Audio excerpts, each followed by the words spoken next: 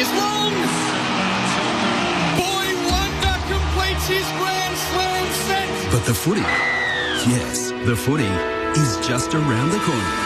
And no matter what code you like... Goes from dummy half, beat one, reaches out and scores the try. And no matter what team you follow... Hooks the kick, unguarded, goal square, he's got it. The Pies are going to win another heart stopper. ABC Sport has every game of the AFL and NRL available to you in the palm of your hand. That is remarkable. This winter, your home for footy is ABC Sport and ABC Listen. ABC Sport Digital Radio, your home of football. The comedians are let loose on the wild and weird in the only quiz show filmed after dark in a real museum. Sounds pretty cool. We've all been there. Join me, Alex Lee, for Tonight at the Museum. Wednesday nights on ABC TV and ABC iView. ABC Sport. We begin this broadcast by acknowledging the traditional custodians of the land on which this match will be played today and pay our respects to their elders past, present and emerging. We extend that respect to Aboriginal and Torres Strait Islander peoples listening.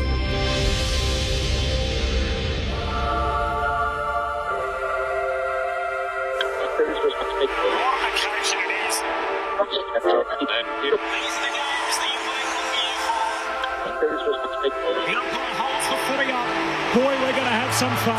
The AFL in 2026 on ABC Sport. And the siren sound. Here we go. Listen to the roar. It is showtime.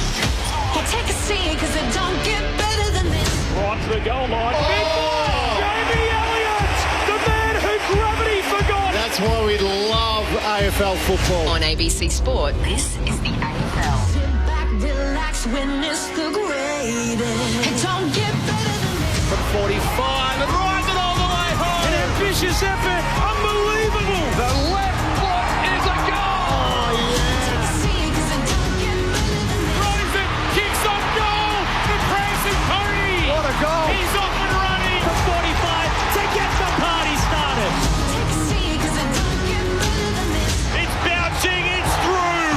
Bailey Smith, he'll want the cameras on him right now. Not camera action, baby. Countdown to contact. Spins around and buries it. Loads up from 55. That's a monster bomb. 40 metres out, snaps towards goal. What a beautiful finish. Bacon goal square, goes for glory. He eyes the goals and sends it home. 100% pure footy. Every minute of every match, all season long. Gathers, snaps, goal. It's just football at its best. Kick on goal, dribbles it through. What about that? Took them all on and said, I'll have some of this. Bailey pinches his pocket and bang, bang, bang. That's the price you pay against the Premier. Watson snaps. Oh, Watson puts it through. And the Wizard arrives precisely on time. He's built for the big stage. On his left boot, his kick is good. Inside 50, off the step, turns and goes bang. And snap. And goal. There's some bravery through the middle of the ground. How good is that? What a goal. He wastes no time. He whacks it through for another. It doesn't have to be your night, but it can be your moment. Hands it to Charlie Cameron. He can walk it in. Show him your tail lights, Charlie. Welcome to ABC Sports coverage of the 2026 AFL Premiership season. Runs the 50 out. What a way to finish. On radio ABC Sport Digital Radio. and ABC Listen. You take a seat because it don't get better than this. Charlie Curnow has gone from the Crips and the Blues to the Bloods. The heavyweight forward crossing from the blue corner to the red corner. A familiar path for the high-profile forward out of Melbourne, making the move to the Harbour City. And it just so happens on opening night he's got a little reunion with his old mates. It is the Sydney Swans, now featuring Charlie Curnow, up against the Carlton Football Club to get season 2026 underway. We are back again for the earliest start of all time for an AFL season on March the 5th. Thursday night up in Sydney. It is a joy to be here and it is great to have you with us on ABC Sport all season long. My name's Corbin Middlemash, joining me in commentary ahead of his 8th season in the Harbour City. man who holds it down in this neck of the woods. His name is Brett Sprigg. Hello, Spriggy. Welcome back to Sydney, Corbin. Hello to you. And indeed, can't wait for this. It's warm and humid early March Sydney conditions. Just one spot between these two sides last year, which doesn't tell half the story, of course. The Swans with 12 wins this year, Corbin. The complexion of the season means that 12 wins might just get you there in the wildcard spots, of course. So Dean Cox and his team, of course, in his second year in charge, keen to build on that and go, well, even further beyond those 12 wins this year. Cannot wait for tonight, of course. The pressure on Michael Voss, his 5th season in charge now, and all kinds of narratives to unfold. Charlie Curnow and then, of course, Ollie Florent, Will Hayward. Just a fantastic night to start here in Sydney. There's so many talking points. The final teams to drop any moment. 7 new faces for the Blues, and Charlie Curnow, of course, so much talked about for the Sydney Swans. One man who knows all about this ground. He is a premiership player with the Sydney Swans back in 2005. He's a member of their Hall of Fame. He also won an All-Ireland Championship. He is the head coach of the GWS Academy. His name is Tyg Kennelly, back again for a new season. Hello, Tyg. Yeah, very excited, guys. Very excited for the game, but for the season, it was too long for me. Start the season in the new year. Let's get cracking at it. I want a bit like the Premier League over in England. More games, the better. And lots to talk about. The narrative, the rule changes, the summer changes, everything. It's always great round one, and everyone gets extremely excited about it. At the end of the day, it is only 4 points, but because you've been waiting so long for the game, it gives a bit more added spite to the game, obviously, with Curnow and the two boys with Will and Ollie. It's interesting. I mean, Carlton's first game last year, they lost to Richmond, and it felt like it set the tone for the whole year. So as much as it's, it is one night, it's only one game in the course of the season, but it felt like for the Blues last year, it didn't start well and they didn't recover thereafter. One man who played almost 300 games here joins Tyg Kennelly in commentary, an All-Australian, the Norm Smith medalist from 2012. Dual premiership player, he's back again for a new season in Ryan O'Keefe. Good to see you, Rock. Yep, good to be back. As Tyg said, it's great to see the real footballs back on, not the practice games and trial games and this and that. So yeah, it's going to be really exciting. I think it's going to be a cracking game tonight, because I think both teams got a lot to prove, and I think they'll probably both come off last year, not happy where they finished up, and they would have had, everyone has a brilliant pre-season. You ask them, they're all flying at this time of year, but.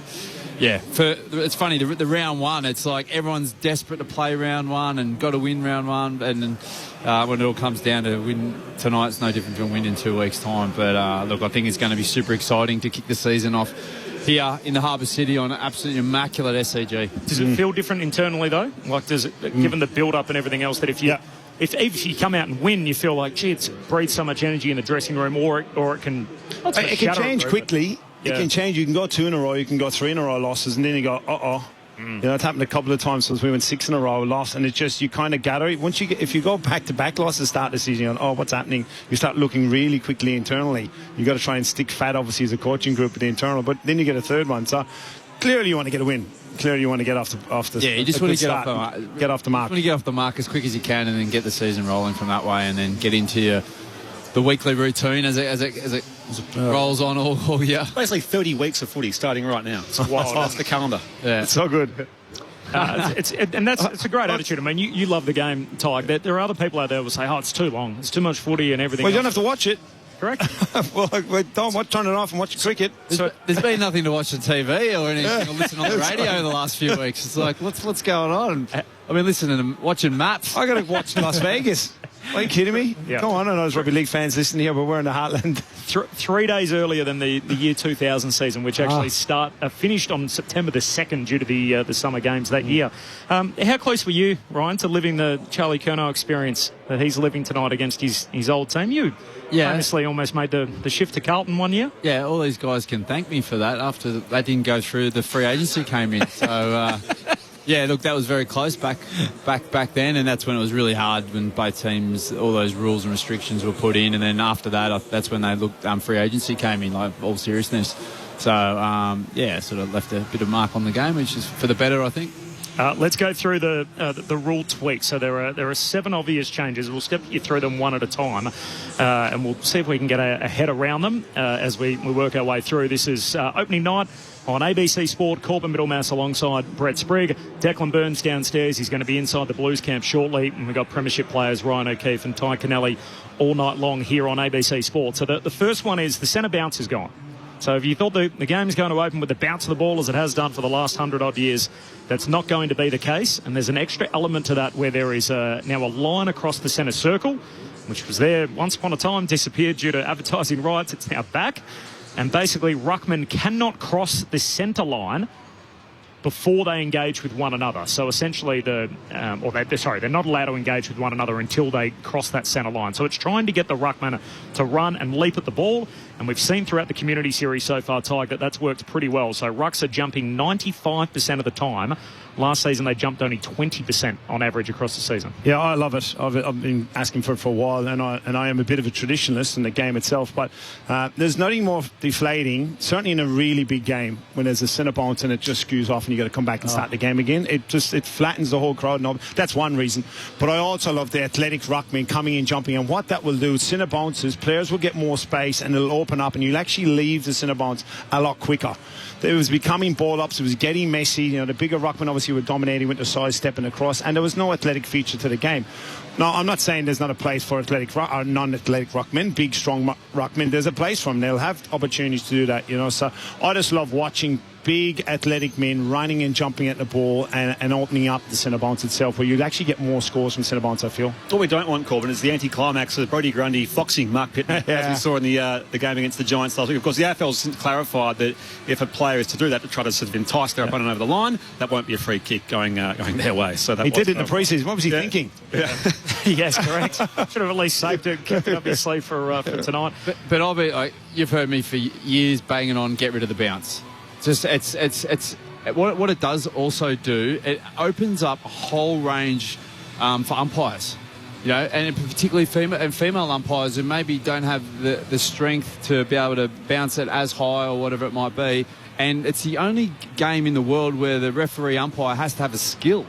And you take that away and you can actually bank on having good decision makers and really good adjudicators of the game. So I think it's a brilliant rule, and I've been asking it for a long, long time. Right. In terms of the ruck, throw it up, let the ruckman do however they want. They want to jump, they want to wrestle. I know it's this athletic ruckman. Then you're going to take the big guy out of it. We keep chopping and changing. I said you throw it up, let the ruckman do what they want and use their own skill and nous to become really crafty on how they want to do it. I think, you know, not let it cross the line. It's just making another technical thing in the game that's going to be really hard to judge. It's a bit like the deliberate out of bounds. We'll get to that later.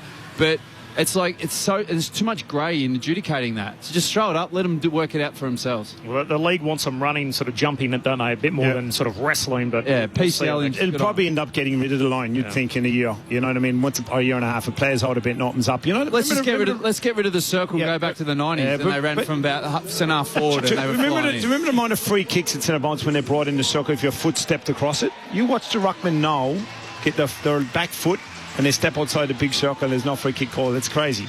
Right. So that's one of the major ones that has obviously dominated a fair bit of conversation. Around the ground play can restart without the rucks being nominated, so the umpires won't wait for them. I think we're all on board there. And to your point, Ryan, just on what the ball up in the middle will do, centre bounce scoring up in the community series, game lengths come down and scoring overall's gone up, so that's good news. I think they haven't said that AFL officially.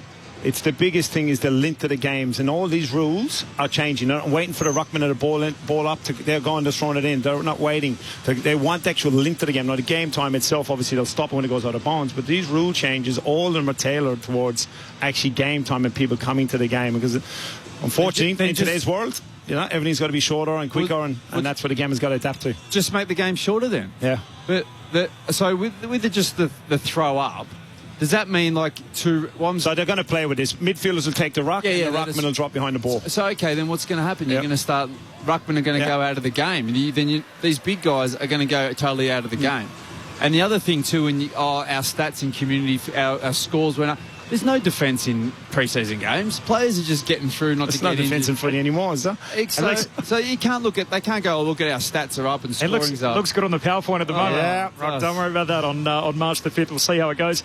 Last disposal out of bounds, there were 38 in the pre-season. Feels like everyone, they conditioned us that was coming anyway, didn't they? They were paying them almost like that last year anyway with the deliberate out of bounds. So it is last disposal between the arcs. It is not last touch. So I think that's the other thing to clarify, that just because it comes off someone's hand doesn't mean that it's going to be a free kick to the opposing team.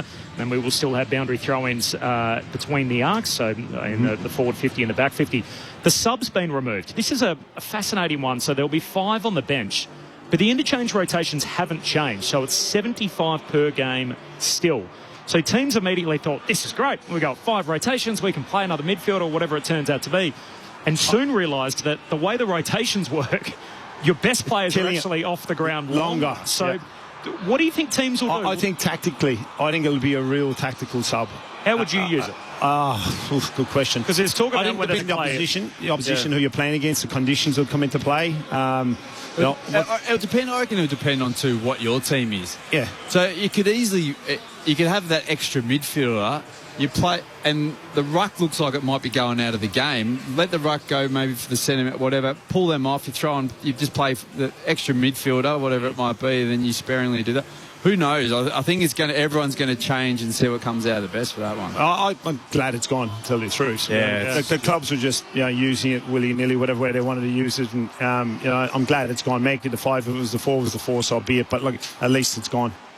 Stand rule's going to be enforced a little more closely. So within 5 metres, if your opponent takes the mark, you must stand. So if you're in that 5 metre radius, which again is up to the umpire's discretion to determine what 5 metres is. The thing where this is going to be... This is going to create carnage. This is going to be a real issue in marking contests. Yeah, there's 3 or 4 a minute. So if Leo Barry floats across and takes a big mark tag, and there's 8 people in the pack, and we all stand, and everybody runs off. Basically, it is up to the defending team, so the opposition, to make sure one of them stands. It doesn't have to. It has to be one of them. They can work it out, but if they all run off, it's 50. And players are very, very smart. They'll be calling for it. There's going to be carnage this in the first few weeks. There'll be 50s everywhere. There will be 50s. It's Let's throw more grey area into it. Awesome. Well, I get the reasoning. They wanted to go fast. They wanted the game to go fast. The rule came in initially with Clark, obviously wanted to slow the game up. But it's I get why they're bringing it in. But again, I think it's gone too far. Why bring in a 6th rule change? Yeah, it's just a lot of changes consistently in the game we probably don't need, do we? Our shrug and a tackle will be deemed prior opportunity. It feels like that was sort of paid almost a little bit that way anyway.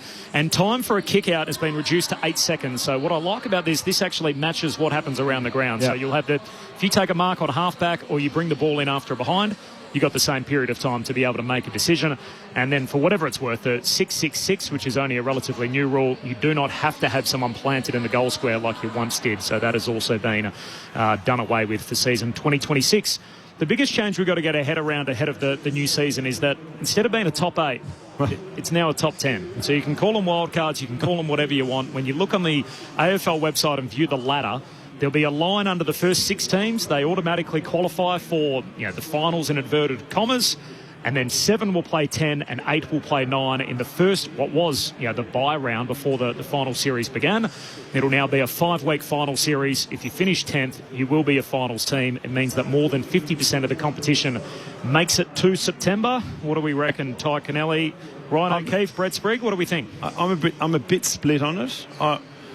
Again, I'm thinking why the AFL are doing it. There's more games, there's more money. TV love it, radio loves it. We actually love it. I'm getting some money out of it, so there's more games for me. So I get why they're trying to do it. Okay, but 50% is a lot to be playing finals. It's a lot, And, if you saw the competition last year, there was a clean divide between the 9 and the 9, wasn't it? You know what I mean? Actually, the split in the quality itself. I'm a bit torn, to tell you the truth. You were confused as well, because I asked you for his prediction a couple of weeks ago. And you said Essendon top 9. What's the top 9? I'm just trying to get Essendon in now. The model I'd go with, so it takes out all this fixture unfair. Everyone plays each other twice, and then you play top 4. Twice? Everyone plays each other twice, so you play more games. More games, fewer finals. Fewer finals. But the thing with that, which I've been saying as well for years, is shorten the game time. Yep. Play the games, the players absolutely, and you saw players during COVID playing 3 games within, 20 minutes, 7-8 days. 20 minutes straight quarters. Yeah. Everyone knows there's 20 minutes, and so you got to get going, and you can't muck around in the game. Everyone plays each other twice, and then you have maybe a quarter, like a top 4. So each game's worth, is so valuable to get up there. I think again you're looking at the dollar here, aren't you? Well, there's more games that way. If the game is in AFL as well, yeah. But the game time is shorting, less TV ads, less ads. Yeah, we got more games. Yeah. So you took a total game time, totally, it's probably the same or more. I know people are worried about, 10th. Does it reward mediocrity? More than half the teams make the finals. So in the 18-team era, we've had 14 years so far. How often has 10th had a winning record? So out of those 14 years, 4 times. 5 times their record's been dead even. 5 times it's been a losing record. So it's almost one of each in the 14 years that we've had so far. Hey, we're off and running. This is opening night on ABC Sport. The new AFL season is upon us. There's no late change. The Sydney Swans with Charlie Curnow now in red and white up against his old mates and the Blues. Carlton in town for the season opener. Thursday night footy here on ABC Sport. Corbin Middlemass, Brett Sprigg, Ty Kennelly and Ryan O'Keefe for the call. And we can kick it down inside the Blues camp and Declan Burns down there. Declan. Thanks, Corb. I'm down here in the Carlton camp with senior assistant coach Ash Hansen. The season is here. How excited are the boys for tonight? No, we're excited. You start the work, late November, early December for this occasion, and the weather's good. The boys are probably the fittest and the healthiest they're going to feel for the whole season. So, there's an air of excitement, and it's a new beginning. So we can't wait. Pre-season can go on a bit, but has this week felt like, it's time to go? Have you seen a shift in the mood? No, we've been pretty consistent. Certainly when we reviewed last week's game, we just asked the guys to stay present on what's next and not think too far ahead, because naturally I think their minds can go to the game and opening round and start to navigate what that's going to feel like, what it's going to look like, what's going to play out quite early in the week. So just managing the energy and the emotion before we got on the plane was important, and I think we've had a nice progressive build-up where we're trying to get them at the right point for the start of this game. There's a guy out there in red and white that wore navy blue for quite a while. A lot of your defenders would have trained on Charlie Curnow, but how big this week has that assignment been, looking to do what you can do to curb his influence? Not really. I mean, when we've got Jacob Wiedering on our side, we're fully confident in his capacity, and he has played on him a lot in training. So we know Curnow intimately. We know how he likes to influence the game, so it's certainly been an easy one to scout. We know his threat. We respect him, but he's an opposition player tonight, so I'm looking forward to the contest. 7 club debuts tonight. There's a lot of great stories, but give us one from your perspective. Who you're really excited to see out there tonight for your guys? For me, Ollie Florent, and I'm taking care of the back, so it's probably one closer to my heart to say that around what he's been able to give our group from coming down. He's such a great, experienced player. We value him really highly. He's going to make us a better team. Him and Zach Williams just riding shotgun across half-back just changes our profile and our ability to move the ball to the back half, which is really important. But I think what people underestimate is what he's done for us culturally, which people don't see, but he's such an experienced campaigner. He cares. He brings people together. And defensively, he's been really sound, really strong in the contest. So I'm looking forward to his next chapter beginning, and hopefully us as a footy club allowing him to really enjoy his footy. Carlton assistant Ash Hansen with us here on ABC Sport. I'll throw it back up to the box. Ash, it's Brett Sprigg here, firstly. Everyone talks about the younger group or the new faces driving the standards in this pre-season. How important is that, I guess, in terms of removing some of the disappointment of last year? Yeah, new faces bring a new outlook on the game, an air of excitement, to see and ride the wave of Harry Dean making his debut and the legacy that his father left, and now he gets the opportunity to wear the colours and compete. That's infectious. So it's amazing that it doesn't take too many new faces to kind of change the energy and the intention of the group. And even Jagger Smith, who's been around for a long time, but him now playing, these kids just want to play footy, and they're just so keen to do well that it does give everyone a lift. So it's been really important for us, and hopefully an important chapter in our story. Elijah Hollands, what impressed you as a coaching group through this pre-season that he's right to go? His diligence to the program, the condition that he returned in that allowed him to build upon. I think he ran a PB in the 2K, and that platform allows you to be really resilient from an injury point of view, but also improve your game. And his commitment to the group and his training and his professionalism, it just actions showed what it meant to him. And that's what gives us the confidence and the trust of his teammates. You touched on the Charlie Curnow, the matchup, and of course Jacob Wiedering being available, which it looked less likely a couple of weeks ago after the State of Origin. But what about just from a narrative point of view? How real is the Charlie Curnow story as far as acrimony with the club, with former teammates? How real is that, or otherwise?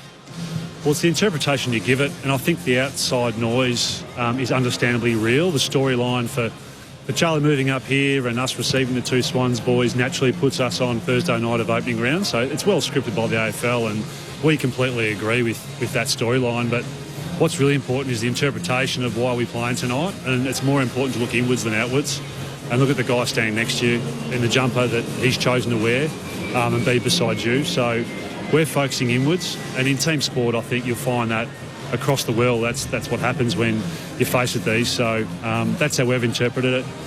He made his decision, we've moved on. A lot of water's gone under the bridge now in regards to time being October when that decision was made. So we're really looking forward to tonight and the new breed of blue coming onto the scene. Ash Hansen, Senior Assistant with the Carlton Football Club, with us on ABC Sport. Ash, it's Corbin Middlemass here. You had a pair of wins over last year's grand finalists in the pre-season. Apart from the W's, did you get everything out of it that you'd hoped for from that 8 quarters of footy? Yeah, we did, Corbin. It's good to hear you again after doing some work experience for a few years in WA. Yeah, we did. We're essentially, to get through injury-free, to get important minutes into certain players returning from long layoffs like Kempy and Jagger Smith and the like was really important. To introduce new players into roles and to get the cohesion built, and then to establish some winning moments and behaviours that we want to create this year consistently was really important. So winning is important for us, and it was in those two games because we'd rather have that platform to build our season upon than the other way. So we're really pleased with that preparation, and that's all it was preparation. We know there's no points on the line, but it's a good place to start. You're welcome back up here whenever you like, Ash. I know you're a senior coach in waiting, so you got bigger fish to fry in the coaching game's very volatile, so I'll hold you to that.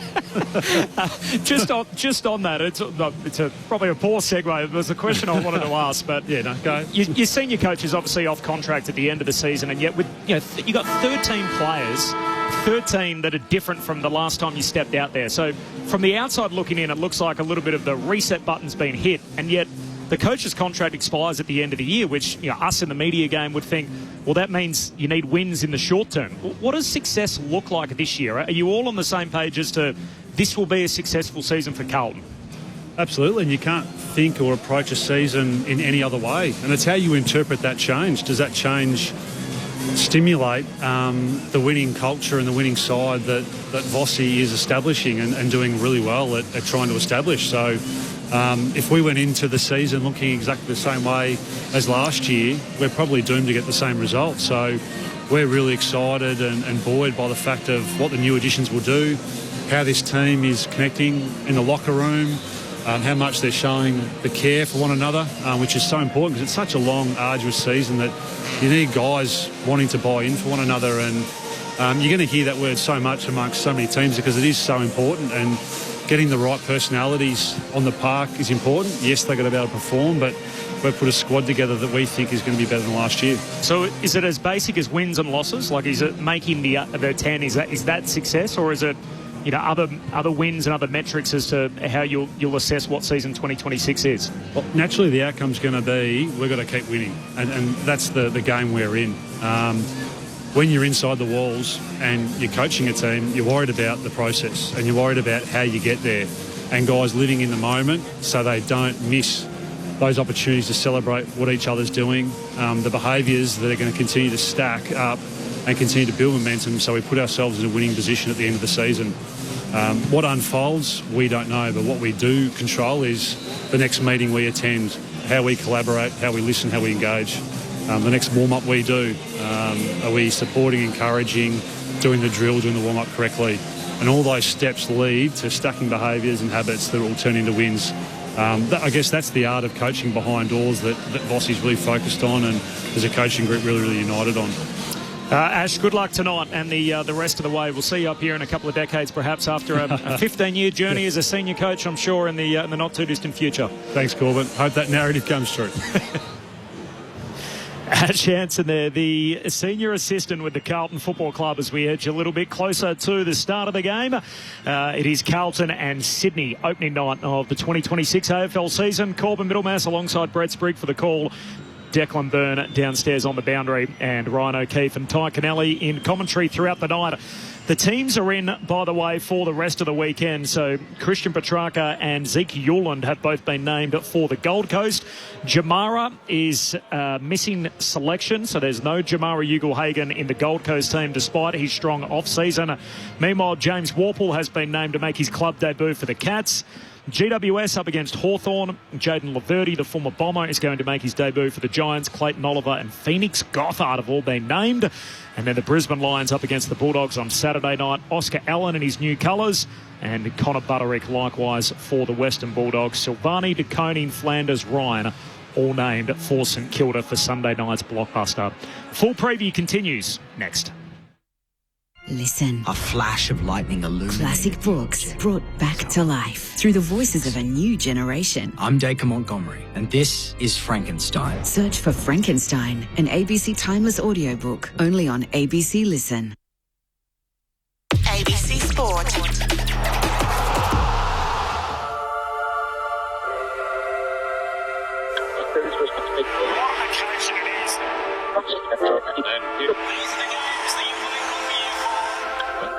The umpire holds the footy up. Boy, we're going to have some fun. The AFL in 2026 on ABC Sport. When the siren sounds. Here we go. Listen to the roar. It is showtime.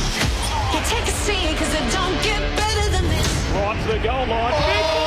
Jamie Elliott, the man who gravity forgot. That's why we love AFL football. On ABC Sport, this is the AFL. Sit back, relax, witness the greatest. It don't get better than this. From 45 and rides it all the way home. An ambitious effort. Unbelievable. The left foot is a goal. Oh, yeah. Take a seat because it don't get better than this. Rosen kicks on goal. The prancing pony. What a goal. He's off and running from 45 to get the party started. Take a seat because it don't get better than this. It's bouncing. It's through. Bailey Smith. He'll want the cameras on him right now. Not camera action, baby. Countdown to contact. Spins around and buries it. Loads up from 55. That's a monster bomb. 40 metres out. Snaps towards goal. What a beautiful finish. Bacon goal square. Goes for glory. He eyes the goals and sends it home. 100% pure footy. Every minute of every match, all season long. Gathers, snaps, goal. It's just football at its best. Take a seat because it don't get better than this. Kick on goal. Dribbles it through. What about that? Took them all on and said, I'll have some of this. Bailey pinches his pocket and bang, bang, bang. That's the price you pay against the Premier. Watson snaps. Oh, Watson puts it through. And the Wizard arrives precisely on time. He's built for the big stage. On his left boot, his kick is good. AFL. Inside 50, off a step, turns and goes bang. And snap. And goal. There's some bravery through the middle of the ground. How good is that? What a goal. He wastes no time. He whacks it through for another. It doesn't have to be your night, but it can be your moment. Hands it to Charlie Cameron. He can walk it in. Show him your tail lights, Charlie. Welcome to ABC Sports coverage of the 2026 AFL Premiership season. Runs the 50 out. What a way to finish. On radio ABC Sport Digital Radio. and ABC Listen. You take a seat because it don't get better than this. For the third straight year, the season opener is in the Harbour City as the curtain comes up on the 2026 AFL Premiership season. And it's no coincidence that it's this game to open, despite the fact that these two teams missing finals last year. It's an immediate reunion for Charlie Curnow, who comes up against his old team. He's now a Sydney Swan, and it's the rivalry that the Swans signed up for last October when they dealt for the star Carlton forward. The two-time Coleman medalist plays his 150th game. He'll be acknowledged on the banner, and the banner crews are ready to go, and so are we on ABC Sport. Corbin Middlemass in commentary alongside Brett Sprigg, Ty Kennelly and Ryan O'Keefe, our premiership players up here in the box. There is no late change, but there's plenty of new faces. There's 7 new rule tweaks, and it's a top 10 in season 2026 to get your head around it. But to get us going, let's kick it down to the boundary's edge inside the Swans camp. Declan Byrne. Thank you, Corbin. I am here with the GM of footy, Leon Cameron, at the Swans. Leon, as you heard Corbin say, third time we're starting here in Sydney, opening round. What was the excitement like, not only for the boys, but also for the whole club as of tonight? Yeah, look, it's been outstanding. I mean, we just come off the march from our training venue up to the SCG. Clearly, there's an enormous amount of supporters here, Sydney Swans and Carlton, in anticipation of having a magnificent opening game. And the weather's turned it on. The ground's in great nick. Clearly, there's a lot of theatre and a lot of anticipation about this game, understanding, what happened in the trade period in October, November. So it all gels well for a magnificent game of footy. The Swans don't miss finals very often. They did last year. It meant an extended pre-season. Did you notice something different over the last few months for the Swans, given that extra time? Yeah, I mean, we were really disappointed. Yes, our back half of the year, I think we were 8-3, but our front half was really poor. We had a number of injuries to some key players, but equally, we probably just didn't come up from the year before as well. And you need everything to line up in this competition, and you drop some games where you shouldn't drop it and you're scrambling. And that was our front half of the year. Probably played a little bit freer and tried a few things in the back half. Pre-season's been good. I mean, we've had a number of players have done a lot of pre-season. Sometimes it's been, when you don't play finals, you look at, is it too long for us? We've played our 2 practice games. We've been okay. It's really happy in some areas that we need to get a little bit better at. But, here we are. We're ready to go. There's no looking back. We've got just about a full team to pick from in terms of our probably best 25, 26, other than Braden Campbell and possibly Harry Cunningham. So we're ready. So's Carlton. Let's look forward to it. Across your time at the Giants and here at the Swans, you've seen a lot of big names come to clubs and have to gel. What have you seen from Charlie Curnow arriving in this team and in this culture? Yeah, I mean, no doubt there's a lot talked about Charlie, and it's a great opportunity to come up straight away against his club. He plays 150 games tonight, 10 great years at the Carlton Footy Club, and now his next journey's with us, and we're looking forward to finding 5 or 6 really good years for Charlie Curnow. He's had a really good pre-season, what I can tell you. Hasn't missed a beat. Worked really hard with the forwards. That's not always going to look perfect early in the season, because it doesn't matter how much you practice during pre-season and a couple of practice games. It's when you get the real heat on against opposition. That will be tonight.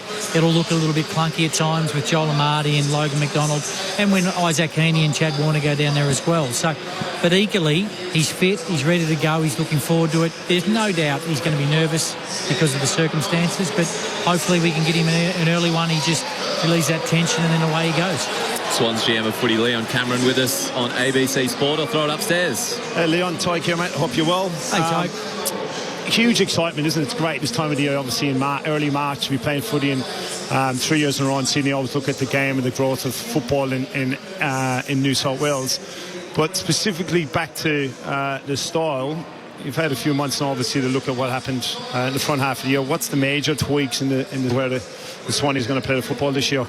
Yeah, the back half, I mean, clearly, when you come up against strong opposition, strong defensive elements to their game, they're going to try to stop, every which way that you try to move the footy. So from an offensive point of view, last year we tweaked a little bit. We've probably used our hands a bit more.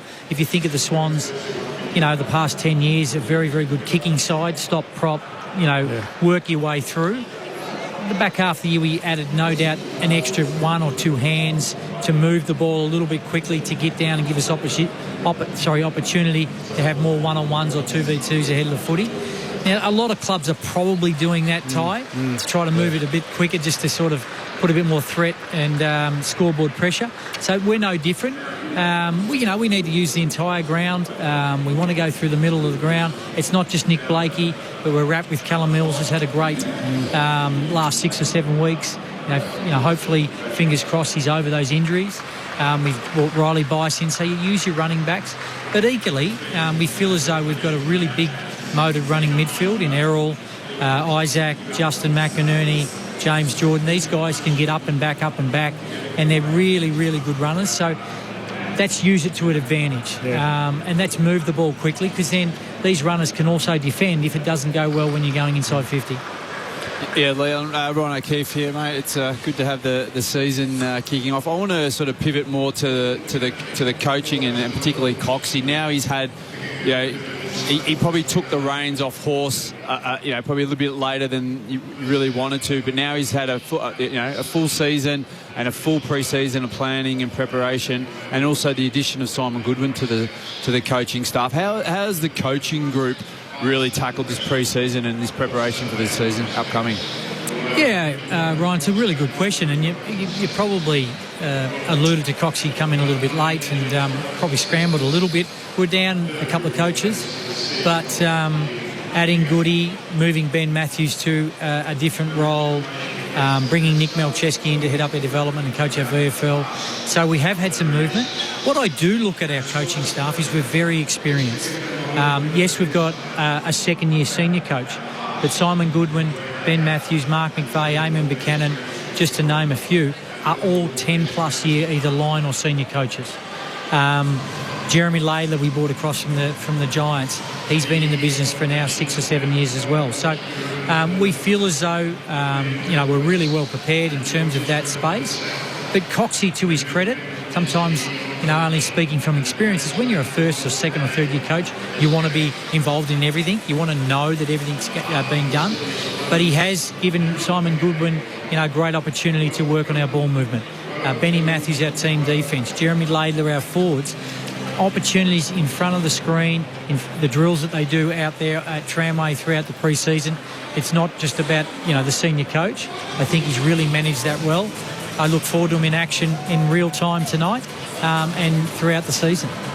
Leon, good luck tonight and the rest of the way. Appreciate your time. Good on you guys. Cheers. Leon Cameron, the GM of footy with the Sydney Swans. And they've given their fans good bang for their buck over the years. 3 times in 23 years they've had a losing record, and last year wasn't one of them. So even for a down year for the Swans, they still won more games than they lost across the course of 2026. Corbin Biddlemouse alongside Brett Sprigg, Declan Burns on the boundary, our Premiership stars, Sydney Hall of Famers Ty Kennelly and Ryan O'Keefe. Now the season starts tonight, and we're only moments away from the two teams getting out here to conduct their preliminary warm-up, but it does so under a pall of sadness after the passing of an Australian Football Hall of Famer, Dennis Cometti, who left us yesterday morning, aged 76. When I think of Dennis Cometti, of course I think of his turn of phrase, his quick wit, and who could forget that smooth voice? I can still hear it now. Wilson, like a cork in the ocean over his head. Oh my word! Oh my goodness! Wonderful chase by Heath Shaw. He came up behind him like a librarian. Slings it towards the opposite pocket. Sliding in was Harvey. Good pick up. Graham in trouble. The old stripper Graham. It's kicked forward out there by Thompson. He was a great footballer in his own right. 40 games for his beloved West Perth in the WAFL at the height of that competition's power. And a part of Dennis belongs to the ABC. He began his broadcasting journey with us. Tomorrow's Swan Districts, although not discounted, will start the underdogs, and they'll be attempting to win their 3rd consecutive premiership under the guidance of John Todd. He broadcast cricket for the first time in 73. He was aged just 23 at the time. He would do that alongside Alan McGilvray for 13 years. In comes Lilly, bowls to Richards, and Richards looking to drive, bowl! Inside edge to Stumps. Richards is out. 4 for 10, the West Indies. Richards bowled by Lilly for 2. He's just 1 short of the record, and surely if today is any indication, this last 30 minutes, the record must fall tomorrow. He also called 3 Summer Olympics, the swimming at the 1992, 1996 and 2000 Olympics. His partnership with Bruce was, dare I say it, special. Or maybe it was centimetre perfect. He's judged it to a nicety. Centimetre perfect. They were the yin to each other's yang. Dennis, where are you? I need you right now. They were different. They complemented one another. And they were the soundtrack to our game for such a long time. I feel like I've lost something very precious. That friendship. We started as colleagues and finished as friends. Can you ask for any more than that? His final game for Channel 7 in 2016, you guessed it, the Bulldogs triumph over Sydney. Tom Boyd's got it. Tom Boyd goes long. How will it bounce? The stadium holds its breath. It's a goal. And the western suburbs erupt. Ben Cameron voicing a beautiful tribute to Dennis Cometti, Varley passing away aged 76.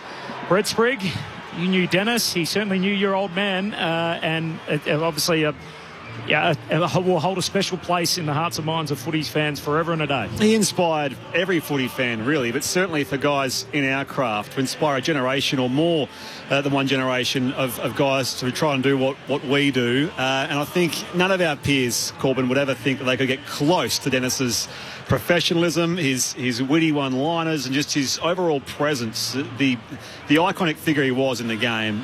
It's just unbelievable to think that he's no longer with us, but he certainly understood the basics of this craft, but certainly understood the performative aspects as well, and understood the one-liners and all that sort of stuff. Just remarkable.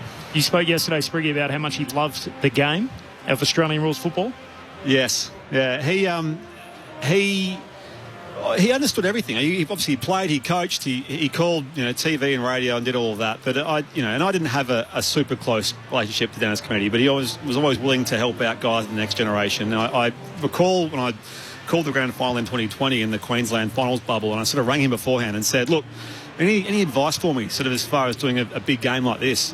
What sort of advice? And he said something quite unusual. He said, memorise where the nearest hospital is. I thought, that's a bit unusual to sort of say. And he said, look, it's the sort of thing that you might wish you know when the time comes. Well, sure enough, that grand final, Nick Vlosson's cleaned up by Dangerfield in the first quarter. Ablett's shoulder is injured. It was carnage in that first quarter in Brisbane. And I thought, this guy has an unbelievable footy sixth sense. And I'm so appreciative of moments like that, but certainly left an indelible mark on this game and Australian sport overall. And he's obviously known as a Falcon. He was a West Perth man. He also was an Atlanta Falcons fan in the NFL, and in a way was ahead of his time, how much he loved his US sports. But there might have been another club in WA that he had a little connection to. He loved East Fremantle as a kid, and he admired Bob Johnson, and my father played in that 1965 premiership team, and he took that premiership team, the members of that team, to coffee every year, which is just an amazing... As a footy fan, he was obviously an iconic figure even then, and would catch up with the guys he looked up to, even despite being in his 60s at the time. So just extraordinary. The Sydney Swans are about to make their way out onto the ground. Ryan O'Keefe and Ty Kennelly. Dennis, like so many players over 50 years, was a soundtrack to your careers and the key moments in which you played in. Did you ever have any correspondence with Dennis or in your time in the game? Yeah, it was a great tribute listening to Benny there. It's the soundtrack of certainly my career. There's certain commentators, when you play your football career and you listen and you respect, clearly Dennis is one of them. But I remember at the club, and he had arranged for the club for me to be at the club at this certain time because he wanted to get the pronunciation of my name right. And he rang the club and I was talking to him and he couldn't get it right. And in the end, he said, he goes, it's Tiger without the R. And I have used that ever since, explaining my name to people. He even got how to say it. He was speaking Gaelic before I was speaking. But his ability, clearly his professionalism. Yeah. But I think to Ryan's point earlier, he's just an absolute gent and will be missed clearly by his family and friends, and quite appropriate before round one, isn't it? Totally. He never said a bad word about anything. And as a player, you wanted Dennis calling the game you're playing in, because there'd be something and he'd say something pretty witty or funny or make you sound better than what you really are. And look, he was absolutely sensational. Absolutely, a legend of the game, and going to be sorely missed. And that's another thing, Corbin. You know this business, and you've called games for a while. You know, of course, that the TV side of things as well. No fans are ever happy with a broadcaster at any given moment. Dennis Cometti had zero haters. Every footy fan loved him. He was so widely loved and admired, and that says it all about a guy like Dennis Cometti. He had some great Cometti-isms over the years. I'm sure you'll hear a few of them rolled out across the weekend in various football broadcasts, paying homage to the late Dennis Cometti. The two teams are out on the park. The Sydney Swans, the second of them to get there, and Charlie Curnow is looking very tanned, like he's spent a bit of time at the Sydney beaches and just Acclimatising himself beautifully to the Sydney weather and what the eastern suburbs has got to offer. He's got the number 35 on his back. There's a little tribute to his brother Ed, who of course wore that number for Carlton when they played together for many years. But after starting his first 149 games with the Carlton Football Club, he plays game 150 against his old team tonight. He's kicked 6 goals through the pre-season, 4 against the Bulldogs, 2 against the Giants, and he comes in tonight on the back of a seamless summer as opposed to last year where he had 3 pre-season surgeries. And we've got, Corbin, across this game, 10 guys wearing a new jumper. So 3 new Swans, of course, all of them existing AFL players in Charlie Curnow, Malcolm Roses, the former son, and Jai Sarong, former Hawk, younger brother of Freo superstar Caleb, who was very impressive in the pre-season the last couple of weeks. But, of course, for Carlton, 7 new faces. So 5 guys playing their first game for the Blues, and then 2 AFL debutants on top of that, with Jagger Smith, who headlines those. Their top pick of 2 years ago, of course, missed last year with the ACL. Had 37 disposals in the game against Geelong in the pre-season last week. And then, of course, Harry Dean, the father-son selection, their top pick from last year as well. But add to that, you've got, where are they? Ollie Florent, of course, and Will Haywood. Haywood, of course, was part of the trade for Charlie Curnow. Ollie Florent wasn't. He was a future third-rounder swap. So that's a bit of a point to prove for him there as well as Ben Ainsworth, the former Gold Coast son. Liam Reedy, the former Docker, who played in only 3 games at Fremantle. He was the Peel Thunder best and fairest last year. Campbell Chesser, a former Eagle, and I mentioned those debutants, Harry Dean and Jagger Smith. So we've got 7 new faces at Carlton, 10 overall in this game. Plus, Georgie Hewitt played at the Swans as well. Of course. Yeah, but it can be concerning as a coach. You coming in with so many new faces in round 1. But they had to do something. Clearly they've got some quality there, and they've had some players, young players. Obviously, the 2 boys being pick number 3's being healthy. I can't wait to watch Jaeger play. You know, he's for a pre-season game. It was a 37 he got. His first game for the club. Like, I don't care who you are to do that. That's going to be really exciting for them. 37 and a goal. I mean, his name's Jagger Smith, like Mick Jagger. So you think, like, he's got it all. If you've got a rock star name, you come with a lot of promise. Pick 3 in the draft. And I've never seen a player who misses his entire first year. He became like a better player, not even turning out there. All of a sudden, Carlton fans were thinking, yeah, we might have had a bad year, but Jagger Smith didn't play. So wait until you see him. And I sort of left rolling my eyes over the off-season. Then when he rolled out and had 37 and a goal, I thought, hang on, maybe they got a point. Right decision, they got it right. And people are saying he's the best player in the club already. It does sort of say something about players getting there young. Do they need a year of just almost learning what it's like and not the pressure of trying to, you've got to play and perform, and it's had a year of being in the gym and learning what it's like to be a professional athlete and all that sort of stuff. And then the second year, he hasn't had that pressure or that expectation, and then comes out and goes bang. So it's quite interesting. There's a clear excitement when new players play or new players come to the club, you know, and that's obviously they've got both of that Carlton I'm talking about here specifically. The excitement it brings, you almost forget about the year that you had because it's a new team. It's almost like a new team when you've got the number that they have playing debut and then obviously coming from other clubs, and that's the real excitement piece. It's the bit around the actual style of football. Has it changed, and what can they actually do from a football perspective?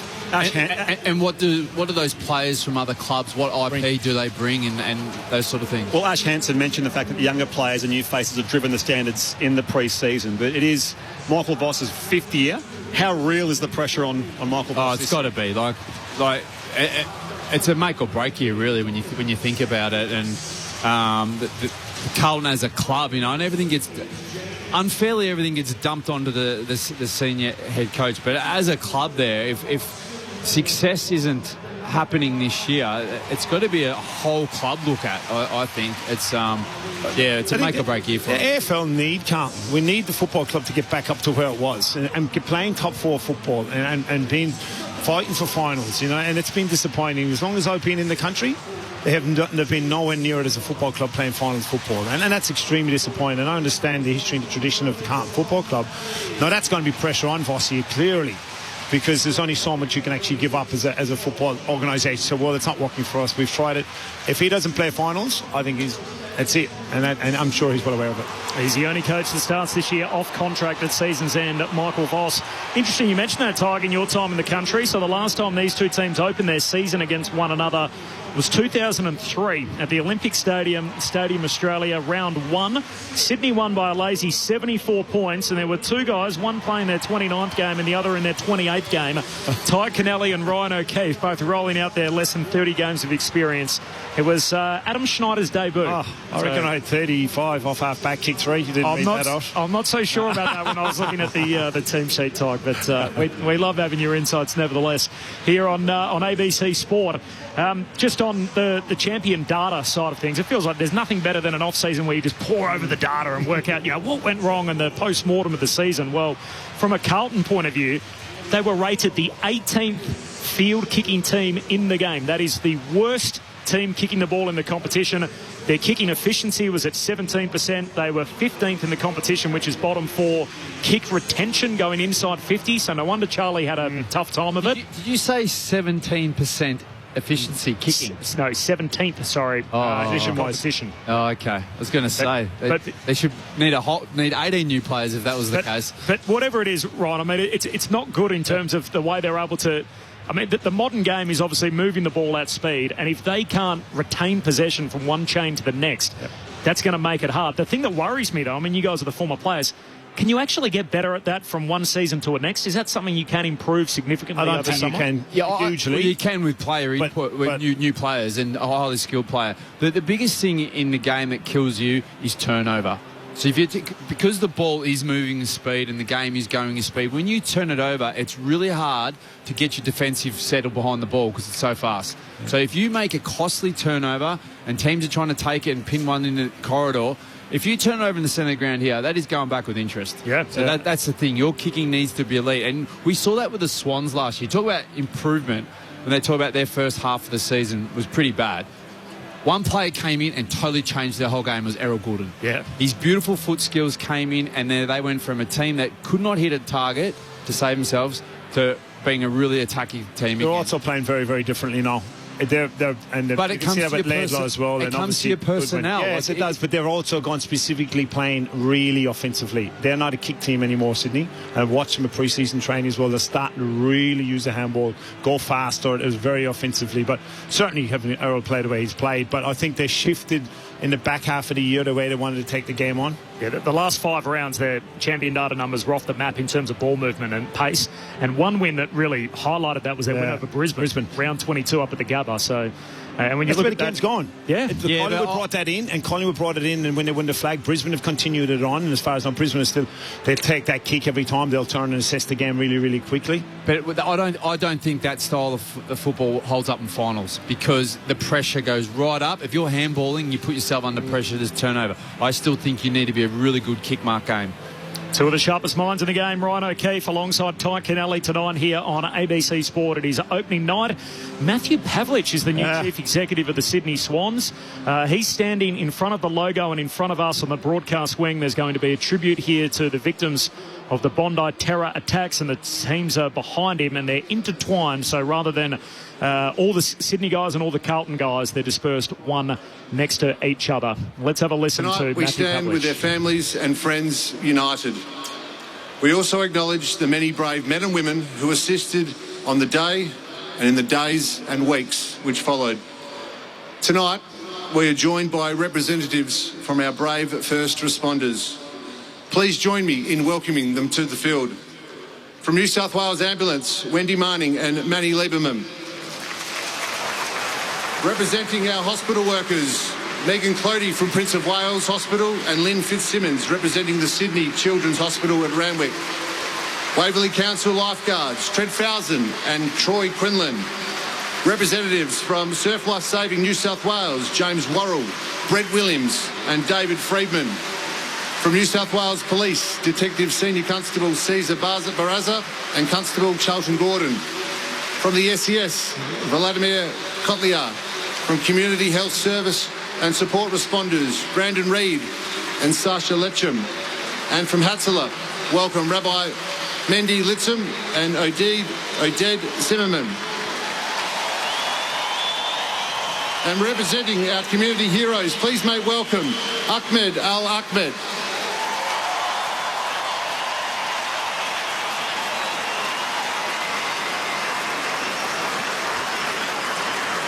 thank you for your outstanding contribution. To all in our community, we stand with you. At the Sydney Swans, respect is at the core of what we do. We want all to ensure that this is the experience they have of all the people who connect with our club and our great game of AFL. At the Sydney Swans, everyone is welcome. So then, as many of you already are, we ask you to, if you can, please stand as we pause for a moment's silence.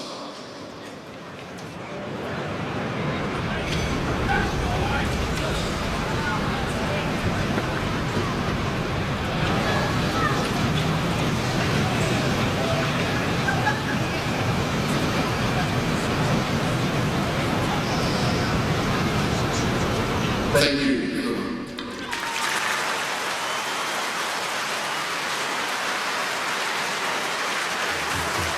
And that concludes the pre-match ceremony. The community heroes out there, those in uniform, the police, the lifesavers in the yellow and red, and his customary. And Brodie Grundy, by the way, just going through and shaking the hands of all the service people that aided the community so invaluably on that horrid day way back in December, and shakes hands with Ahmed El Ahmed on the way through as well, and Dean Cox and Michael Voss come and do the same. Saw Brodie at Bondi today, actually, on his bike, getting some laps in. Did you get your swim in today? I think he lives down there. Yeah, he would do. A lot of them. But that's fantastic by the Swans to do that, and I know a lot of us that live here and live in the eastern suburbs and near Bondi. That event really affected, and it was so close to home.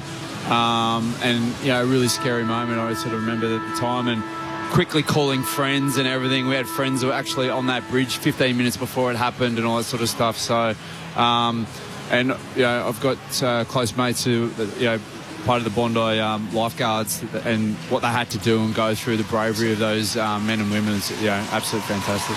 Terrifying day, but will be long remembered for all the wrong reasons, and of course rung bells right across the world as the community leaders make their way off the SCG, and those in the blocks surrounding on their feet, applauding them off the ground. That makes way for the coin toss, which is about to happen. Cal Mills and Patrick Cripps on their way to the middle. We're on our way down to the boundary. Declan Burns down there for us tonight on ABC Sport. Good evening, Declan. Good evening, team. And why would you want to start the season anywhere else? It is perfect down here. The sky a bluey pink as the sun sets. It's 25 degrees. The field is looking immaculate, and the crowd is in, expecting over 40,000. Usually when every player comes up, the biggest cheer is for Heaney or Warner. The biggest cheer went for Curnow, so I cannot wait when he kicks his first goal how loud this Sydney crowd is going to be. But there's lots of Carlton people in as well, so we are ready to go down here, and it is just tip-top conditions. It's still warm, Declan? Oh, yeah. I've got the overshirt on. It's probably going to come off at some point. It's nice. Just cooling down a little bit. No wind. Yeah, ready to go. 26 degrees was the top today, but humid. As Brett said, 7 new faces for the Blues and 3 for the Sydney Swans, none bigger than Charlie Curnow. Malcolm Rosas and Jai Sarong also make their club debuts. You'll get a look at Jagger Smith tonight wearing number 7. Picked 3 in the 2024 draft, did his knee last year. He comes off 37 and a goal in the preseason game against the Cats. He is the prohibitive Rising Star favourite. You'll get double digits about every other player in the field, while Harry Dean is the second generation blue bagger, the son of Peter Dean. 18 years after his dad's career came to a close, he turns out in number 35 tonight for the Blues. Carlton with a little change to their jumper. It's sort of back to the future. They've got the raised monogram, which has been stitched on top of the jumper, which is a big what am I trying to say here? It was very popular, is what I'm trying to spit out with the Carlton fans, and so they've gone back to that again in the navy blue, and the Sydney Swans in their home jumper with the Opera House outline, the red with the white and the red shorts. The countdown ticks out. The 10, 9, 8, 7, 6, 5, 4, 3, 2, 1. And our 18-team expedition for premiership glory starts here. Grundy and Pitt in that flight, and it comes. Heaney paddles it away here. Cripps, first possession though, the hand pass. Middle they go, Carlton. Comes wide to Walsh. Goes deep inside, forward 50, 2-on-2. Leaping up, strong grab this time from Brodie Kemp. Really look at being Brody Kemp in his 50th game. Marks in the left forward pocket, no more than 35 out. Nothing better. You could not wish for a better start if you were Carlton Football Club. Brodie Grundy actually won the tap itself, and the spread and their ability to actually get out of that centre circle was elite from Carlton. And obviously the entry itself, it's a great start from. Let's see if he can kick it. 50th AFL game for Brodie Kemp. He ruptured his Achilles last year, played just the 5 games. So for a much better return and more game time this year. An angle slightly better than 45 degrees. Kemp tries to nurse it through, misses. The first score is a minor one. Carlton on the board first, inside 55 seconds. Opening night on ABC Sport. There's your 17 position for kicking efficiency. Yes.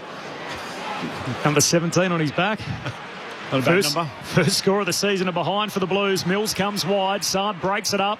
Whacked out a play by Bice in front of the members' pavilion. As expected, Wiedering and Kerner of that cracked rib. Was it a broken rib or a cracked rib Wiedering had? Broken ribs. Yeah. Broken ribs, so he's done well to get back in time for this. They've come up really high, the Swans, for. There's a lot of space over the back, and I think Wiedering might be a bit toey not to let him go over the back there with the speed Kerner can have. In front of those green roof grandstands, Grundy down to Sarong, kicks down the wing, hacked off the deck by Lloyd, tumbles up over halfway. Amati paddles it out in front, collects for the Swans, sweeping hand pass to Warner, dishes it out wide looking for Gordon, missed in, out of play and last disposal, out of bounds, free kick for the Blues. There's our first one. So Carlton tip it back inside defensive. There's Ollie Florent. A long-time Swan, only 4 games across 9 seasons. Bombs it back towards the members' side. Up they fly. McCartan, hand in the back there on Mackay. It'll be a free kick here for the Blues. Tommy just stood, actually. I don't know if you saw that. Sorry. Yeah, that's the new stand rule as well. So the full 5-metre encroachment now for all players. And now run down from behind. Great tackle down there, Bice. On Campbell Chesser, ball comes loose. Swans with it back, kick from low bottom, bounce down the line again. Florent is there, too quick for Jake Lloyd, turns him inside out, goes back down the line towards left half forward. Grundy, big pack grab, and the Swans will start again from right half back. He's picking up where he left off. What a season he had. Gives it to Bice, who kicks down the wing but turns it over. Intercept mark for Pitternet. Handball away to McGovern. Short kick turnover again. Yeah, they've gone quick, Sydney. Every time they've marked, they look at handball or play on quick. Heaney on the intercept possession. Gives it to Warner. Kicks down to half forward. Clean half volley. Pick up Kerno. Into the pocket for Amati. So Cobbs, very, very quick, Sydney. The mark from Grundy, he's got it, and actually handball quickly, and the exact same thing with Heaney. And both teams are doing it, but they're turning it over. And Warner, like his issue last year was the amount of turnovers and those dinky little kicks. He's doing it again. He's already made that handball is no points. It's frustrating to watch as a coach. It's frustrating. Oh, Amati tries to snap on the outside of the boot, kicks the fat part of the footy to the opposite pocket. Saad knocks it away, no score for Sydney. Elijah Hollands, hand pass to Young, his handball out of bounds. Says throw it in. And after Kerno passed it to the pocket, Paddy Cripps just bumped him straight up and down the middle. All the Swans players rushed to Kerno to pat him on the back and get around him. Yeah, great theatre. How real is that, Hebs, Ty? That Kerno, you've left us. Animosity. Yeah, it's real, man. Nah. Yes, it's gone. Carlton right behind. Swans yet to score at the SCG. Back in it comes. Both rucks missed it. Falls to Saad. Thomas his kick beyond offensive 50. Blakey there first to it for the Swans and taps it towards the boundary line. Not a disposal, so it will be a boundary throw-in at left half forward for the Sydney Swans. 4.5 minutes played here on ABC Sport. What Kerno showed, he's a brilliant goal kicker, but his skill for a big guy, for his field kicking, is fantastic. Boundary throw-in, half forward for the Swans. Kicking to the Paddington end from the boundary throw-in.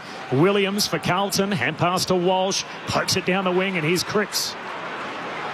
And the navy blue turns and sends Carlton down that boundary line on the eastern side, and Mackay the target. McCartan knocks it away from him. Yeah, Sydney's certainly playing very high, aren't they, Ryan? They've got I think it's Warner now has swapped and he's trying to make his way back into the stoppage itself, but Errol Goulding is the forward. Now they've got Lloyd's going forward, so they're trying to play some funny buggers here early, Sydney. Ball toss back in. Grundy just feed it down. Coughed up by McInerney. Pitnet's kick followed up here for the Blues. They go inside 50, chasing back with the flight. Bice with a nudge as well. Paddles it away though at ground level, and again Rampy this time. Swans will win it away in some space at the right half back. Nicely done. Here is Bice in space again.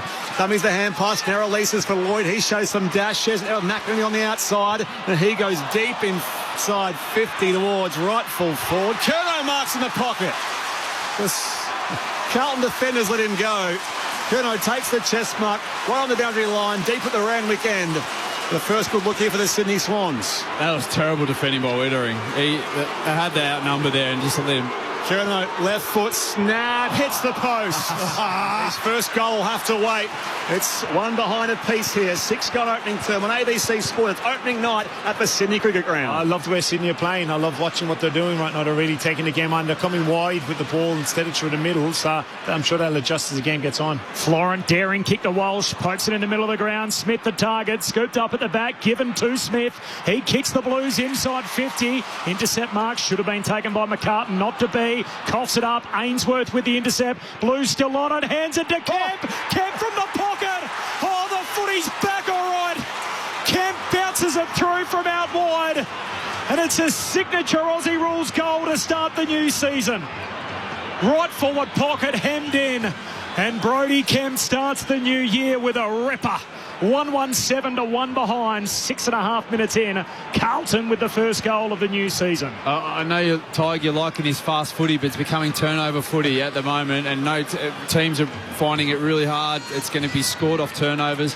What Carlton are already doing now, Sydney are getting up really, really high. They're dropping one behind the ball. So they're playing on like rapid footy, get up, I'm just going to play it. No, they're looking up and all of a sudden there's an extra blue jumper down there. So it's going to cause turnovers and then it's going to go back. You've got to be ready when you play fast like that, Ryan. You know, if you're going to play fast, you can be prepped behind the ball for a turnover. Exactly right. And Carlton are going to start dropping numbers behind the ball and Sydney are going to start turning it over. And what we've seen with their defence.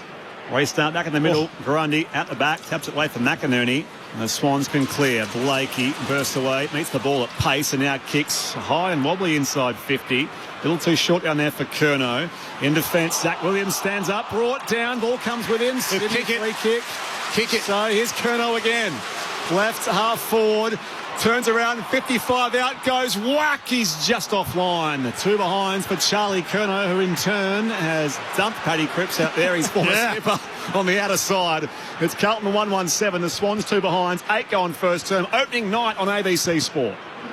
Sart runs, carries, and then with a long kick out to the wing, and here's Moyer. Ashton Moyer, who marks for the Blues.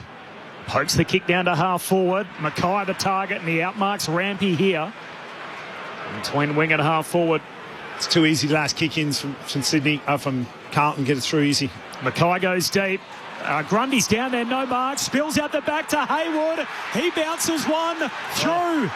Haywood against his old team. And don't forget about his redemption night. Against the side that let him go. Part of the Curnow deal. Behinds for Charlie at one end. And Will Haywood starts his life as a bagger with a goal at the other. 2-1 to 2 behinds. 8.5 minutes in. He's one player I don't think the Swans really wanted to give up. He's a 30 to 40 goal player a year. He's been fantastic. So what my concern with the Swans about their defence and their defenders are playing back shoulder. They're not stopping anything at the moment.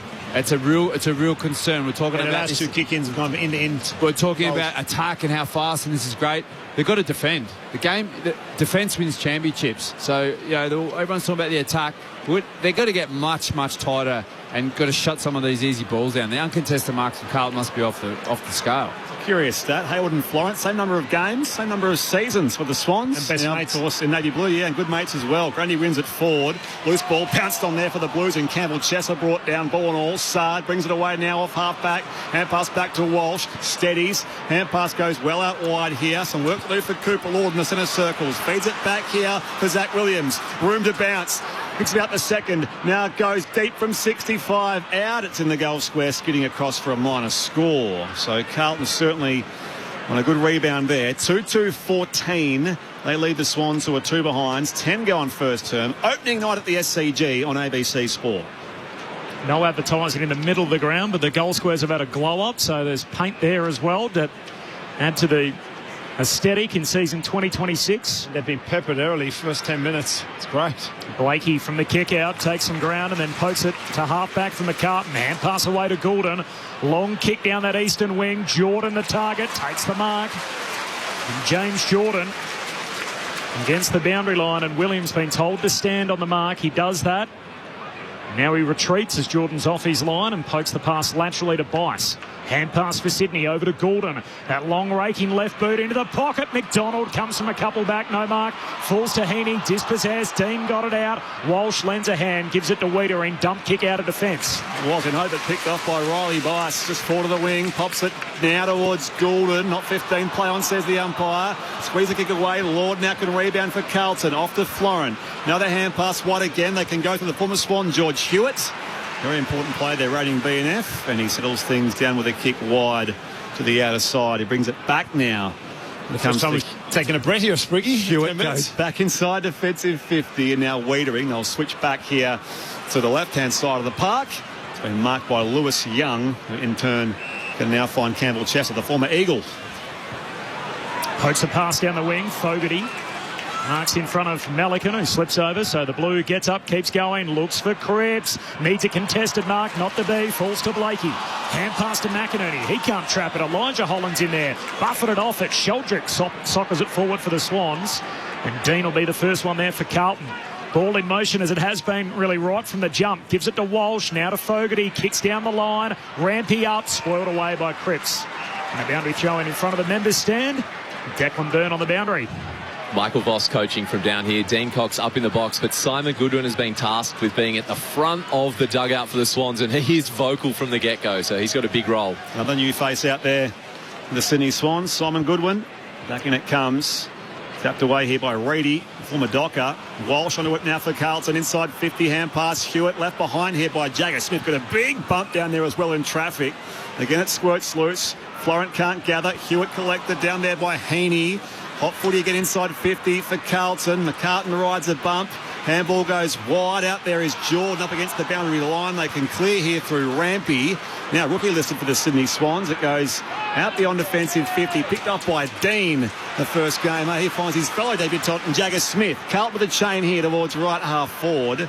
And they'll slow things down out there with Cooper Lord.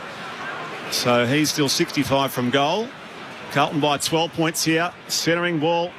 And what's the top of the square, but Chad will want to put himself back in the hole, win a set for the Swans. Yeah, Sydney just need to reset forward of the ball. And like Ryan mentioned it earlier, that they're too high. They've had it a couple of times in stoppages now. They just need to reset forward of the ball as forwards. Particularly when they're playing on like this. Now all of a sudden they get themselves into trouble to handball. Warner, Sarong, Sheldrick, now a kick. Dangerous one. Elijah Hollands almost marks, not to be. Jagger Smith hands it back. There's a free for a high tackle. It's going to Hollands. It's breakneck speed. It's not working. There's going to be an adjustment, clearly. Elijah Hollands comes wide with the kick to Wiedering. This is opening night on ABC Sport. Corbin Middlemass, Brett Sprigg, Ty Kennelly, Ryan O'Keefe and Declan Byrne on the boundary. And here's Harry Dean. Geez, he looks like his dad. Yeah. Oh, doesn't he what? Wiry centre half back, kicks down to half forward, just a little too much on it. Swans win it back. Oh, the handball wasn't good from Sheldrick. Rampy does well, taps it down to Sarong, high up and under down the wing. Waiting for it, McGovern. The spoil from Lloyd at the drop. Jagger Smith is there for the Blues. Hand pass back wide again to Elijah Hollands. Back to Wiedering.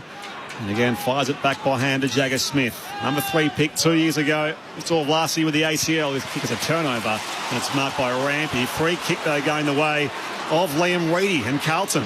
Just forward of the wing. Back to Smith, busy early.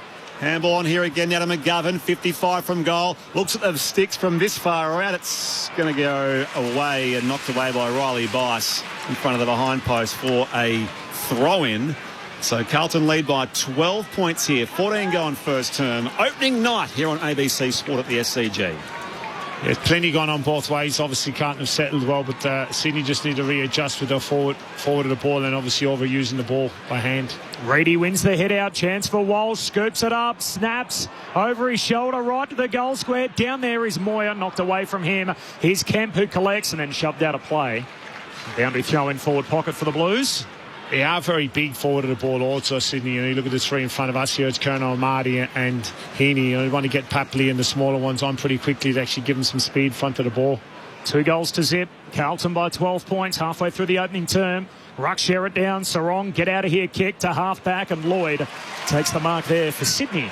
So I mentioned here Dana Rampy, now rookie listed or listed and re-rookied the veterans for the Sydney Swans. Blakey with a corridor hand pass, but already left it behind. Now Soccer's out of the air towards half forward, gathered by Cooper Lord at half back, and now the Carlton Sider away through Ollie Florent, a former Swan. Up the outer side they go. Loose ball pounced on by Blakey. Now Rampy tries again, this time more accurate. Lost two in a row, Logan. So dropped the chest mark. Back to Riley Bice, who can send them clear towards Jordan, who marks 65 from goal at left half forward.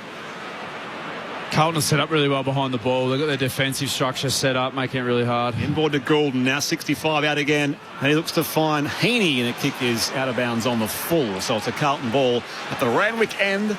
They lead by 12 points, 2-2-14 plays, 2 behinds, 16 gone first term. Opening night here on ABC Sport. Looks like Logan hasn't played football for a year. He's dropping the ball, he's been getting right positions, but clearly he needs to get up to speed of the game. Young with the clearing kick, and there's a nice pack mark for Mackay. Half-back for the Blues. Interestingly, 16 minutes into the quarter, Tom Papley's still doing his warm-up on the bench. Hasn't been used yet. We were wondering how that 5th player would be used by the clubs. Same number of rotations, but all 5 active on the bench. No more sub. 12-point lead here for the Blues. They win it back on the wing. So Lord, hand pass to Hewitt, kicks down to half-forward, out of play. Touched on the way through. Boundary throw-in, Declan Byrne. The Swans are agreeing with you guys as well. Brett Kirk just ran on, and Callum Mills said to him before he went out there as the runner, settle it down. So they know they're going a bit too fast. Tom Papley, though, as you said, Corby, he was like a wrestler in backstage, just waiting to sort of get out there. Get between those ropes. One down here for Carlton. Walsh, snap kick inside 50. Swans have numbers in defence. Melican missed it, though. Wicks slides in. Competes there with Fogarty. Hand pass comes out. Now a check shot on the run from the pocket, and this time it goes across the face. Spriggy, Corby's asking what are you going to do with your sub. You know, clearly that's a decision with Papley. There's 18 minutes going in the game and he hasn't come on, so it might be something coming in with game time and whatnot and prep. So that's a clear tactic from Sydney. Out of bounds on the full, so it's still Carlton by 12 here. 17 gone first term. Jai Sarong played as a defensive winger in the pre-season. Kicks down the line and punched towards the boundary and out of play. And skimming off the knuckles of Wiedering. Declan Byrne. As you'd expect, Tom Papley is very keen to come on. He's been hassling the guy in charge of interchange, dealing with that calf issue in the pre-season, but he's just sat back down, so not yet. So they were talking about, whether that 5th player becomes the pseudo-sub and, just how they're going to go about it. We'll see a few different things, I'm sure, as teams work it out early in the young season. So Rowbottom, hand pass to Sarong, snaps a kick down the wing, and there's Florent, who takes the intercept mark. 45 kick back inboard. I'd say it again, Sydney are winning the stoppages, but front of the ball, a kick away, they're losing it and they're turning over numerous times. They don't fix it and readjust. Carlton getting all the momentum going back, even though they're losing the clearances. Well, Carlton are set up really well behind the ball. They're smart. Sydney bringing in an extra player. And it's not working for him. Smith to Chesser. Now Chesser down to a contest at half forward. Punched away by McCartan. Ball hits the deck. McInerney. First disposal for Sydney. Handball out wide. Oh, buffeted off his kick. Nice bit of work there from Ainsworth. Affects the Wicks disposal, and the ball rolls out of bounds between the members and the ladies' stand. A glorious night, opening night on ABC Sport, the start of the 2026 AFL season on March the 5th. The earliest start we've ever seen, the Blues by 12. Yeah, there's a lot of pointing and whatnot going on from Sydney at the moment. Ball toss back in. Reedy from behind on McDonald. Comes back to Logan, slips the tackle. Nice. And combines out there with Goulden. In fact, it's Wicks who clears back towards half forward. Free kick going Carlton's way again. As Wiedering was blocked by Curnow. This is the matchup, the key matchup. The former teammates. I don't know what that one was for. It's stiff there. Papley's on. Left half back, Wiedering retreats back inside defensive 50 for Lewis Young, who's off contract this year. The Carlton defender. And wider still to Mitch McGovern. 148th AFL game for the West Australian. Tips it back now to Lewis Young. And Carlton control things here early to the tune of 12 points. Gives it to McGovern. Comes laterally to Wiedering, and now the Blues just trying to take a bit of time out of the game. Frenetic start. It felt like the ball was live in play for the first dozen minutes, uninterrupted. 2-goal lead for the Blues. 19-minute mark opening term. Long contest kick to the wing. Another free. One going Sydney's way. Little Bronx cheer. We're 19 minutes into footy on opening night and the Swans fans ain't happy. I tell you what, Logan's had a couple of fumbles, but he's been around the contest a lot. It's good, really good signs for him.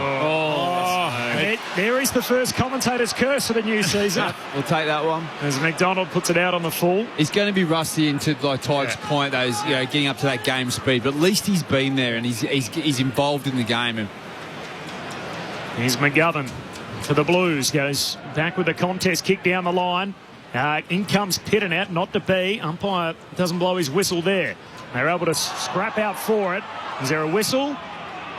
In all of that, I think there may have been. There is. The out-of-zone umpire says throw it in. Out of play. So I felt like after all that intervention, now the crowd's on the lookout for every free kick. No call there. 21 minutes into the opening term. 12-point lead for the Blues. Opening night on ABC Sport. Just hit time on. Down it comes. Pitnet feeds his captain Cripps. Hurried kick. High inside forward 50 for Carlton. 2 on 3. Swans with numbers in defence. Loose man though. Kemp gets the hand pass wide. It comes down to Lord who snaps. It was touched by Matt Roberts. And it bounces out of bounds for a throw-in deep at the Paddington end of the SCG. Carlton are looking dangerous when they go forward. Every time they're going forward, it looks like they're going to score. It's something that, you know, Swans' defence need to get a lot tighter and a bit gritty down there. Forward pocket for the Blues. Paddington end of the ground. Grundy palms it down. Scooped up by Cripps. Hand pass to Smith. He's upended. Ball spills out towards Blakey. He gives it to Grundy. Handball back inboard. Chesser had it. Lost it. Blues win it back through Dean. Handball in close. Heaney likewise. Dispossessed. Chesser fighting on. Knocks it over to Lord. Scrappy stuff. Throw a blanket over 20 players. Gives it to Ainsworth. Low trajectory kick. Picked off by Hewitt. Still at centre half forward for Carlton. Lord. Hot handball to Dean. He's caught. Ball comes out. Lord gets it again. Short kick. Marking effort. Not to be. Free kick. Hollands will get it. And Ollie Hollands at right half forward. At his arms chopped by Rampy. It was messy, wasn't it? And I don't know if it's getting dewy or what out there, but the ball does look like the bar is up at the moment. Obviously, the first game of the year as well is going to happen, and fatigue will set in towards the end of the first quarter when you've come at it 100 miles an hour to start itself. So it was quite messy. I think they're putting themselves under pressure. You see when Grundy got the ball, then his first thing was the handball, because he knows Carlton are set up behind the ball. They've come up way too high, so you're putting yourself under pressure. A release kick takes that pressure away from you. Here comes Ollie Hollands on the drop punt from 45 metres. It's way right. Does not score. 12-point lead for the Blues, and we've got a minute without a score either way. 23 gone in this opening term. Blues by 12 points opening night on ABC Sport. I don't know how that wasn't holding the ball. Just watching the replay with Kent. I think Blakey will kick back in. Papley's tackle, sorry. And find Tom McCartan, who of course was used up forward at times last year. That's the reliable Blakey. Long beyond defensive 50. Picked off out there. Strong grab McGovern. The outer wing of the SCG. Carlton will thrust their way forward again.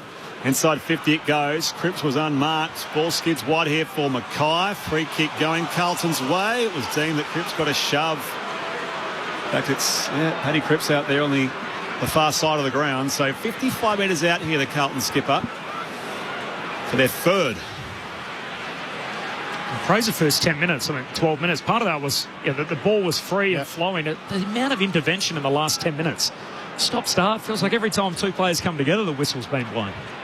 Paddy Cripps, of course, captain Western Australia. The opposing coach, Dean Cox, was his coach in the WA team in State of Origin. And now 5-time best and fairest winner. Opens up the angle. Runs off the arc here. Goes across the face of goal over. This time for a boundary throw-in. So again, a stoppage inside 50 for Carlton, who lead 2-14 to the Swans, who are 2 behinds. 24 gone to the opening term. Opening night right here on ABC Sport. And you think with Sydney handball happy that they'd actually have more disposals. It's 102 to Sydney's 68 disposals, and then they've had 12 inside 50s, Carlton 6. Grundy wins the hit out. Dangerous spot though. The Blues win it. Chesser to Mackay. Hand pass not good. Mackay's got to go follow it up. Half forward against the boundary line for the Blues. Tackled. Ball held in momentarily. Now it comes out. Rowbottom clears defensive 50. Up goes Wiedering. Broken up by Marty and out of play in front of the Menders.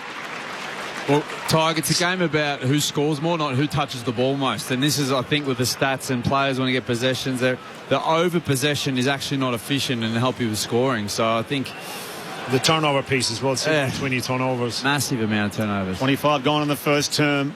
Pitnet gets clear of Grundy.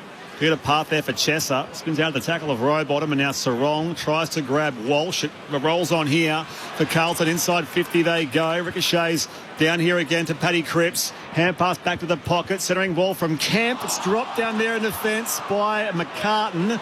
They'll clear here the Swans through Rowbottom. And it comes away somewhat safely. Roses runs out of room in front of the benches, not far away from Declan Byrne. For the Blues, Ashton Moyer has been talking with the doctors for the last 3 or 4 minutes, and he's just running off the ground down into the Carlton rooms. He didn't get any treatment from the physio, so maybe a head knock. Can't confirm yet, but I'll keep you in the loop. Thanks, Declan. We'll keep an eye on him, young Ashton Moyer, and he's just his 12th game tonight for the 20-year-old from the boundary throw-in. Goulden doesn't take possession, knocks it over his head. Cripps gives it to Williams, kick smothered. Great work, Goulden on the follow-up. Rowbottom by hand to Papley, to Lloyd, to McInerney, kicks to Amati, who marks bursting out at centre-half forward. And after the Goulden error with the volleyball spike over his head, he followed up with a 1%er and wins possession back for Sydney. I don't know if it's what they've tried to introduce in the game, but that knock-on, they've done a few kick off the grounds. It's like they just want the ball surging forward at speed at any chaos ball. I don't mind it. I don't mind it. The game is going like that. Unfortunately, it's been turned over every time. But Papley's come in here and has created a huge difference straight away to the game. They're going to take time to adjust, Sydney, clearly.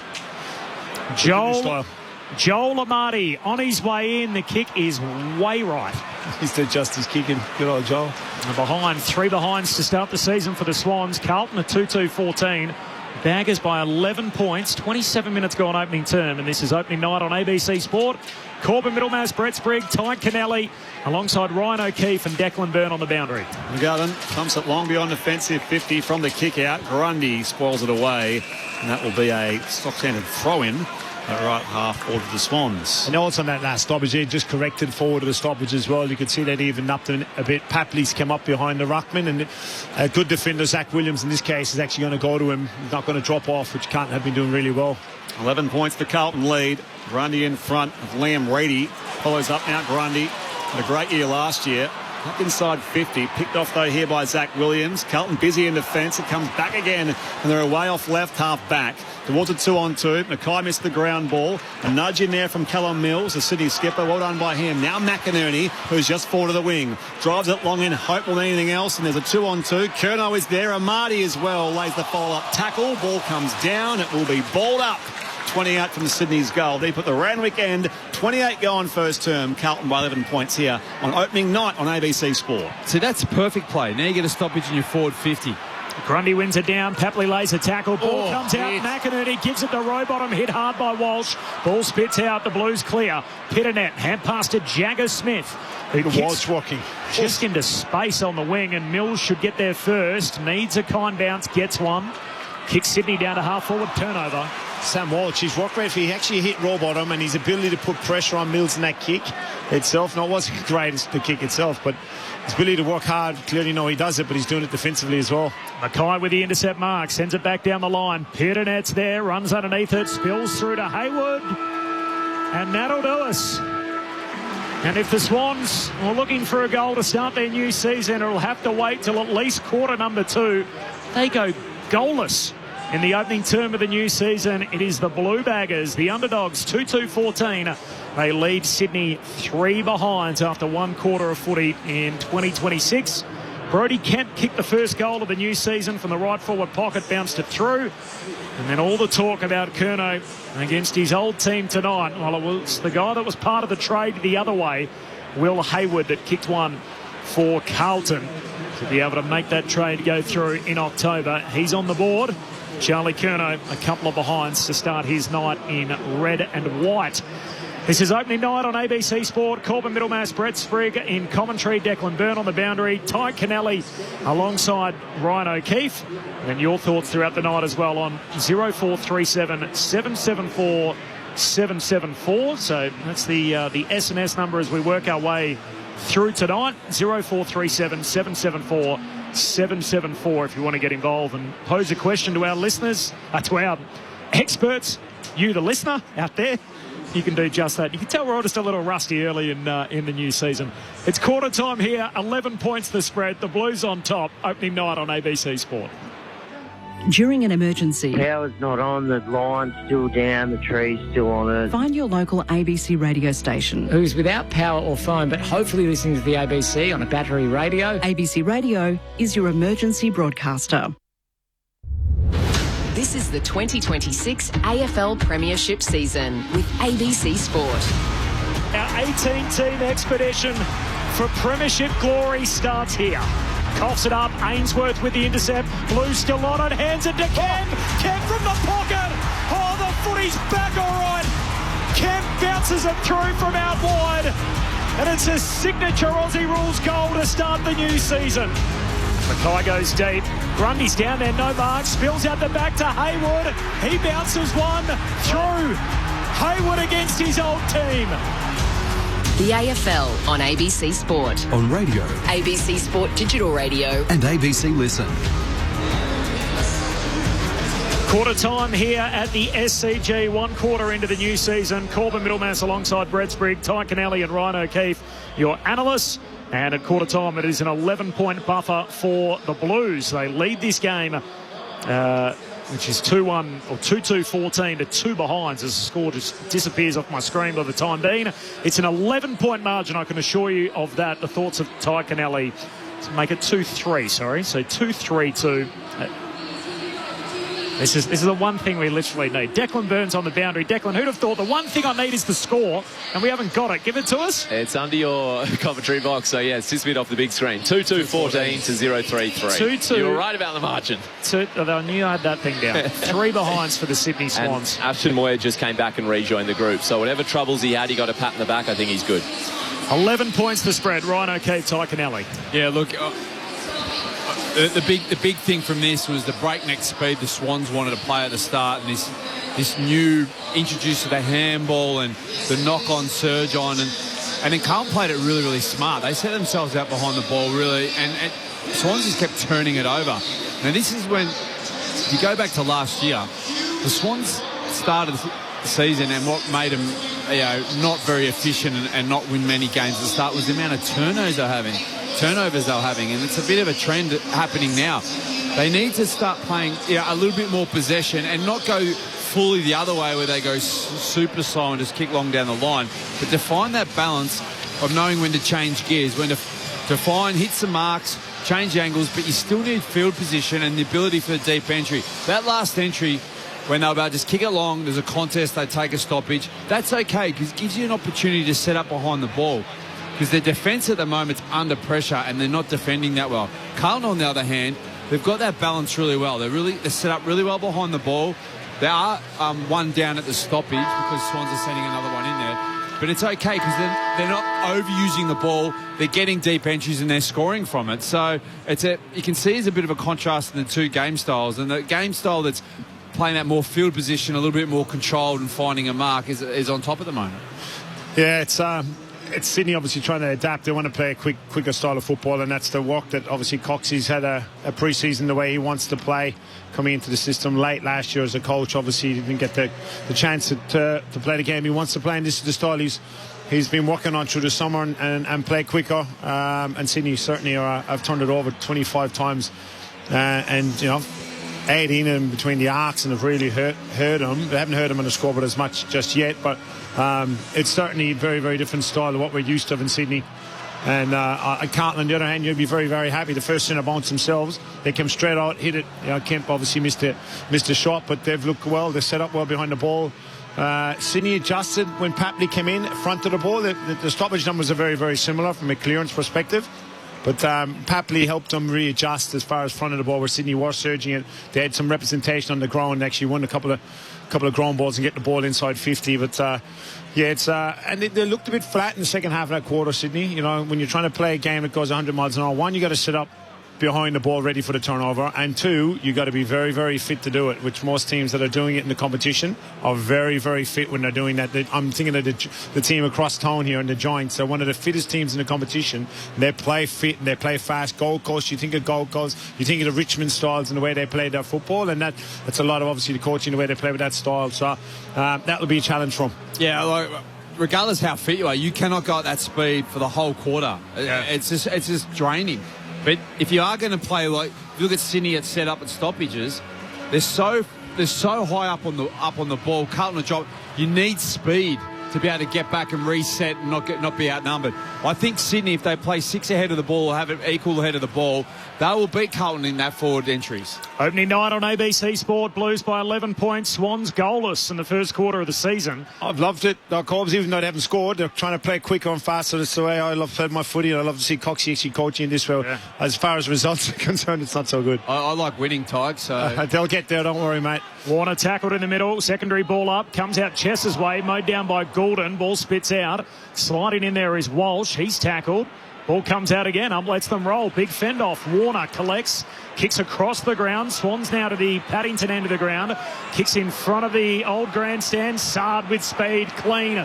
Collects. Hand pass to Fogarty. Short kick for Mackay. Well done, McCartan. Punches it out of bounds. Throw in front of the interchange gates. What have we made of Charlie Curnow in his new colours? Quarter one down. Yeah, and obviously been involved. Had a couple of shots. Obviously the snap and the one outside 50. So he'd be pretty content to get his hands on the ball. Gave one nice one off to Marty as well. 11 points the Carlton lead. Back in it comes Members' side. Grundy wins it down. First possession though Carlton, and now it's been wrapped up underneath all of that. Sydney Zach persisting. Williams. Sydney persisting now with the forward still up behind the ruck. Zach Williams playing off primarily half-back this year is the plan. Played up forward most of last year. The Sydney can work it forward. Lasso. Will be, yeah. Lasso, there is last disposal, Sydney. So a Carlton ball at right half-back, and they keep that 11-point lead here early stages second term. Thoughts on the new rules? Have we seen any sort of obvious impact through a quarter? No, not really. This just it makes it black and white, takes the total grey out of it, so I like this rule. Wiedering to Florent. Long kick to a contest on the wing. Offhand. Spills down in front of Rampy. Clever. Keeps track of it. Paddles it to Lloyd. Hand pass to Warner. Breaks through a line. Closes to 50. Unguarded goal square. Misses. Behind for Chad Warner, but there he is bursting through half forward on the run. Behind. That's when Chad Warner's at his best, when he's bursting forward, going towards, and actually can just pin the ears back and have a shot on goal. That's when he's at his most dangerous and a devastating player. Blues by 10, 2 minutes into the second term. Lewis Young kicks out. The on-defensive 50. Wiedering, second bite, pulls it down. Hand pass off Ollie Hollins, and now Carlton can rebound on the outer side of the ground. Effective spoil in there from Melican on Kemp, and it bounces toward the boundary line for a throw-in. That's better from Sydney. The last 3 kick-ins, bar that one, Carlton have actually scored. So they get to walk a small bit on the opposition kick-ins itself, and they still get it outside 50, which is relatively easy today with the man and the mark back so far, but better from Sydney defensively. The unmistakable voice of Ty Canelli on ABC Sport. Ball comes back in on the outer side. Haney tries to hack it forward here for the Swans. Florent run down from behind by Goulden. And again, it just ricochets back here and goes over the boundary line. Some afters here, by the way, as well. Jumper grabbing, Goulden and Walsh. And now getting involved is Jordan. Haney has a piece of Florence jumper as well. It's really on here. The former teammates. Haney hits the deck. Still going on. Beyond that boundary line on the outer side, it will be a Carlton free kick out of all of that. And so Walsh can just thump it back towards half forward. Pack flies. Comes down here towards Brody Kemp. Handball away here, picked off by Warner. He's got some dash. A second bounce now for the Chad. Looks at the options at right half forward. Sends it inside 50. Crashing in Lewis Young. Good spoil. Could have marked it though. Ricochets away here off that half-back line. Now the back edge of the square. Good bump there from Hayward on Jai Sarong. Comes loose here for the Blues for a moment, but Swans win it back. Here they go again. Mills the skipper. Back now to Sarong, involved with a hand pass from just forward of halfway. Warner can try. Deep inside forward, 50 towards half forward. Now full forward, and Wiedering wins away here for Carlton. Picked up by Williams under pressure. Handball away to Elijah Hollins. Short kick to half-back for Lord, who had 9 in the opening quarter. And takes the mark here at half-back. He's up to 11. This will be his 12th touch. But this is better by Sydney, the deeper entries, making Carlton defend deeper in their defensive half. Lord goes long down the wing. Spills off hands to Sarong. Sydney win it back. Gives it to Grundy, to Mills. Back to Grundy. Big man moving. Hand pass away to Heaney. Hand pass back inside to Mills. Short kick looking for Papley. Punched away neatly by Sard. Falls in front of Florent hacks it off the deck. Blues win it. Hewitt, hand pass to Pittonet to Walsh. Walsh sweeping handball over halfway. Links up there with his teammate in Hayward. Kick inside 50. Scooped up by Kemp. Hand pass over to Moyer. Oh, handball too hot for Elijah Hollins, who ran the length of the ground, and Wicks intercepts, and the 1-2 is away. And Wicks just thumps it deep towards half-forward himself, but Wiedering's the only player back there. Similarness at mark at centre-half back here for Carlton, who keep a 10-point lead. 5 gone second term. The man who had his rib fractured in that State of Origin clash a few weeks ago in Perth will come wide on the 45 now for Campbell Chesser. On the West Coast Eagle. Squib kick, who was dealt with after the fact. It's going to come back here for a Carlton ball with Campbell Chesser, who's dealt with by Rowbottom. So it's all going Carlton's way here. Still no score for the home side, Sydney. 4 behinds. The Blues are 2-2. 5.5 gone second term. Opening night on ABC Sport. With their last 2 entries, they've gone shallow and turned it over at centre half forward. When you go deeper, it makes it a lot easier to defend behind. Chesser to half forward, punched out of bounds, so throw in for the Blues. 60 from their goal. 10-point lead for Carlton. 2-2 to 4 behinds. That's the scoreline. 6 minutes into the second. Sydney have 3 extra at the stoppage here now. There's a lot of confusion in front of the ball from. They've got to set it up structurally better. Grundy wins it down. Blues come up with it though. Cripps hands it away to Florent. Tumbles a kick back to the corridor. It'll sit for Lord. Slick hands. Gives it to Kemp. Kemp pokes the pass into the pocket. Good mark. Hayward protects the drop zone, and Will Hayward against his old team clutches it to his chest. Left forward pocket. Big moment for him, Will. You know, clearly didn't want to leave the club and was part of that the trade, obviously, and I know, having worked with Coxie and Will, that they were pretty close, so it would have been a very, very difficult decision as a first-year coach, obviously, when you start building relationships and strong relationships. So it's a big moment for Will here. Will Hayward, he's got one already. Snaps across the body. Too much. Across the face for a behind. So 2-3 to 4 behinds. Blues by 11. 7 gone second term. Opening night on ABC Sport. Mills buys some space in the right back pocket. Kicks out beyond defensive 50. Sets a task out there. It was awkward for Sarong, and now paddled away by Melican. Gives a nudge as well. Hot footy went away by Carlton at right half back. But here they go, the Swans. They just thump it back down that line. And it's marked by Ollie Florent on the outer wing. So Carlton can start again from right on halfway. Pitnet marks behind the centre circles. Visitors lead by 11 points here at the SCG. Set up really well again behind the ball, haven't they? Carlton have done it all night, so Sydney's certainly going to have to look at trying to even it up front of the ball, but they're willing to stick with the extra numbers in the middle of the park. Young shares it back to Wiedering, for the most offensive player on the ground, and it just skids its way out the centre of the SCG. They come wide here. Neat kick from Jagger Smith. This time to find Elijah Hollins, and now wider still to Cripps, who's 52 out. His kick was spotted by McInerney, so good effort by McInerney. Spinning through here again, Roses did well, fires the hand pass wide back to his winger. McInerney again to Roberts. The Swans are away. Roberts, one of their lefties, down to Curnow. One out in the cage with Wiedering. Ball hits the deck close to the boundary line. Curnow keeps it alive. Paddles it back. Did he have his jumper tugged? No, said the umpire. Young to Smith to Dean. The Blues by hand down the wing. Here's Elijah Hollins. Ugly kick. Got some contact. Turnover. Blakey collects. Walsh says, come here. Tries to tackle him. Falls to Sheldrick. Hand pass away to Heaney. Hand pass inboard to Goulden. Runs, carries. Gives it over the top to Melly Roses. Half forward. He's got it. 50 out. Kicks to Amati. Punched away by Williams. He was being held. And a free kick for Amati. Full forward for the Swans. I was lucky that was. They fought for it. They worked hard for it. Obviously, Charlie worked hard to keep the ball in play. You know, so it's been impressive start with Sarong for Sydney. Obviously, he's had 11 disposals as Joel kicks the goal. Amati starts the Swans party in 2026. They had to wait until the second term is almost 9 minutes old, and they've got a goal now. 1-4-10 Sydney. Carlton 2-3-15. Blues by 5 points. Opening night on ABC Sport. Started better Sydney on the second quarter and I think they're starting to find a few marks, but what the other thing is too, like you can just see there that Goulden gets up, and usually he'll look up and he's an inside 50 kick. He had no one to kick to again, so I think they need to adjust and equalise ahead of the ball. The other thing I've noticed with the Swans in the defence, they're playing a zone defence, and And a good kick mark team's just kicking through them. You can see Carlton marching the ball through. No one's really picking anyone up. I'm not a huge fan of it, particularly. Yeah, it's interesting in today's game that there's not many teams playing the zone defence anymore in the last three years themselves. Because they play front shoulder, but they won't play zone. Exactly. Mike Canelli, Ryan O'Keefe on ABC Sport from the restart. Sheldrick beaten to it by Hewitt. Huddles away to advantage. He's run down from behind, though, by Sheldrick. Second effort. And again, this ball just slides inside 50. It's a wet footy on this humid night at the SCG.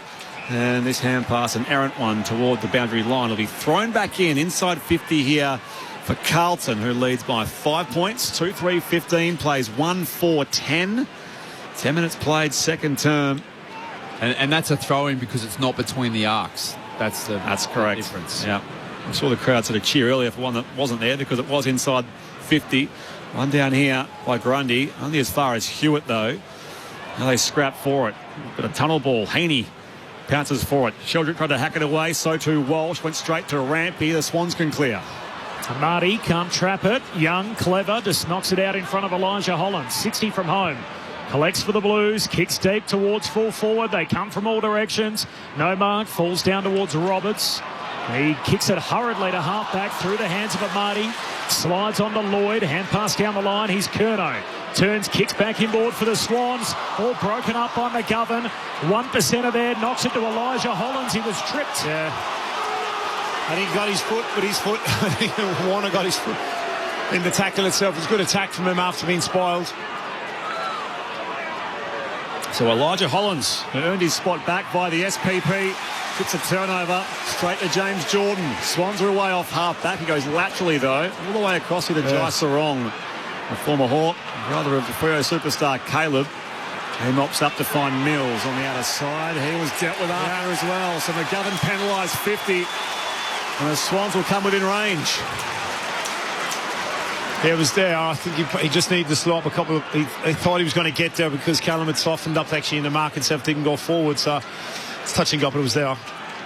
Interesting choice from James Jordan with it. They're in the middle of the ground to actually go wide with it, so you don't know as well. The messaging as well could have been a quarter time if you get opportunities at times to go wide with it. Well, I think it's to find a mark. And what they could have done before, what they have done before, they even would have done that forward handball, put themselves under pressure, and it's a turnover. So Sydney's captain is 52 out from goal here. Slight angle right-hand side. Attempts the set shot. Gives it everything towards that paint end, and it's offline to the right-hand side. So the Swans are now 1-5-11. Carlton 2-3-15. 12 and a half played second term. This is opening night on ABC Sport. Here's Corbin Middlemass. Just love to see Millsy get a run at it, you know, for a good block of football. It's been a few years now where he hasn't had a run at it, and you always want to see better players in any team play. Florent takes some ground, kicks to his old teammate and his new teammate in George Hewitt, who marks at half-back. Of course, former teammates at Sydney, now both wearing navy blue. Hewitt kicks to a contest down at half-forward. Melican in from the side. It's his teammate Grundy at the back. He plucks it.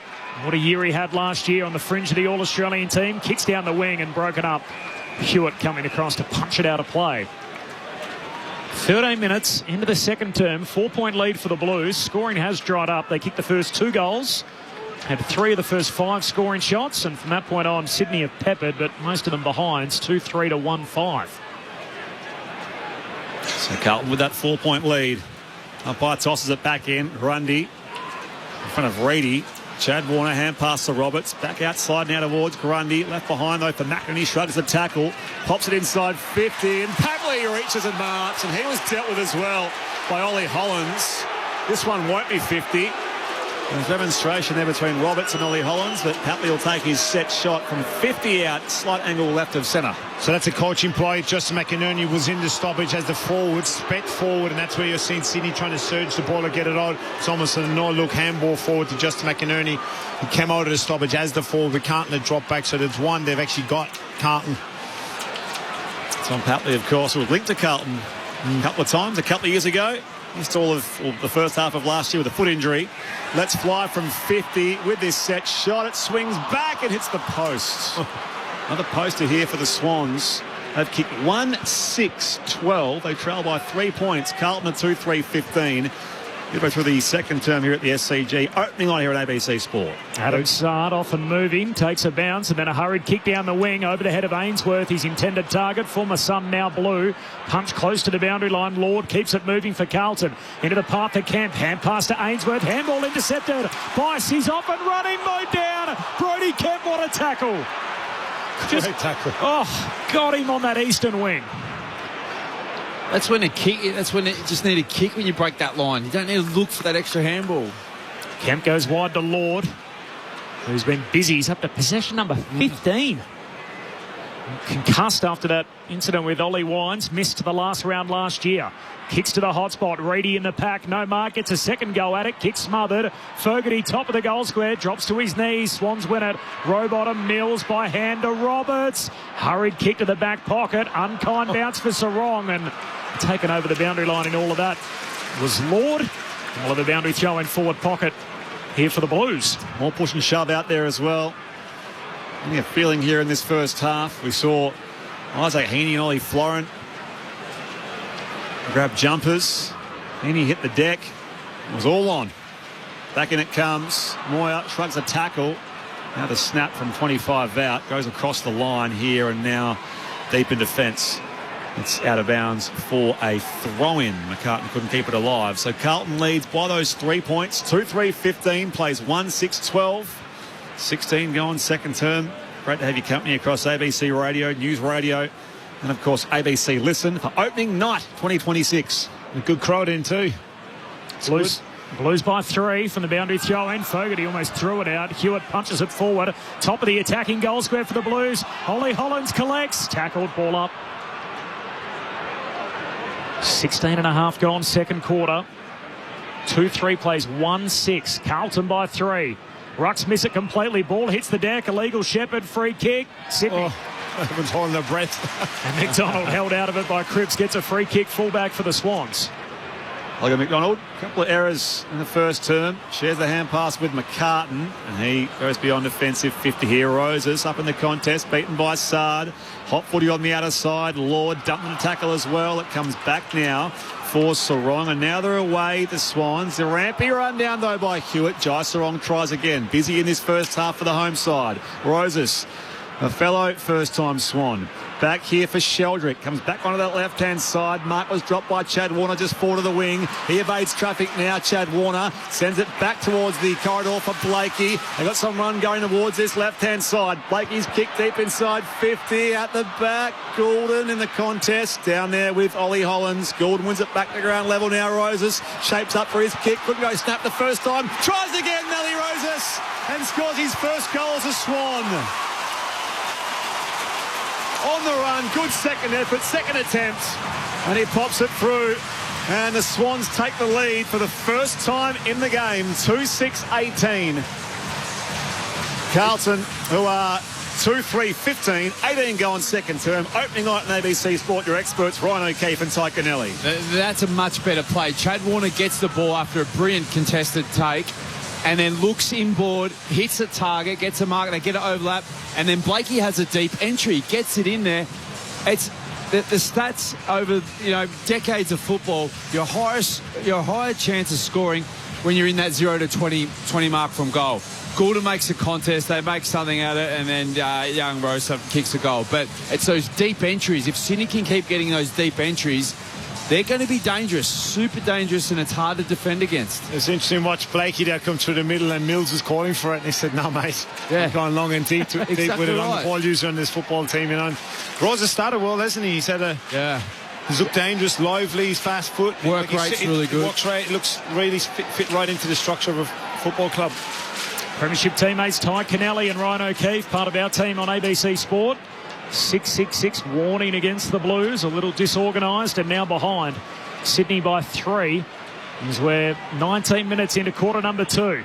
All 4 goals so far to the Paddington end. Rowbottom handball out of the middle for Sydney. Florent had it, left it behind. Sydney win it back. Sheldrick trying to knock it out of there. Walsh just fighting on, toughing close. Got it to Ollie Hollands. Away to Smith. Hand pass to Walsh. Sweeping Polyfarmer. Hand pass away to Fogarty. Steps his way around traffic. Fogarty a second possession. Handball deeper forward to Elijah Hollands. Toe pokes it back to Chesser. Crunched in a tackle. Lost it. Rampy gave it to Wicks. He went without it. Smith's clean. Hand pass to Chesser. He couldn't trap it. Sydney, rebound. I have numbers. Sheldrick clears the area here beyond defensive 50. Skids back towards that members wing. Wiedering takes it now and angles his kick wide to McGovern. So Carlton can send their way forward. It's with Ollie Hollands. Trail by 3 points. Back in the corridor now for Florent. He and Heaney tangle up again. Florent plays on though. 55 from goal. Long toward the square. 2-on-2. Back there is Reedy at the drop. Roberts now for the Swans. Just can thump it clear.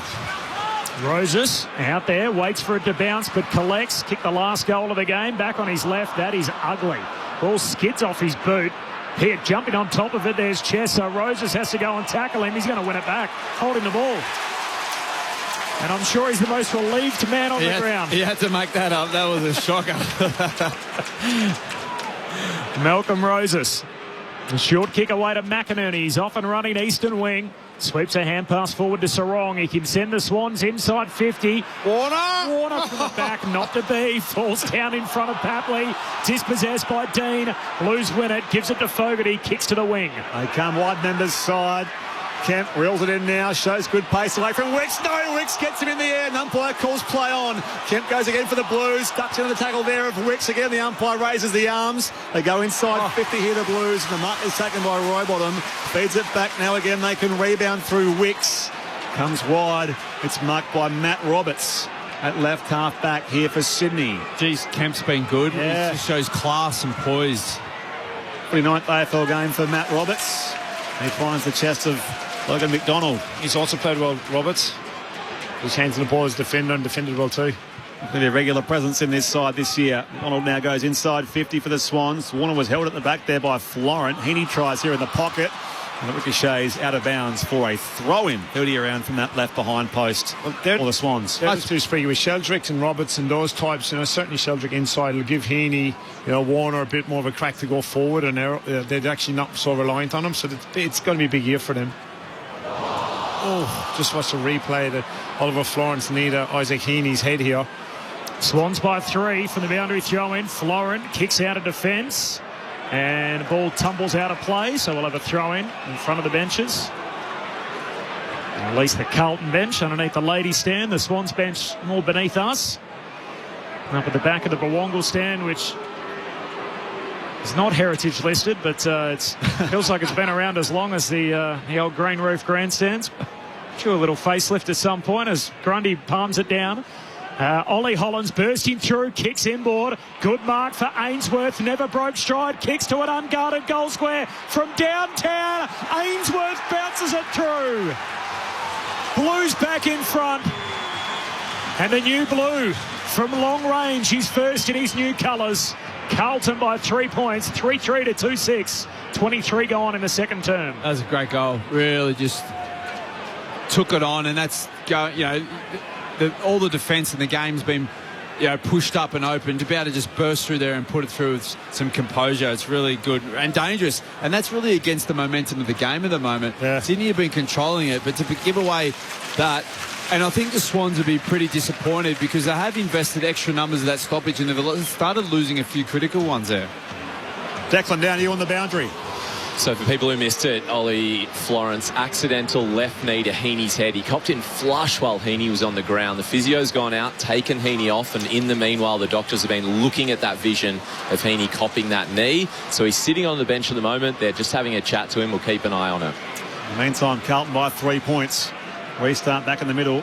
Grundy flies against Pitnet. Hand pass, though, here for Jordan for the Swans. They clear inside 50. Left behind by Warner. Ollie Hollands tries again now for the Blues off half-back. So to Hewitt tumbles his kick down the line. Blakey beaten to it here by Lockie Fogarty. Carlton can do no wrong in this passage. Chesser chases it towards left half forward. Assesses the options. Comes back inboard with a hand pass to Hewitt. He loads up off one step. High towards the hot spot now. Mackay crashes the pack. Grundy did well in the end now. Robertson wrapped up in the tackle. Comes to Walsh. That will be a Sydney Swans free kick as that tackle was high on Rowbottom. So at centre half back, it's Carlton who lead by 3 points. 24 go on second term. I think there was some talk in the trade period. Rowbottom might have been part of that Curnow trade. He was pretty quick to say, not so fast. I'm happy here. to Lloyd, who hands it to Melican. Long kick down to half forward. Young went to spoil, but punched it out the back of the pack. Warner's onto it. Hunts out after it. Collects for Sydney. Handball to McDonald. Handball to Gordon, but they're retreating. Goes back by hand to Lloyd. High up and under to full forward. Sheldrick's in the play here. Blues with the numbers. Dean Spoils straight into the path of Roses. Knocks it to Curnow. Kicks to the goal square and picked off. Chesser at fullback takes the intercept mark for Carlton. Blues by 3 points. 25 gone in the second term. The footy's back on ABC Sport. One of their 7 new faces, Carlton, Campbell Chesser.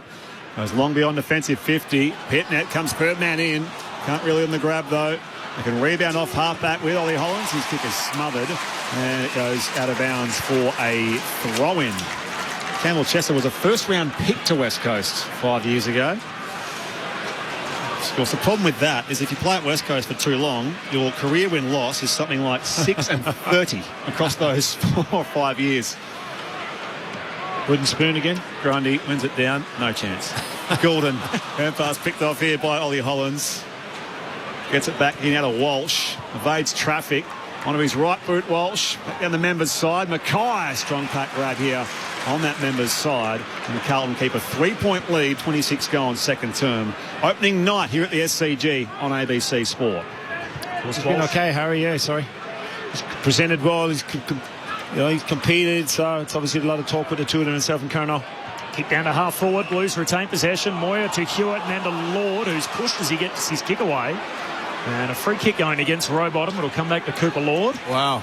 That was interesting. Very interesting. Yeah, it's been busy up to 18 now for Cooper Lord. This is going to drive this long to the hot spot. Pitternet.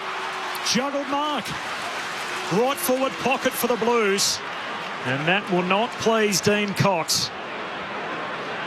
It ended up being a true 1v1, wasn't it? Actually, he did it really well. He took his eye off the ball for a second and just out-bodied Grundy. It was a really smart play, like a traditional full forward. Took his eye off the ball, put his left hand into the face of Grundy and took a nice contested mark. Probably a free kick, but... So Mark Pitternet as the main ruckman. No more TDK. It's all Mark Pitternet as he drives it through. And the Blues with back-to-back goals. They restore a 9-point buffer in this game. 27 gone second term. 4-3 to 2-6. Opening night on ABC Sport. Declan Byrne on the boundary. Just a quick one. Heaney said, I'm all good, but now he's running down into the race, so might just be getting an early rest at halftime, but he seemed to indicate that the head is all fine. No, thanks, Declan. Carlton by 9 points here. Tig, Ryan? The Carlton, they are playing some tall teams. You've got Pitternet, then you've got Reedy, who's even bigger, and then obviously you've got Mackay down there as well. So that they are playing that two-prong ruck attack, and they're going forward, and which is to some success, particularly when they're kicking it along to the contest. But I think Mackay's playing a bit higher at centre forward, and it's actually suiting his game a lot better, I think. 4-3 plays 2-6. Carlton by 9 points as we approach half-time. Kick inside 50 for Sydney. That's the way here towards Lloyd. Slaps it away. Tunnel ball from Roses to McDonald. Straightens up here on goal. In fact, dummies his kick. And now an underground hand pass is awkward to McInerney and also from McInerney as Carlton bring it away with this short kick. Fogarty finds Ashton Moyer. Another example of Sydney trying to knock it on and overdoing it at times. They could have taken the pool and actually just given it off. But Sydney certainly trying to surge the ball forward a lot more. Haywood takes the mark on his chest. In front of the O'Reilly stand on the far side of the ground. Now towards half forward. Hewitt tracks it back. It's off his hands. And over for a throw-in. 60 around from the Carlton goal. Attacking goal. It's Declan Byrne on the boundary. We know how good Jagger Smith is, already up to 14 touches. He nearly made a funny debutante error and missed the gates on the interchange, but luckily didn't have that error. Would have been an awkward night for night one to finish as they're close to the boundary line. Picked up there by Sheldrick, who hurriedly kicks the ball back in, and turnover taken by Walsh, who's been busy after his new deal. Kicks to Pitternet again, punched away from him, falls into the lap of Haywood, who snaps, misses. It's been threatening Will Haywood. And the new look Carlton forward line, half-hour mark opening half coming to a close. So second term, 29 minutes in. 4-4 to 2-6. It's a 10-point lead for the Blues. They've turned it around in the last 3 or 4 minutes now, so they have Carlton, and obviously kick back-to-back goals helps. Riley Bias kicks out, bit of a run, and now Wiedering comes across with a spoil, and that will be the last action of the opening half here at the Sydney Cricket Ground. Carlton with that 10-point lead Corbin mentioned, 4-4-28 for the Swans, who were 2-6-18. The home side took back the lead, in fact, led for the first time in the game very briefly midway through that second term. Goals for them to Joel Amati and Malcolm Roses. And, of course, they both came in that second term, while for Carlton in the game so far, goals to Mark Pitnet, Will Hayward, Ben Ainsworth and Brodie Kemp. The Blues by 10 points at the half.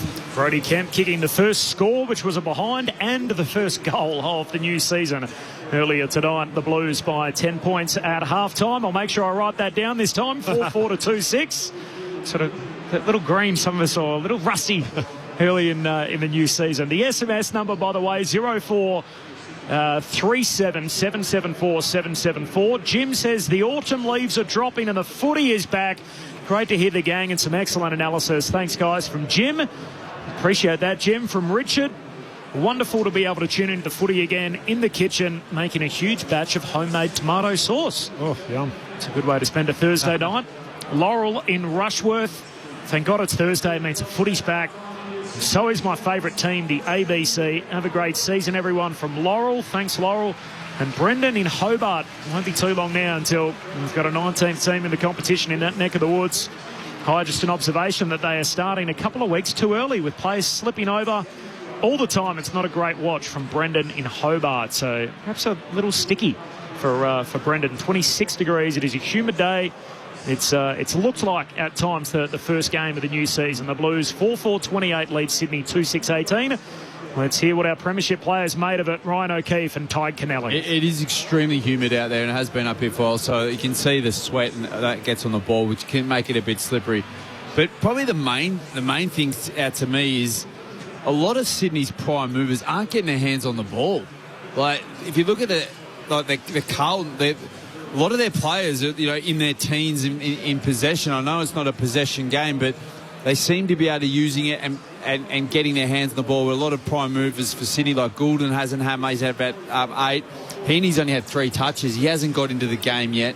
And that's probably one thing about the Swans. They are really relying on their top 6 or 7 players to really drag them along. And probably just at the moment, those players aren't really getting into the game. Like Curnow was a bit quiet there, and that's probably just the way that Carlton is set up really well behind the ball, the extra, and the Swans haven't had that ability to find the mark and move the ball with some sort of purpose.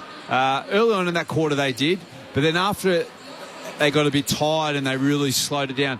Carlton then just started winning the possession and started to get the momentum, and they were just happy.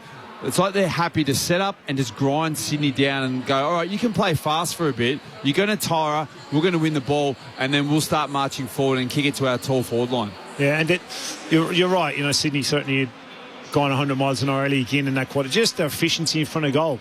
And that was the real difference. Obviously, kicking 2-6, they missed some opportunities. Sydney, when they were on top for the first 15, 16 minutes of that quarter, really dominated in the front half, played, readjusted with the forwards front of the ball. They got evened up the numbers. They got some numbers around the stoppages and got some numbers forward of the ball and evened it up, and they actually looked very dangerous. And it just, the accuracy in front of goal. The last 2 goals obviously hurt Sydney as far as back-to-back goals when you feel like Sydney had the better part of the game. It's certainly in that quarter. They adjusted for mine. They're still surging the ball a lot, Sydney. Maybe the conditions as well are playing a bit in that, in as far as a greasy ball, and they want to keep the ball going forward at times. They want to handball forward, so it's an adjustment we keep talking about for a new game plan. But at times, certainly you need to be able to take hold of the ball, kick market, and you can't just go one way in footballs.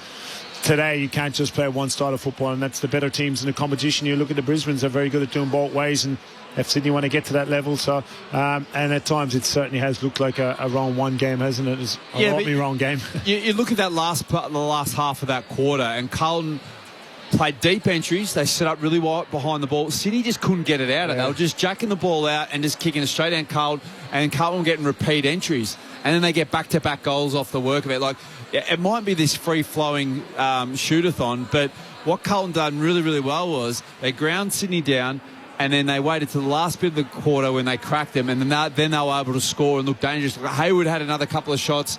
Carlton could have kicked easily another 2 goals there as well. So Sydney have a lot more upside for mine. Like you were talking about the numbers game itself. Yeah. It's probably because they're putting so many numbers around the board, Sydney, whether they're rotating so quickly. Then they're rotating their mids forward. McInerney's gone forward, Warner's gone forward, Heaney. So they're not coming off. They're rotating. So it takes away a genuine forward, a genuine smart forward when you're putting him mid there, trying to keep the rotation on the ground. And this is part of balancing the actual extra number on the bench. So you're not rotating him mid. So that can hurt you also trying to stay on the ground and trying to keep your better players there, because their numbers are low, certainly from a midfield perspective. And investing that extra number into the stoppage, it's not working that great, and they must be worried about Cripps and Walsh and all that sort of stuff. So, all right, that's not working. We're putting it in there. We're not actually winning the stoppages that way. Well, let's just make it a real dogfight in there. And when we get it, let's just kick it forward and hack it forward, knowing we're even ahead of the ball. We can do it. We can do that surge. We can give that quick kick. We don't have to be pretty and clean out of our stoppage, knowing that, hey, we're not minus a player down forward, and then make it a scrap forward. Because, as we know, the deep entries helps you back step behind the ball. You lock it in and you score.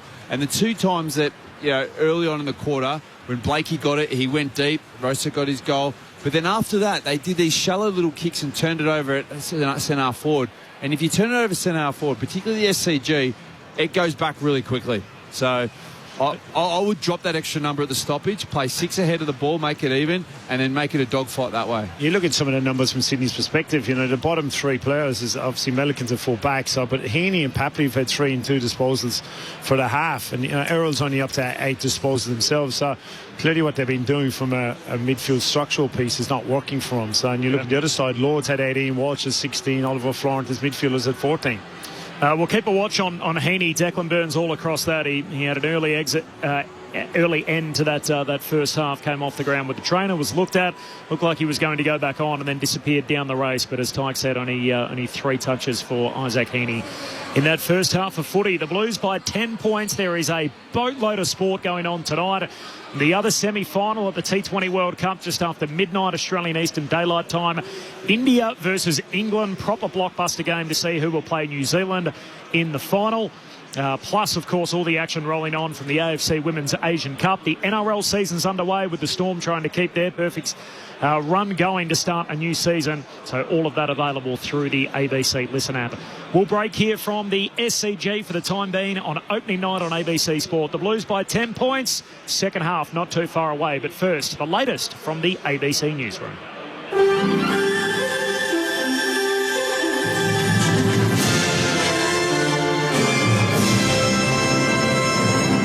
ABC News, good evening. I'm Noni Edwards. Sri Lanka says a second Iranian naval vessel has been detected near the capital of Colombo after a US submarine sank an Iranian warship in the Indian Ocean yesterday. South Asia correspondent Meghna Bali reports. A Sri Lankan minister confirmed in Parliament that there's another Iranian ship near the capital, Colombo, and just outside the country's territorial waters. He was responding to questions from opposition lawmakers who asked whether authorities were aware of the vessel and how it was being handled. The minister says Sri Lanka was providing what he called maximum possible intervention to protect lives involved in the unfolding situation. The update comes after a US submarine torpedoed an Iranian frigate south of Sri Lanka, killing dozens of sailors and triggering a major rescue operation at sea. Meghna Bali, ABC News. Qatar has begun evacuating residents who live near the capital's US embassy after Iranian strikes hit the Gulf country. Bridget Rollison reports from Jerusalem. As the US and Israel intensify their strikes on Iran's capital of Tehran, Iran continued to hit back, firing missiles at Jerusalem and the Gulf. Qatar has been evacuating residents near US embassies in its capital, Doha. The US military has hit an Iranian warship near Sri Lanka, killing 87 Iranian soldiers. NATO has now been dragged into the war after it shot down a ballistic missile that Iran fired towards airspace in Turkey. Meanwhile, Iran's armed forces have denied firing any missiles at Turkey, saying they respect the country's sovereignty. That's despite Turkey's defence ministry saying a ballistic missile fired from Iran towards Turkish airspace was destroyed by NATO defence systems over the eastern Mediterranean after passing Syria and Iraq. Anthony Albanese and Canada's Prime Minister Mark Carney have both called for de-escalation in the conflict in the Middle East, but argued there is more to be achieved before a ceasefire. Here's Defence correspondent Tom Lowry. The two leaders spoke together after Mr Carney's address to the Australian Parliament, taking questions on the conflict in Iran. Both Mr Carney and Mr Albanese said the next step needs to be a de-escalation. Before there can be a ceasefire, there needs to be a de-escalation of hostilities. Right now we have a spreading of hostilities. The world wants to see a de-escalation and wants to see Iran cease to spread the destinations of its attacks. Mark Carney used his address to urge the creation of new alliances between middle powers like Australia and Canada, in response to what he says is the ongoing breakdown of the global rules-based order. About 100 Iranian Australians have rallied in front of Perth's US consulate building to thank American and Israeli troops. Rally member Owen Ismaili says he hopes the action will lead to the end of the regime. Having something out of the extremists. We want to have a very friendship and good relationship with all around the world, including our neighbours, Arab and Israeli peoples, without any issues with any of those countries. The WA Premier has reassured drivers the state has sufficient fuel supplies to cope with the escalation of the conflict in the Middle East. Roger Cook says fuel retailers are on notice to do the right thing by motorists. So we just need to everyone be a bit calm, don't panic, and of course to the fuel outlets, the retailers, the wholesalers, do not take advantage of the concern and anxiety in our community by putting up your prices. In Far North Queensland, the 99-year-old founder of a former training camp for at-risk youth has been convicted of child sex offences. Christopher Tester reports. Jeffrey John Guest pleaded not guilty to 6 charges of child sex abuse, which date back to an 18-month period in the mid-1970s. Today, a jury at the District Court in Cairns returned majority guilty verdicts on all 6 charges after a week-long trial. The court heard the victim, now in his 60s, was a teenager when Guest sexually abused him. Guest gave evidence denying any abuse occurred. The victim first revealed what happened in 2009 after seeing a television program about Guest's work with young people at Petford Training Farm. Guest has been remanded in custody ahead of a sentencing hearing tomorrow. To sport, and Sydney Roosters coach Trent Robinson says the leadership skills of Daly Cherry Evans will be a valuable asset for his NRL club this season. The former Queensland and Manly captain will play his first official game for the Roosters when they meet the New Zealand Warriors in Auckland tomorrow. James Tedesco remains the Roosters captain, but Robinson says Cherry Evans will provide support. And you're now up to date with the very latest ABC News. For more news, head to ABC Listen. Hi, it's Mackenzie Arnold. I'm Caitlin Ford. It's Alana Kennedy. Hi, I'm Claire Hunt from the Matildas. Get behind the Tillies with ABC Sport for the AFC Women's Asian Cup Australia 2026. Live and ad-free on ABC Listen. This is the 2026 AFL Premiership season with ABC Sport. Kicks to Amati, punched away by Williams. He was being held. And a free kick for Amati, full forward for the Swans. Amati starts the Swans party in 2026. They had to wait until the second term is almost 9 minutes old. They've got a goal now. Blakey's kick deep inside 50 at the back. Goulden in the contest down there with Ollie Hollins. Goulden wins it back to ground level now. Roses shapes up for his kick. Could go snap the first time. Tries again, Nelly Roses. And scores his first goal as a Swan. And the Swans take the lead for the first time in the game. Cooper Lord. This is going to drive this long to the hot spot. Pitternet. Juggled mark. Right forward pocket for the Blues. And that will not please Dean Cox. So Mark Pitternet as the main ruckman. No more TDK. It's all Mark Pitternet as he drives it through. And the Blues with back-to-back goals. The AFL on ABC Sport. On radio. ABC Sport Digital Radio. And ABC Listen. Sounds there from the second term. It is half-time. Opening night at the SCG. The 2026 AFL season has begun. The earliest start to an AFL season of all time. The Blues by 11 points at quarter time. They lead by 10 at the half. So 2 goals each in that second quarter. They actually fell behind, as you heard there in the highlights at one stage. Sydney put their nose in front and lasted less than 5 minutes. The Blues snatched that back and went on to extend it to a 10-point advantage at half-time. Corbin Middlemass and Brett Sprigg in commentary. Ryan O'Keefe, the Norm Smith medalist, and his premiership teammate Ty Kennelly in commentary. Declan Burns on the boundary. There's a boatload of sport that's happening around the place. There's a montage being shown on the big screen of Dennis Cometti's greatest moments. Behind the mic, of course, the champion of Australian sportscasting, passing away yesterday morning, age 76, and we played our own tribute to him as part of the pre-game earlier tonight that I'm sure you'll hear across ABC Sport as the weekend progresses. In other sport tonight, the NRL Round 1 continues after starting in Vegas last Sunday, and the Melbourne Storm, who are 23 years unbeaten in Round 1. It's an amazing run that they're on at the moment. They lead 18-4 over the Parramatta Eels on Thursday night footy in Melbourne. So as the NRL's down in Melbourne, the AFL's up here in Sydney, Spriggy, and the Melbourne Storm with a bit of space in that scoreline against the Parramatta Eels at present. Don't mind it, how we have the inverse of the major codes in the heartland cities, although I do find it odd that the NRL sort of starts the season in Las Vegas and they play in like Melbourne and then all kinds of...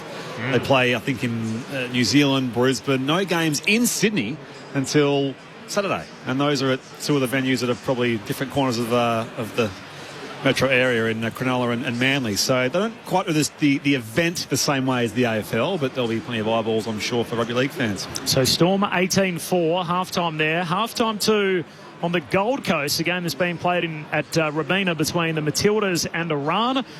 There's a whole lot going on for the Iranian women, as you can imagine, at the moment, given the global events that are taking place. Arrived in Australia, internet switched off back home, can't communicate with loved ones here, playing a football tournament on the other side of the world. With that as the backdrop, the Matildas 3, Iran 0. That's the score at half-time. So Matildas 3-0 over Iran. If you want to listen to either of those two things, you can find them through the ABC Listen app. If cricket's your jam, coming up later tonight, just after midnight Eastern, you'll have coverage of India and England. So India and England. That is the other semi-final. The winner will play New Zealand in the final in the early hours of Monday morning in the T20 World Cup. That's still going. The Australians eliminated so early in the piece. And the women's test match that's going to be played to complete the multi-format series between India and Australia. That starts tomorrow, 4:30 Australian Eastern Daylight Time's the first ball. And, of course, we'll have coverage of it. You can find any of those events through the ABC Listen app all weekend long. Let's go down to the boundary's edge and check in with Declan Byrne. Declan, there was a bit of anxiety around Isaac Heaney just before half-time. What's the update? There was. So they did the initial test. He was cleared by the Sydney staff, and they did the sort of more, thorough Scat 6 test, and he's been cleared at half-time. So good news for the Swans. They will have Isaac Heaney for the second half after that accidental knee from his former teammate, his friend, his also business partner, Ollie Florin. Thanks, Deck. Appreciate that. It's good news for Isaac Heaney. So after that head knock, he's right to continue. The All-Australian from last year. In fact, he's the only All-Australian from last year in this game. Well, it's with business partners and Isaac Heaney. Toby Greasy's business partner, isn't he? He's got all kinds of tentacles going around the place, Isaac Heaney. Well, I'm glad he's got a shirt on. He runs around Maroubra, but he's his big dog and his bike with no shirt on. It's the only time you see him with a shirt on is when he's playing footy. He's got a Great Dane, doesn't he? Yeah. Massive. It's bigger than him? Sorry? It's bigger than him? Yeah, it's big. Big dogs. The dogs like their owners, you know. Teams for the rest of the weekend, by the way, Petrarca and Zeke Hewland both named. One to make their club debut in Petrarca's case. The other one makes their AFL debut. Hewland, so highly considered out of last year's national draft. He's an academy pick to the Suns. Of course, his brother Bodie already plays there, but there's no Jamara Ugle-Hagan. So for all the positive talk out of his preseason, he's going to have to wait and earn selection. So Jamara not picked for the Gold Coast, despite Jed Walter being missing with suspension. James Warple will make his debut for the Cats. So that's Friday night footy. Suns, Cats up on the Gold Coast. The rest of the weekend back in Sydney on Saturday, GWS and Hawthorn, Laverty and Oliver both to make their club debuts. Clayton Oliver, of course, for GWS. And Phoenix Gothard's going to make his AFL debut. They play Hawthorn, and John Newcomb will be playing after beating that dangerous tackle charge at the Tribunal on Monday night. Meanwhile, Oscar Allen's going to make his club debut for the two-time reigning premiers Brisbane, the former West Coast captain. They take on the Western Bulldogs, who now feature Connor Butterick. So he switches from the Suns to now play for the Dogs. And then on Sunday night, the only game is going to be played in Melbourne on opening round. It will pit Collingwood up against the resurgent Saints, the Spruik team of the competition. Silvani, De Koning, Flanders, Ryan, all named among the ins for the Saints. Do you like a bit of Robbie Williams, Tyke, to get us going after half-time? Love Angels. Great tunes. It's like I'm at a concert. Forget I'm at the footy here. It is March.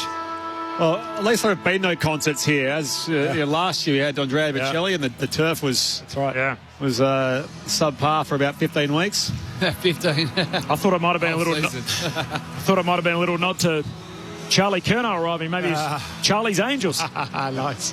Well, they've got back to the footy. They've got Heaney on ball here. He's got to get going, I think, for mine himself. And let's see if Sydney can stick fat with what they're trying to do and be cleaner with the ball. Carlton by 10. Second half underway. Tapped away by Grundy. Onto it now, Jagger Smith. It was wrapped up by Warner. Umpire says, give it to me for a secondary stoppage. Inside that centre square here at the SCG. First hands to it, Sarong. Towed away by Pitnet to the outer side. And now again, Bice. It was too quick with Jagger Smith this time. Oh, handball. That's a hand pass inboard out of Blakey. Goes off the outside of the boot. Wasn't quite the kick he intended. And it's marked by Campbell Chesser, sliding in at centre half back for Carlton. Sends it wide by hand to Florent. The Blues are away again. Florent goes wide with the kick. Too much hang time on it. Punched away by Roberts. Couldn't kill it. Stays alive. Hand pass from McGovern for the Blues to Walsh. Handball to Ainsworth. He looks laterally. Kicks inboard. Got to Ollie Hollands on the hop. Attacking edge of the centre square. Kicks inside 50. Good lead. Good mark. And ripped down by Moyer. And Ryan's been asking for it. You know, Nick Blakey's running towards. He's running through the middle of the ground, and he's trying to snap one from, around the corner. It's kick it deep, put some pressure on the opposition, get it into the top of the square. And they've turned the ball over at centre half forward, and it's gone end to end. It's basics of the scenario and understanding the situation in a game early in the piece, and just get the ball deep and can't rebound and get a chance in front of goal. What a start this would be to the second half. Moyer gives Carlton their biggest lead in the game. It is a 16-point buffer for the Blues. 90 seconds into the second half. Carlton 5-4-34. Sydney 2-6-18. This is opening night on ABC Sport. Tyke Kennelly and Ryan O'Keefe. Watch your ex-teammate Brett Kirk run straight to Nick Blakey and say, come on, mate, just get it straight into the top of the square. But this trend's been happening for 2 seasons now, so I don't get, do they actually look at it? Do they promote it? What, like, how can a coaching group say, keep doing it? Like when you see the runner come out clearly, it's not a decision that the coaching staff have made. They're going, that's an individual that's saying, you know what, I'm going to try and do it my way. But they do it constantly. Like, if you turn it over at centre forward, prepare to get scored against. Like, he could have just kicked it long. It frustrates the absolute out of me. Voice of Northwith medalist Ryan O'Keefe, you're on ABC Sport. Restart back in the middle. Pitnet held away by Grundy. First hands to it, though. Walsh does well here. Carlton on that member's wing. Lord shrugged the tackle. He was taken high. And now we will have a Carlton free kick. Because you concede one early, you get a bit of frustration in your game as well. You start looking at the scoreboard now. So that's what Sydney's happened after 2.5 minutes in the second half. Cooper Lord spears a pass by foot to Ollie Hollands. Well, credit to Carlton, though. At every game in back-to-back seasons, Ollie Hollands, top 10 in the BNF last year. He's 19 disposals, sends it long inside 50. Pit that in from the side. No mark was paid or taken. And now it's a rolling maul here, and Melican wraps up. Campbell ball up in front of Carlton's goal. They lead by 16 points, 3 gone, third term. Deep forward here for the Blues. Paddington end of the ground. Pitternet decides to soccer it through. Nothing but Pitternet. He's got a couple either side of half-time, and the Blues lead swells. 22 points Carlton's way, 6-4 to 2-6. 3.5 gone, third term, opening night on ABC Sport. He's looked dangerous too. The ball came in. He's dropped that mark inside coming in, so he's looked dangerous as a forward. He's given a lot of energy to him, isn't he? You know, sometimes that happens as a ruckman. You know, when the bigger ruckman leaves the club and you've gone, well, it's on me. I've got to come and actually take ownership of it. But to the point is, Carlton have been really methodical about it. They're going, we're just going to take field position. We're going to play deep entries, and we're grafting goals. We're kicking them, and we're not getting. Sydney can't score against us. So when you look at that play from Blakely now, that's a 13-point turnaround. Like, really, when you think about it, it's just crazy. The margin is bigger than Sydney's overall score.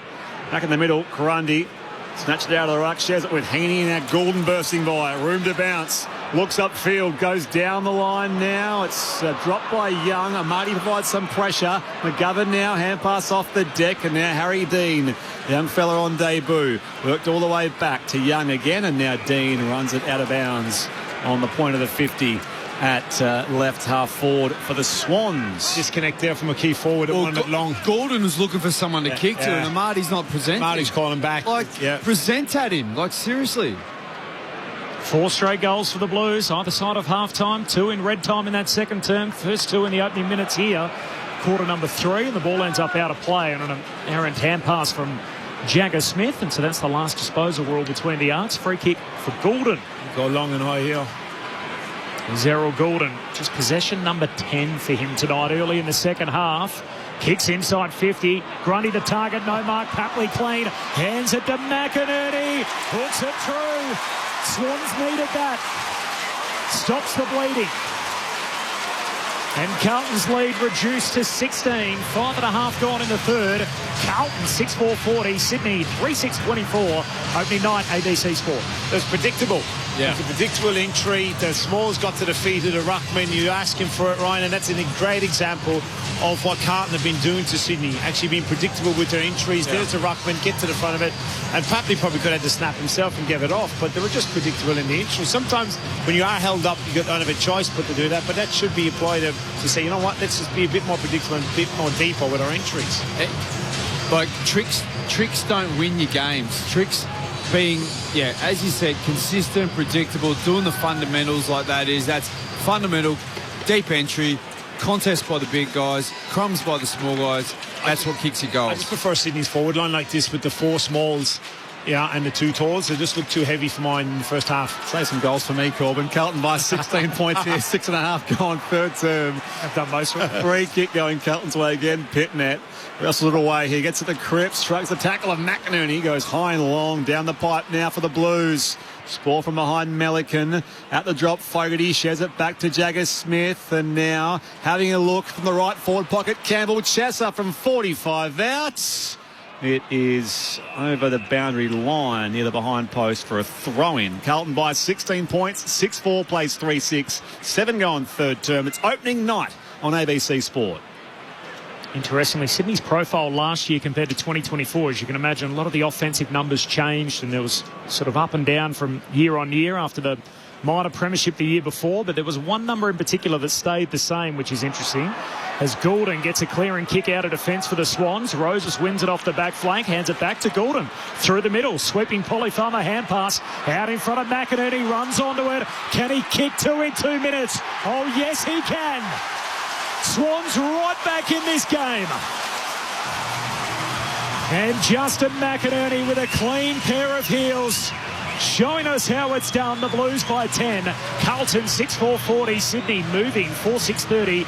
Opening night, ABC Sport. So the difference between that passage of play was a long to the contest to a crumb and didn't go fast. Yeah. It wasn't invented off a mark or anything. That's the difference in the style that Sydney need to play. But it looks great like that. And that's when it's in that component of the game where it's a long down the line and you get a crumb and you can forward handball and get it going. That's when you change. That's the different speeds in your ball movement, where you go from slow to fast and be able to do that, or when you need to, you go fast to slow and control and be able to pull those different gears and levers you need to.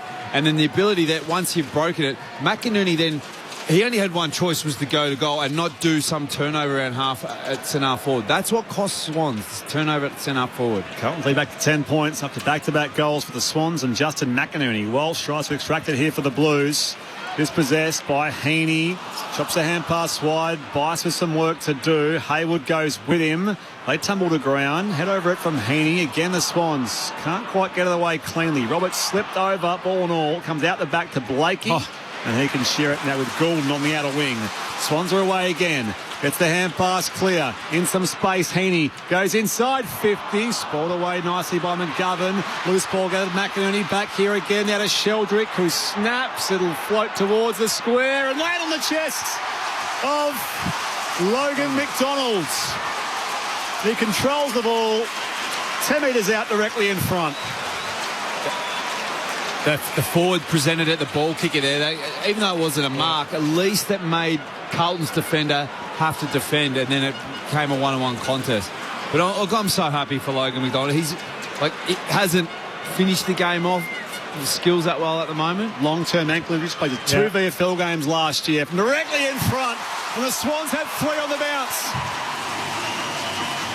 Margin back to 4. Sydney 5-6-36. Carlton 6-4-40. 9.5 played third term, and this is opening night at the SCG on ABC Sport. You know, he's 23. He's played 70 games of football, and, you know, and he's part of that period with Buddy Franklin's finishing his career. He starts, then Buddy leaves, then lose a grand final. You know, it's been a tough journey for him to get to that 70. But tonight he hasn't looked out of step. Like, he's got to a lot of contests. He's presented some of his finish and his skills and his polish. You can tell that's rust, a bit of rust in his game. But the pleasing thing is, he's been able to get to that contest, which sometimes you can lose that. That's the hard part. His footwork was very good in that contest itself. He kept his eye on the ball, moved around the opposition defender and Young. First game in 523 days. Hasn't played since being subbed out in that 2024 grand final. A goal for McDonald. Game right back on. Margin 4 points. Blues got it going forward out of the middle. Kemp can't trap it. Malikan for the Swans. Collects. Gives it to Blakey. Kicks in the corridor. Misfires. Might work out yet. Heaney tracking it. Has his arm ripped back. Ump says keep rolling. Wiedering buffeted off it. Picked up by Sheldrick. Middle of the SCG. Hands it to Gordon. Can he get that left boot clear? Kicks down to half forward. Jordan clean pick up. Hand pass swatted down. Adam Sard superb. Wins it back for Carlton. Gives it to Hayward. And he fires it wide to the outer side. Moyer against the 2 Sydney players. He's paid the free kick for a push. So it's a Carlton ball. Read it well, Sard, didn't he? Sorry. It's that extra handball again. Yeah. Should have faked it. Still a bit of candy. Eastern side of the SCG. He comes inboard. Walsh gets to it quickly. Now some space on the outer side. Kicks deep towards that 50-metre line now. Melican goes to spoil. Cripps in best position. Can snap on the run from 35. Out for a skipper's goal. Just got touched by Sarong on the last line. Minor score Carlton 6-5-41. The Swans are 5-6-36. 12 going third term. Opening night here on ABC Sport. Talking about Cripper getting old in the tooth. Long in the tooth is the saying, is it? But that was beautiful to watch the crumb itself and his snap. Goulden getting more involved. Kicks to half-back for Roberts. Hands it back to Goulden. Keeps on moving. Kicks beyond the wing to Blakey. Ground opens up in front of him. Has a bounce. Lowers his vision to Heaney. That is clean. From the kick out to now a shot at goal. 30 out right in front for the Swans. A noticeable difference is their kick mark now. They're starting to make decisions, find marks, get the space, making more attack moves by foot rather than that kamikaze handball. Yeah, worrying signs, isn't it, for Carlton? Not the way it's Sydney easy to move the ball. They lift defensively, Carlton, and not drop the bundle here. So Goulden kicks it twice and Blakey once in the same chain. And now Isaac Heaney to finish it off as the class rises. Heaney goals and the Swans lead again. Lead change number 3. Sydney by a point. 13 minutes gone in the third term. 6-6 to 6-5. Ty Kennelly and Ryan O'Keefe. Opening night ABC Sport. And that's the thing, Corbs. We're asking at half time for those better ones to lift. And in the past 5 minutes, those better ones have got their hands on the ball. In Gouldy and Heaney, McInerney. Your better ones get the hands on the ball and make better decisions. They generally execute better. And that's been clear as day with the Sydney Swans. Exactly what's happened in the past 5 minutes for them. Declan Byrne downstairs. I reckon there's been a lot of chat out there. Don't think this doesn't mean a lot as they kicked that goal on the sideline was Ollie Florent and Justin McInerney. They were going at each other, and as Florent ran on, Heaney was running off. He darted in the left-hand direction to make sure he got a shoulder on Florent, just to let him know. So there is plenty of feeling. Swans back in front with 4 straight goals. Amadi in the ruck against Reedy. One away here by the Swans and Sheldrick. So they go inside 50 again. One down by Curnow. Lloyd shrugs one tackle. Outside here, Papley can shape up from the pocket and miss. Out of bounds on the full. And Tommy Papley. No change to our score. Swans at 6-6-42. Carlton 6-5-41. 14 gone third term. It looks so much dangerous when they're even head of the ball, the Swans. Like that centre bounce forces you to do that, but it makes the Carlton defenders have to defend. Well, Zach Williams says he's done something to his shoulder here. Not too sure what's going on. Is it dislocated shoulder or his left pec? He's been in the wars previously with soft tissue injuries, and yet, as you said, he's holding, whether it's that left shoulder or the left pec. He wants to stay out there, as he says to the trainer, no, I'm good for now, and yet looks in a whole lot of discomfort. Sydney by 1. Spriggy said they trailed by more than they'd scored, and now they've rattled off 4 goals in quick time. The Blues long to the boundary line. Mackay had a fair piece of it. Mark not paid, trickles out of bounds. In fact, there is a free kick. The umpire saying the lasso rule must have come off the lower part of the leg of the Swans player, and so this is probably the one part of the rule to get your head around it. If it happened in a goal square, it would be a goal. So as a result, if it happens between the arcs, it's last disposal out of bounds, even if it's inadvertent. Swans win it back in the middle. Papley to Sheldrick, handball to Warner, lace out, Curnow. Here it comes. Marks centre half forward right in front. We've been waiting all game for this. It's just sharp hands and Sydney the turnover play itself, and I'm not too sure who the forward handball was. It was exquisite from the handball, and Blakey obviously with the finish. Well, what's happening, the Swans defenders have been a lot closer now, and they're shutting it down and turning the ball over. The well-trodden path. Lockett, Hall, Franklin, and now Curnow. The grass is greener at the SCG. Curnow, the Colossus, drives it through. And he's not here for a reunion. Charlie Curnow's here for the result. Sydney by 7 points, 7-6 to 6-5, 16 gone in the third, and the melee is on. They're cashing up now. There'll be cash fines going everywhere now. Who's going to go to 6-6-6 rule here? They can't bounce the ball. Centre bounce. You've got to get back. Defenders got to get back. Oh, the crowd. What was that celebration? That was Plugger Lockett 96 prelim style, wasn't it? What about they the came roar? from everywhere. And the roar. Yes. Tommy McCartney, you've got to get back to full back. He does love a bit of a niggle, doesn't he, Tommy? So 5 goals in a row for the Swans. And the first in red and white for Charlie Curnow. Very, very infectious, that moment as a footballer and as a football club, isn't it? Was that like your celebration, Ty? Your first day? You see everyone coming from all over this. Everyone in Ireland was up at 1. Swans by 7 points. 7-6 plays 6-5. 17 gone third term here on ABC Sport. Again, Amati versus Reedy.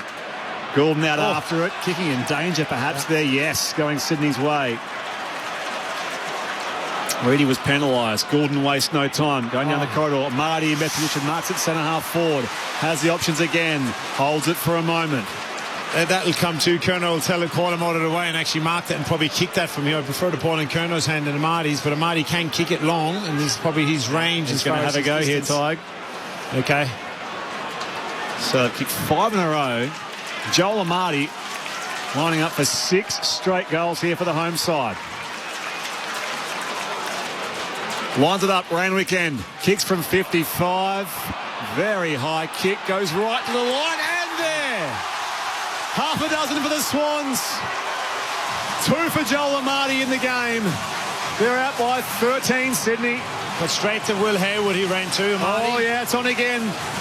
This time, middle of the ground. Jumpers being grabbed. Players on the deck. They're all coming in. Plenty of feeling here at the SCG on night 1. How good's this? Amati is still down. He's just getting up to his feet now. They're all sort of appealing to the umpires for free kicks. It will be a free for Sydney. What actually happened? Oh, no, hang on. No, it's being thrown back to the umpire for a ball up. Swans by 13. 18 gone third term. It's a free kick. It is a free kick. It has to go in the middle, though. That's all. Okay. In more than 2 quarters of footy, Sydney had kicked only 2 goals, and now they've rattled off 6 goals in 12 minutes. You talk about the upside that this football club has in this football team in the first half. It's very, very evident, isn't it? Phenomenal scoring power. Sydney by 13 after trailing by 22 as Amati heads inside 50. And there's his old mate Florent now in navy blue. He butchers it straight to Sheldrick. Marks front edge of the centre square. Lays it off to the Lizard. Can he go from long range? Blakey picked off, knocked away by McGovern out of bounds, forward pocket for the Swans. I think this last 12 minutes, this is more of what was promised over the off-season and what I think Sydney fans they've recalibrated how their forward entries. You can just even see then they go deep. Now Carlton under pressure trying to exit it. When you're trying to exit it deep out of your back half, it makes it hard. The better players got their hands on the ball too. Makes a huge difference. Sorry, Spriggy. Stopping inside 50 here for the Swans. He's dropped by Sheldrick, cleared away by Florent in navy blue for the first time, and now Mackay slides out after it. Hand pass is picked off. Patley sandwiched between Haywood, his former teammate, and Chesser out there as well. Finds the boundary line. Swans by 13. Declan Byrne on the boundary. As you can imagine, all sorts of alarm bells going off on the Carlton bench here for the last 5 or 10 minutes. Lots of discussions, and I think they've thrown Kemp back. He just ran forward. He looks like a spare down in the defensive 50. Half a dozen unanswered goals for the Swans. Smith from the clearance. Kicks up the wing. Picked off, though, by Rampy of the Swans. Hands it to Mills. Driving kick inside 50. Carries Amadi. And an intercept mark down there for Florent. Plays on immediately. Comes wide to Chesser. Carlton led this game by 22. They're now 13 down as we tick into time on third term. Kick heads out in front of the grandstands. Fogarty goes to ground with Wicks. Ball's out of play. Wicks has carried on with that really good small defender role that he did last year, which was a bit of a breakout year for him last year. He's continued that. But what Sydney have also done, we're talking about their attacking, the defenders have been right up on the Carlton opponent there, and they've been able to shut it down and not let Carlton get any uncontested marks. The voice of Ryan O'Keefe on ABC Sport. Back in it comes Grundy. Taps it clear, but Hewitt was there, and he keeps it moving as well. And it's socket here off the come off the lower leg down there of Jai Sarong. So it's last touch Sydney. Carlton ball in front of the old grandstands here at left half forward. And they get one back here, the Blues. Jagger Smith to take it. Along to the hot spot now. Pack forms. Grundy up in front. Spoils out of bounds for a throw-in. Declan Byrne on the boundary. One of my duties as a boundary rider is to inform you when the weird signs come out. The first one of the year has come out for Carlton. Okay, it is an iced coffee with a bag of sugar labelled sugar next to it. Try and figure that out. Right. Iced coffee with the sugar. Okay. The game of Pictionary from the boundary throw-in. Comes to do with Kemp dropped it behind the ball. Heaney, hand pass to Rowbottom, hurried kick down the wing. Blues through Ollie Hollands, who tried to knock it to Chesser, went without it. Still a live footy on the wing. Wiedering collects, thought about handballing, decides to kick it himself. Mackay the target, held out of it. Strong McCartan knocks it out of play. Forward pocket for the Blues. So Sydney by 11 points. If you've just flicked the radio on and wondering what on earth's happened, well, 22 minutes gone third term. At the 6-minute mark, it was Carlton by 22, and Sydney have kicked 6 unanswered goals from that point on. 13 points the home side's lead. Heaney sockers it away here. Bice again through congestion.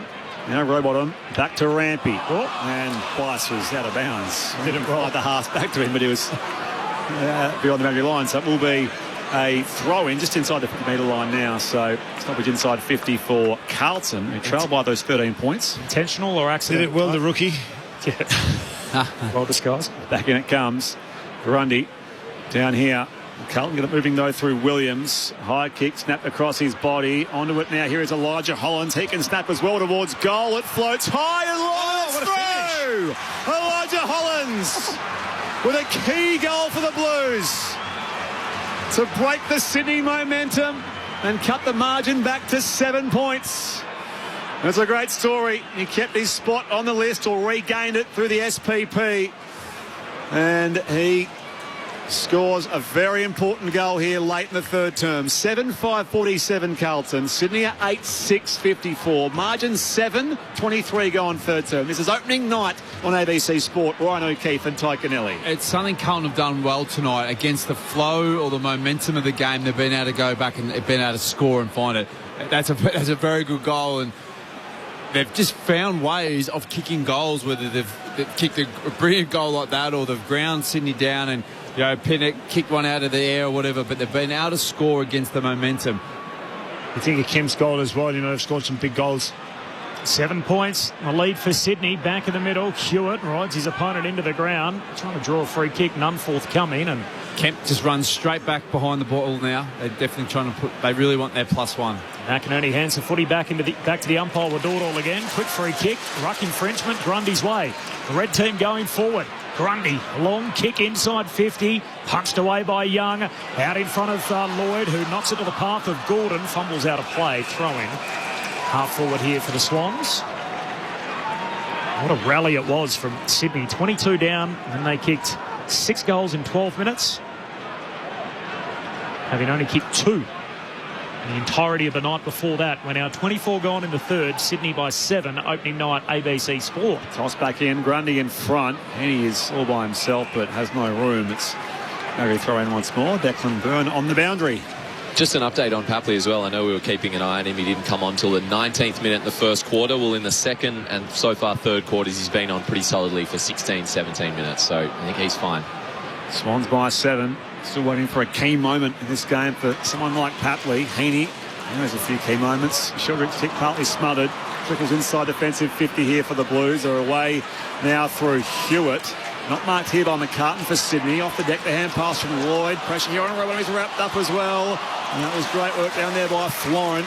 Sydney just eked the ball inside 50 here, though. And now Jagger Smith and Heaney are tangled up, and the ball goes out of bounds for a throw-in at the right forward pocket for the Swans. 7 points is their lead. 25 gone third term. This is opening night on ABC Sport. That's all like McCartney, just sink the slipper in there, go deep. This extra handball just causes too much issues for Sydney. Forward 50 stoppage for the home team. Grundy palms it down. McInerney's kick smothered. Ricochets back into the corridor. Dangerous. Roberts, left footer, gets on his preferred side and goals.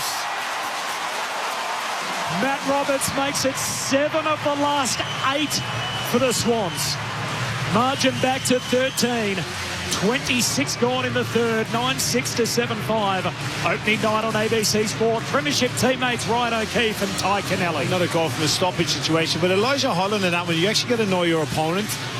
He didn't know Roberts had a left foot, and when he's gathered that ball, he's actually waiting for him to step back onto his right, and clearly the minute Roberts got it, he's actually turned to his left and snapped it very, very quickly, and kind of actually knowing your opposition players and then doing your homework beforehand. He'd be disappointed the way he defended this, Elijah, on the ground ball.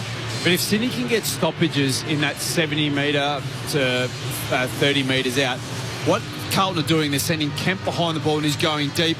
He becomes irrelevant then. Yeah. So if they can get their ball into that sort of 70 to 30 metre zone, that +1 becomes really irrelevant.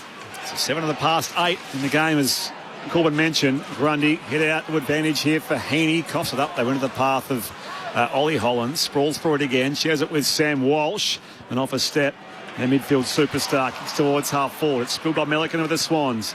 Gathered cleanly here, though, by Reedy, the former Docker, and now paddled away by Ben Ainsworth. Opportunity here for the Blues, but Kai couldn't get out of the way. He was pinged, holding the ball. Great tackle from Rampy. Great decision to leave his opponent, who was in full forward in the goal square, and make that tackle. So 35-year-old Dane Rampy, as I said, the rookie list demotion of sorts. Of course, began life as a rookie.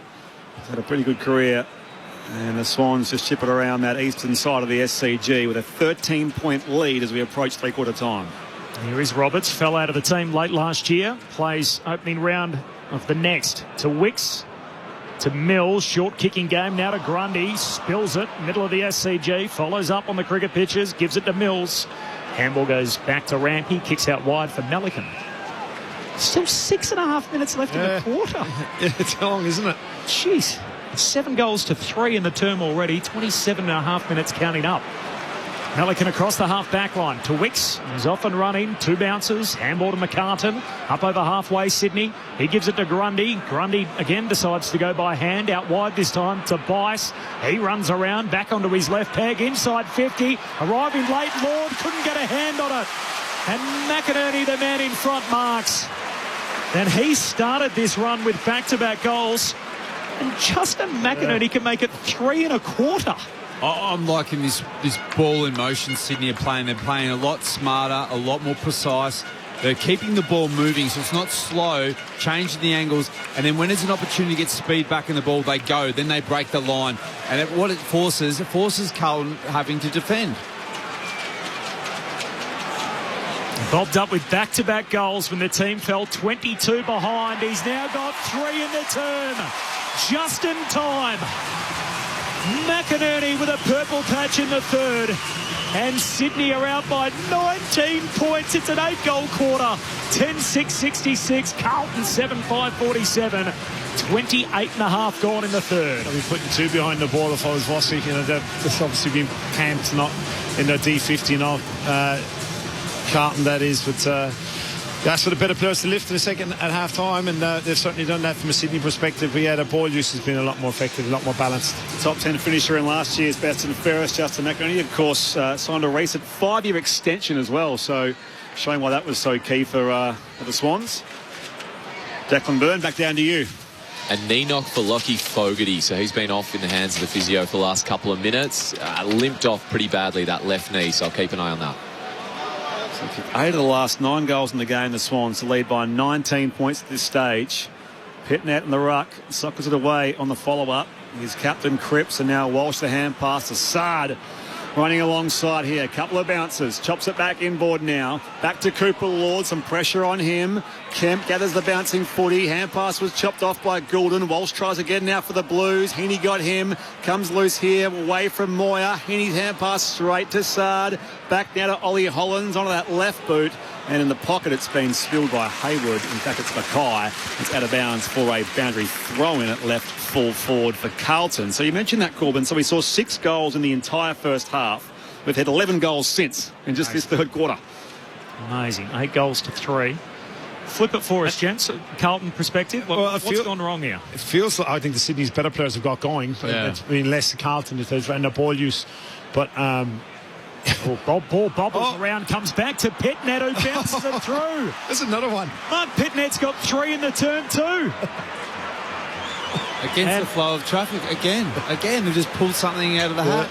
Mark Pitnet, what a quarter, what a half of footy he's put together, and going it alone as Carlton's key big man. Gee, it's all happening. 31 gone in the third, 8-5-53. Sydney 10-6-66. Swans by 13. To answer your question before, Colin, is that what Carlton were allowed to do before? They were allowed to set up behind the ball. They weren't.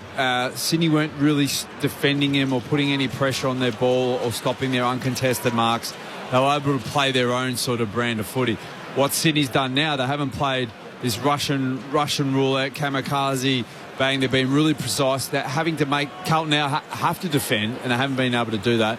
And then when Carlton do get the ball, Sydney's defenders have been right up there and stopping them get their uncontested mark. So it's probably more what Sydney's done than what Carlton's done. Swans by 13. Wilburn breaks the tackle. Hand pass to Heaney. Quick clearance here for the home side. Down towards the 3-on-3. Marty in from the side. No mark taken at the drop. Jordan back to Gould on his preferred left peg. Quick snap on the run. Not enough. It's a minor score for Errol Goulden. And the Swans again, just clean ball movement from that. They call it centre bounce or centre ball up clearance. It's the Swans by 14 points. Saad runs, carries, dangerous kick back inboard. Socket away by Melican. Swans on centre half forward. Hapley kicks laterally. They needed to work. Curnow clever, paddles it to Warner's advantage, kicks into space. Hapley still burning up the turf, runs onto it, forward pocket, tackled, dispossessed, holding the ball. He's got terrible kick. Terrible kick. Have a shot on goal. Keep the creativity going, Ryan. It's no, have a shot on goal. Like, that's just a waste. Home side by 14. Ball is with Elijah Hollins in the right back pocket for the Blues. Long beyond offensive 50. Moyer, pack mark not paid. Curnow gathers here for the Swans. Never. Squeeze out towards Roberts. Let's fly from 52 and rides it all the way home. Matty Roberts with 2 in this quarter. And the Swans find yet more momentum. Push it back out to a game-high 20. 11-7-73. The Carlton 8-5-53. 33 minutes played in the third quarter. You're on opening night here on ABC Sport. That's how you do it. There's the goals. Just go for it if you've got an opportunity to kick it. It's not about kick it to my mate and let's all get touches. It's about put it through the big sticks. And what a goal. Just go back and just slot it. That's what they're just going to keep doing. Stop being too cute. Not too sure who the handball was himself. It was a very clever handball. It was an extra contest itself, an underground handball. But he's had a good game, Matt. He's had 6 score involvements as well, with two goals for the half. So it was very Callum Mills. It was effective. Was it James Jordan? James Jordan. Sorry. Yep.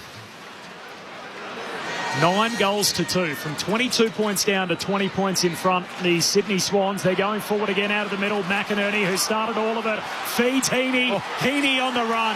He's a superstar. And the it's another free kick. Well, that behind play, the umpire spots a free kick. The Swans have got a 10-goal term. and they are far from done. 12-7-79, Carlton 8-5-53. There's more happening here. Got a free kick, Sydney. Get away.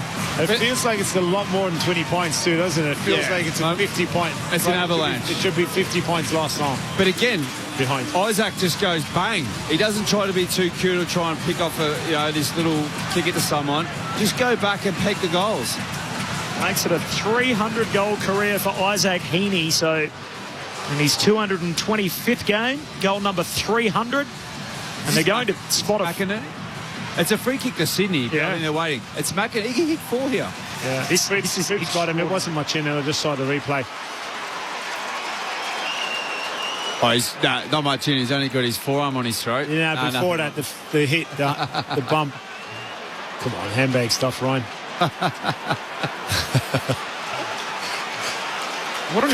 Crip was trying to fire him up, obviously. But that's you can't push and shove. What's that prove? Nothing. Extraordinary quarter of footy. Justin McInerney is missed out to the left. That would have been gone at it again. Quarter for him alone. He's into it with Cripps. Sydney have kicked 10 goals in the term. 27-point Swans lead. They did trail by 22, so a near 50-point swing in the game in the quarter alone. 35.5 minutes gone third term. This is still the better part of 2.5 minutes to play. Adam Sard on his preferred left, kicks beyond defensive 50. Spoil from Milliken down there on Hayward. Reaching for it now, Papley feeds Jordan on the burst with a check side effort. Misses near side, out of bounds on the full. Yeah, 10 goals to 4 in this third term, and still, as Corbin said, 2.5 minutes left. Here at the SCG. Opening night on ABC Sport. Thanks for spending it with us. Carlton bring it back in through Wiedering. Drives it long. Up they go in the pack. And down at ground level, Milliken held Hayward. Lord tried to extract it. Handball goes nowhere. Bounces out of bounds for a throw-in at right half forward for the Swans. Not far away from Declan Byrne. And the home side have given us their first sign of the season. A little bit less cryptic. It's a drop of blood.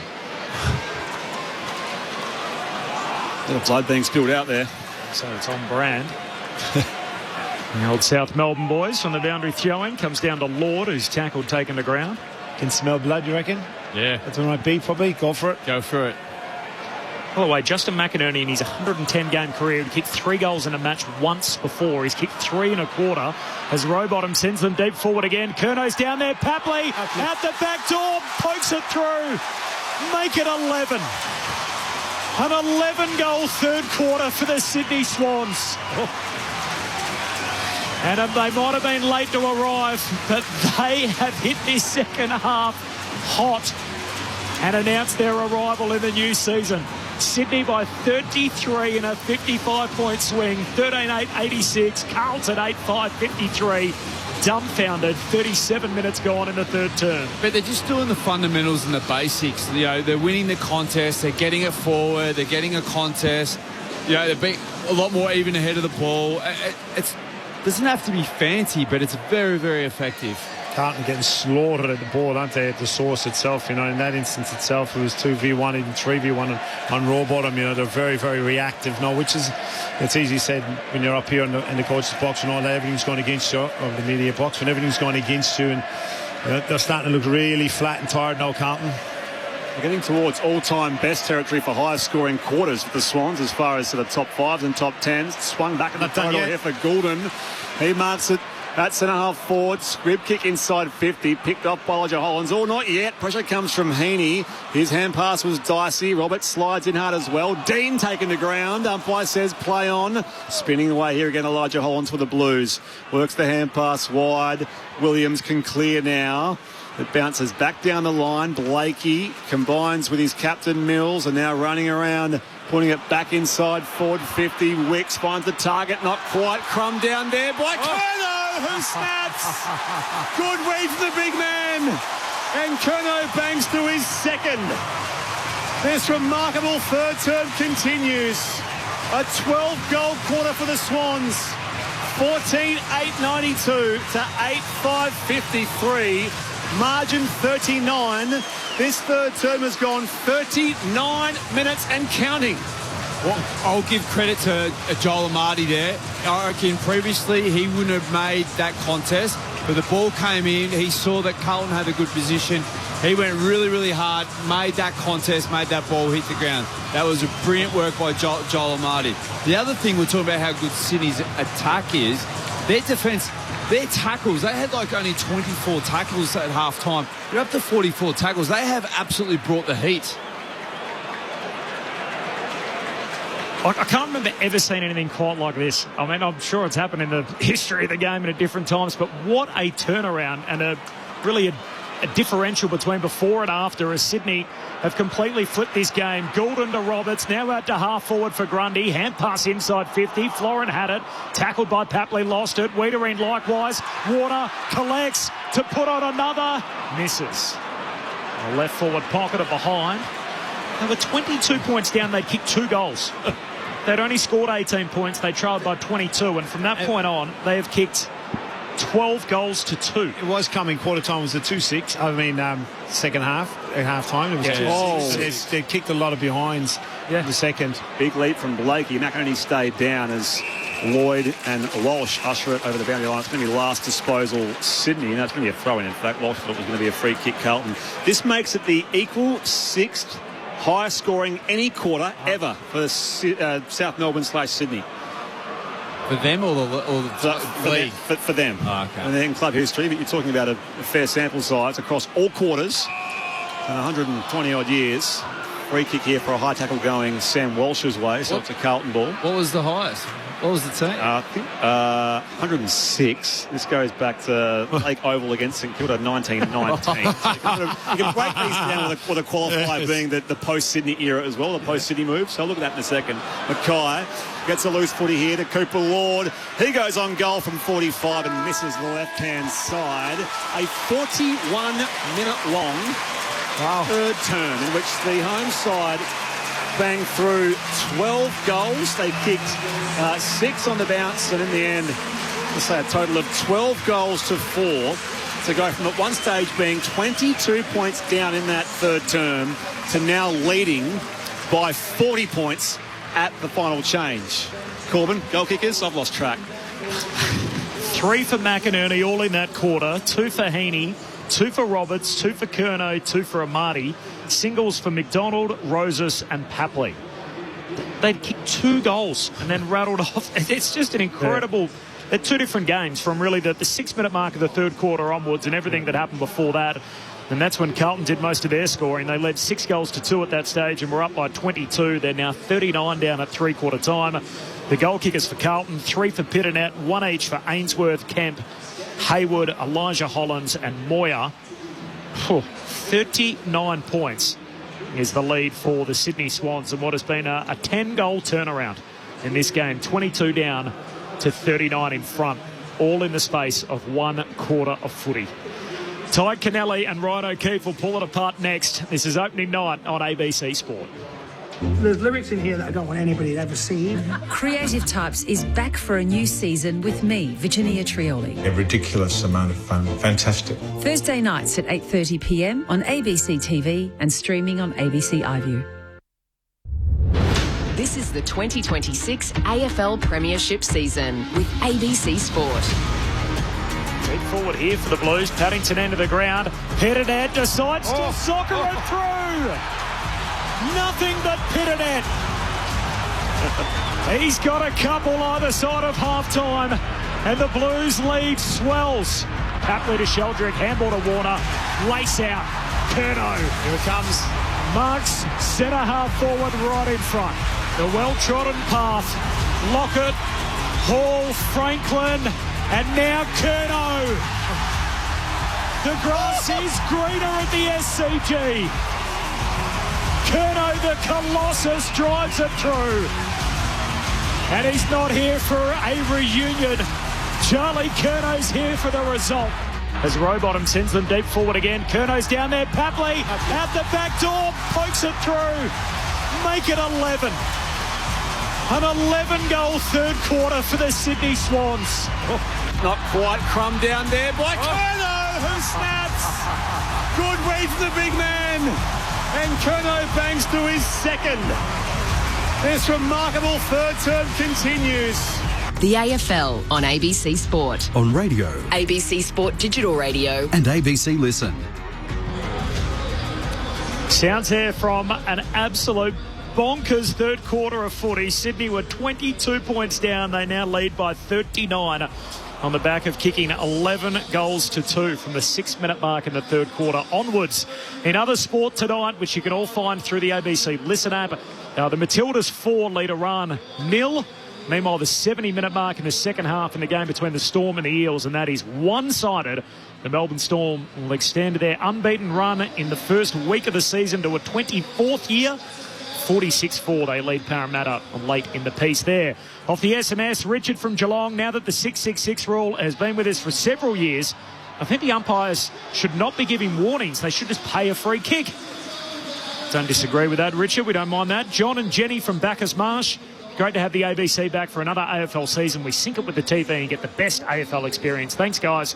Thank you to you, John and Jenny, for tuning in from Bacchus Marsh. Not too far away from Darley, home of Zach Butters, which we'll talk about a whole lot, I'm sure, as season 2026 continues. All right, premiership teammates, two teammates of ours here on ABC Sport, Ty Kennelly and Ryan O'Keefe, with their take on that crazy third term. I've no idea. I can't explain it. It's just it's one of the strangest quarters of football I've ever watched. Like, very, very exciting from a Sydney perspective, but they simplified the game, didn't they? They turned up and they brought their tackle pressure. They shut down any uncontested mark opportunity for Carlton. They brought the heat, and then their good players, Gould and Heaney, they got into the game, and we know how they're such good players, both of them. When they get going, they are so effective and efficient, and they totally changed the way they look. But it came off the back of the contest, tackling pressure, defensive pressure. They kept turning Carlton. Carlton couldn't do anything about it. They kicked a couple of lucky goals, really, or not lucky, but flukish sort of goals, just to sort of go to stem the flow. But it wasn't off the back of Carlton having some good ball play, because Sydney wouldn't allow them, and that was the difference between the first half and that quarter. Clear depth and talent, the difference between the two. Heaney had 3 disposals to half-time. He's ended up the third quarter at 16 disposals, 6 score involvements and 2 goals. Goulding had 10 at half-time. He's ended up with 20 at three-quarter time, 8 score involvements, and Justin McInerney the same with 20 disposals, 10 score involvements and 3 goals. So talk about your better players. The gears that Sydney have was very, very evident, but I don't think anyone could see that they could go into 11-goal gear. Yeah. But again, it wasn't trying to be too cute. No. They were efficient. They went forward and direct, and then a couple of times it was like, bang, where's the goals? Let's just go for them and not try and pull off something that's not there. Just got to wait for the Mitch Cleary walk and talk as our man Masai slowly makes his way off the ground. The end of the third quarter, looking down the barrel of the host broadcaster. Sydney by 39 points. Charlie Curnow and his new colours, couple of behinds in the first quarter, couple of goals in that third term. Certainly don't want another quarter like that for sure, Carlton, do you? Oh my God, it's and the challenge is when you had 10 new players, 7 new players, 2 debutants, sorry. Huge change since round 24 last year. They've only got 10 players out of their 23 that played in that game. Featuring tonight, it was looking good early in that third term. Not so much now. 39 points the margin. Pitternet wins it down to Walsh. Gets it going forward. McCartan runs to the front of the pack. Takes the intercept mark for Sydney. And you'll move it on by hand to Gordon, who started to get more involved in that third term. Comes out wide to Rampy. He gets it off half-back and kicks it up front for Sydney. Curnow comes up and marks on the wing. Moves it on quickly. High inside forward 50 goes. Looking to take McDonald. It was a little too deep for him. Wiedering tries to tunnel it away. He's brought McDonald. Now it's picked up again by McGovern. Ricochets out towards Harry Dean. Goes off the outside of the boot beyond defensive 50, but it's marked down there. In fact, dropped by Curnow. Comes inboard now. And now Heaney obliges and marks 55 from goal at left half forward. He's looking for a short one, but he's got a 1v1 top of the square.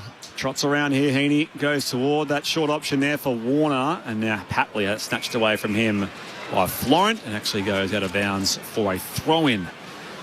Deep in the left forward pocket for the Swans, who kicked 12 goals in that third term to lead by 39 points. No change to our three-quarter time score. 70 seconds into the final term here at the SCG. Crazy turnaround in this game. 12 goals to 2. Sydney's way after falling 22 down from the boundary throw in. Grundy wins it down, roves it, goals it. He's that good. And Brodie Grundy, with his all-round class, shows off his skills as a big man. 45 points Sydney's lead. They pick up where they left off. 15-9-99. Carlton 8-6-54, anchored to that score early in the fourth. It's like everyone ran away from Too easy, wasn't it? This has probably been the knock on Carlton, over the last few years, is when things are going well, it looks good. But when it's something like this, they can't just stem the flow, or they can't. There's not players that get on and go, all right, let's just knuckle down here, let's grind this away, let's fight, let's scrap. It just go, the gate's open and whoosh, go away it goes. Like, that goal is, that's pathetic, really, in terms of a defensive pressure. It is early in the quarter, and you can probably put up a little bit late in the quarter. But start at a quarter like this, and the D50 stoppage, very, very poor. There he is, Grundy again. Was it down for Heaney? Look at Ford quickly. Patley gathers off to Roses. Has a look at the goals. He evades the tackle of Harry Dean. Out wide here now for Warner. He shows some trot as well. Comes back inboard, looking for Lloyd. It's a long switch across to the left forward pocket. And the veteran, well, mostly a defender in his career, marks on a 45-degree angle, 35 out. What I love about that is that the Swans players all getting around Warner for his ability not to actually go and check-sided or try and snap it from 30, which I reckon in the past he would have. Yeah. He sidestepped really well, and he kept his eyes up and looked for a better option. And the fact that every player on the ground nearly got to him to actually celebrate that, it's a big... Yeah. That's where you build connection, you build trust in your teammates. Yeah, definitely. Two-time Bob Skilton medalist Jake Lloyd comes inside forward 50. Lines it up, starts right, stays there. May miss the lot. It's marked, in fact, by McGovern on the last line. And Carlton will go again here. So they use it by hand. McGovern, little 1-2 effort down there. Is left behind, though. Dicey's stuff picked up by McDonald. Put a tackle in there from Harry Dean. And it goes over for a boundary throw in once more. So stoppage inside 50 here for the Swans, who lead by 45 points here at home. 4 gone final term. This is opening night on ABC Sport. Kicked 13 of the last 15 goals, Sydney. And the boundary throw in. Grundy punches it away close to the boundary line. Goulden keeps it alive. Hands it back into Grundy. Surely he couldn't kick one from out there. 45 out against the boundary line. Kicks to the top of the goal square. Punched away. Heaney opposite pocket. Sees it out of play. 99-54. 45 points the Swans lead. Sydney, you happy with this? They got deep forward stoppage. They can set up well behind the ball. I think Carlton are too, that they didn't score a goal in the last 2 minutes.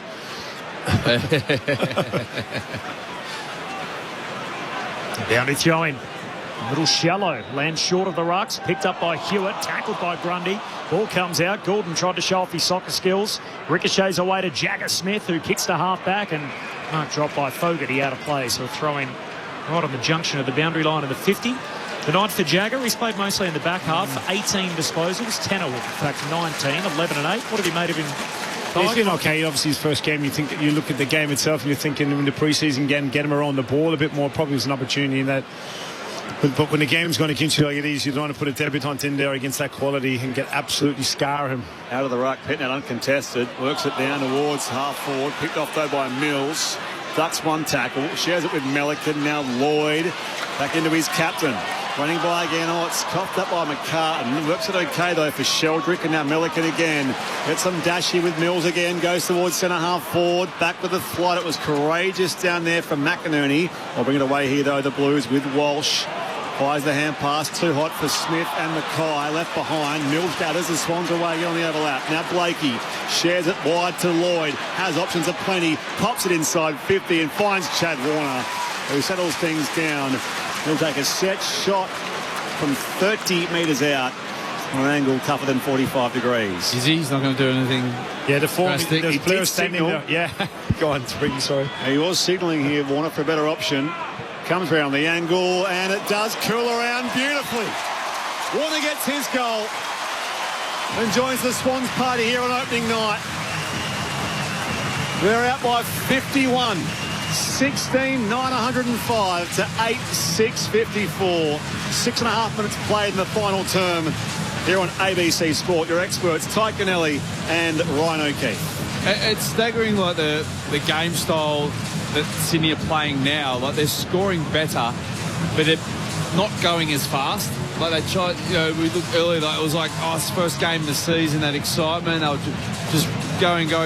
But to be actually a little bit more controlled and precise, they're scoring rapidly.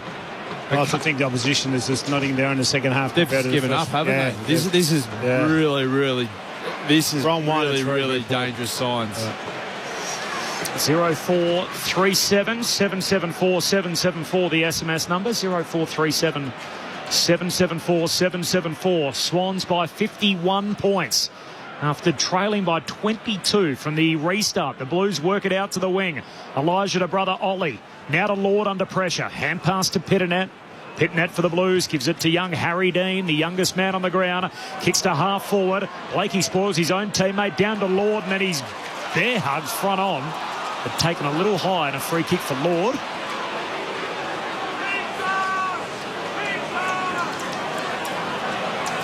I'm sure the Carlton fans are calling upon him right now. 51 points. The deficit for the Blues, and Lord goes short to Elijah Hollands. Crowded forward 50. Hollands arcs out to his right, pulls the kick back, crips the target, hands on it, no mark. Spills to Heaney. Hands it straight to Mackay. And he won't kick too many easier than that. Intercepts in the goal square and bangs it through into the advertising hoardings. And Big H has got one on the board. And at least for now, it pegs back this margin, which is starting to get away from the Blues. Carlton with the goal through Mackay, moved to 9-6-60. Sydney 16-9-105.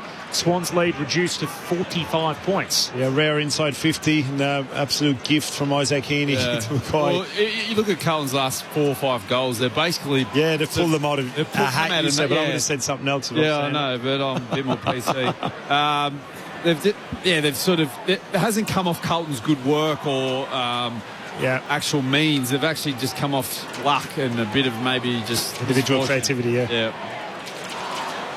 Very contrasting halves of footy for the Swans and Blues, in which Carlton looked in control. It wasn't the best first half of footy to open the season, it must be said. On the restart, Cripps gets hands to it, sends it forward. Ainsworth almost got in the way there of his teammate Moyer. Ainsworth, the former Gold Coast Sun, does mark, and they all stream forward. And it's down towards that Randwick end. Up in front. And down there, Haywood. In fact, it was Reedy. And now coming away for the Swans, Sheldrick to a pack in the centre of the circles. And now Pitnet goes back inside 50. Went through the legs of Haywood. Opportunity down there now for Riley Bice in defence of the Swans. He was held. Will be a Swans free kick going against Brodie Kemp. It's still a 45-point lead the home side's way. 10 gone final term here on ABC Sport. Riley Bice, boy from the Albury Tigers to the Werribee Tigers to the Sydney Swans as he gives it to Wicks. He's got it on the back flank, kicks down the wing. Williams had it, tried to run away from Heaney. Bad idea. Swans win it back. Sheldrick gets the hand pass, now dishes it off. Back to Heaney, kicks to the top of the goal square. Dean does well to spoil, and he's going to get a free kick. He's taken out in the marking contest illegally by McDonald. Yeah, I'm not sure. Looking at the contest itself, he actually stuck his knee up to try and protect himself, whether he was going to get the ride on that, Logan, but he's clearly hurt Harry Dean and debut. But great tackle from Isaac Heaney to create the injury itself. Sure, it was a free kick. A little proper getting up, Harry Dean. What else is Logan? Yeah, I don't know. To take his eye off the ball, maybe the umpire was in a better position than me, but I'm not sure. So Harry Dean, debutant, goes beyond defensive 50. Heaney in the contest with Cripps. Chasser wins it down there for Carlton. Hand pass off to Kemp. He was beaten to it though by Jordan. Back again to Sarong. Swans go back inside 50. Amadi, uncontested grab. 35 out, slight angle right of centre. Nice entry, good turnover. Just claimed the pressure. It was the pressure from Sydney there in that instance, which has been a stark difference in the first half. The actual defensive pressure. We saw the first 3 Carltons actually go in the end and the kick-ins the first quarter. Very, very different. Sydney's defensively in the second half. They're pressing right up. They're not doing that zone and not picking him up. Pressing, turning over. It's been good. He was their first goal kicker after a very slow start for the Swans. Here he is lining up for his second. And he steers it through. Number 2 for Joel Amadi.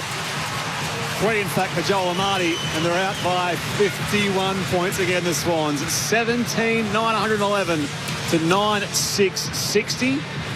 So 3 for Amati, of course, working up front with McDonald, and also Charlie Curnow, that three-pronged attack for the Sydney Swans. 51 points their lead, 12 gone final term. Opening night here on ABC Sport. It's actually a competitive position now for the Swans. Like Amati, like you got McLean that can come in there. You've even got Peter Laddams. So that position now is going to be hotly contested if they're all healthy. So they're all going to have to compete and play well each week. Otherwise, their spot, because stark difference this time last year. It is exactly right. When they were basically almost gifted games.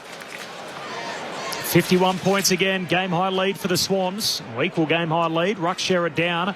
Rowbottom first possession, gives it to Grundy. Hand pass away to Warner. Puts on the Jets. Runs out to the wing. Kicks to centre half forward. Amati runs, leaps at it. No marks. Spills through to Florent.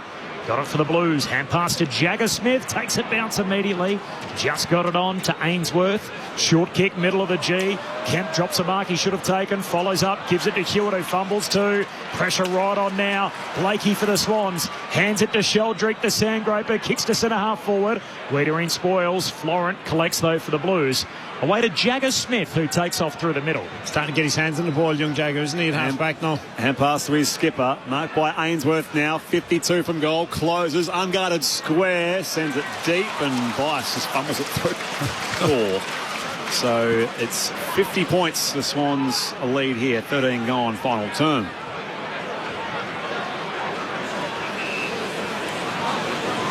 A step back in class, you think, next week for the Blues. They play Richmond. But we know what happened last year in that corresponding game. The Tigers flipping the script on the Blues, who probably had high aspirations after being a finalist the previous couple of seasons. Not to be. Richmond with a big boil over as the ball ends up out of bounds on the wing.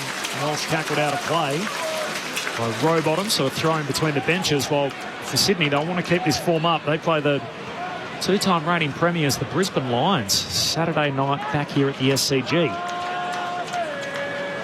It's round 1 footy with all 18 teams involved next week. Still 4 more games to come this weekend yet in opening round.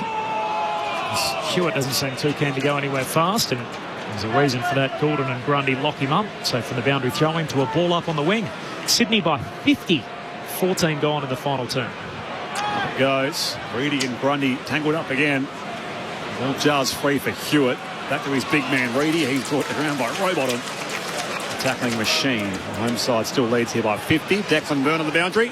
And just an update on the debutant Harry Dean. Double calf cramp in his first game. It's still 25 degrees down here. And there's folks here watching on the first gamer. The old man, a Carlton champion. A couple of premierships for him. Hand pass comes wide here to Roberts for the Swans, and he points his kick towards Lloyd. He's 45 from goal. Plays on here. Sends it right across the face. And it's marked down there by Zach Williams. Short kick to McGovern. Just for a run down the corridor. Kick didn't look tidy. Works out okay though for Ainsworth. Back to Haywood. Now inboard to Ollie Hollins. And again they work it back to the outer side. It's picked off in the path of Jordan. Now Wicks away here again. The Swans. Sheldrick runs straight to a brick wall of Florent. We'll come back here for a free kick Carlton's way. The Swans lead by 50. Haywood takes it, kicks to Jagger Smith, who takes the mark, centre half forward. Oh, looked at the sticks, was almost run down. Got a hand pass away to Kemp. He gives it off to Hewitt. Kick smothered. Sydney just high, ferocious defensively at the moment. And Rampy got the ball away to Mills, to Blakey. Hand pass to McDonald. Runs through the middle of the SCG. Hands it out wide to Errol Gordon. Kicks to an unguarded goal square, but he's off target. Misses out to the right and behind. Oh, you would have backed him. Yeah, I was thinking looking at Isaac running back towards goals, and it was hooking back, but he should have hit the target. But Errol, with his ability to kick them, you'd back him into, wouldn't you?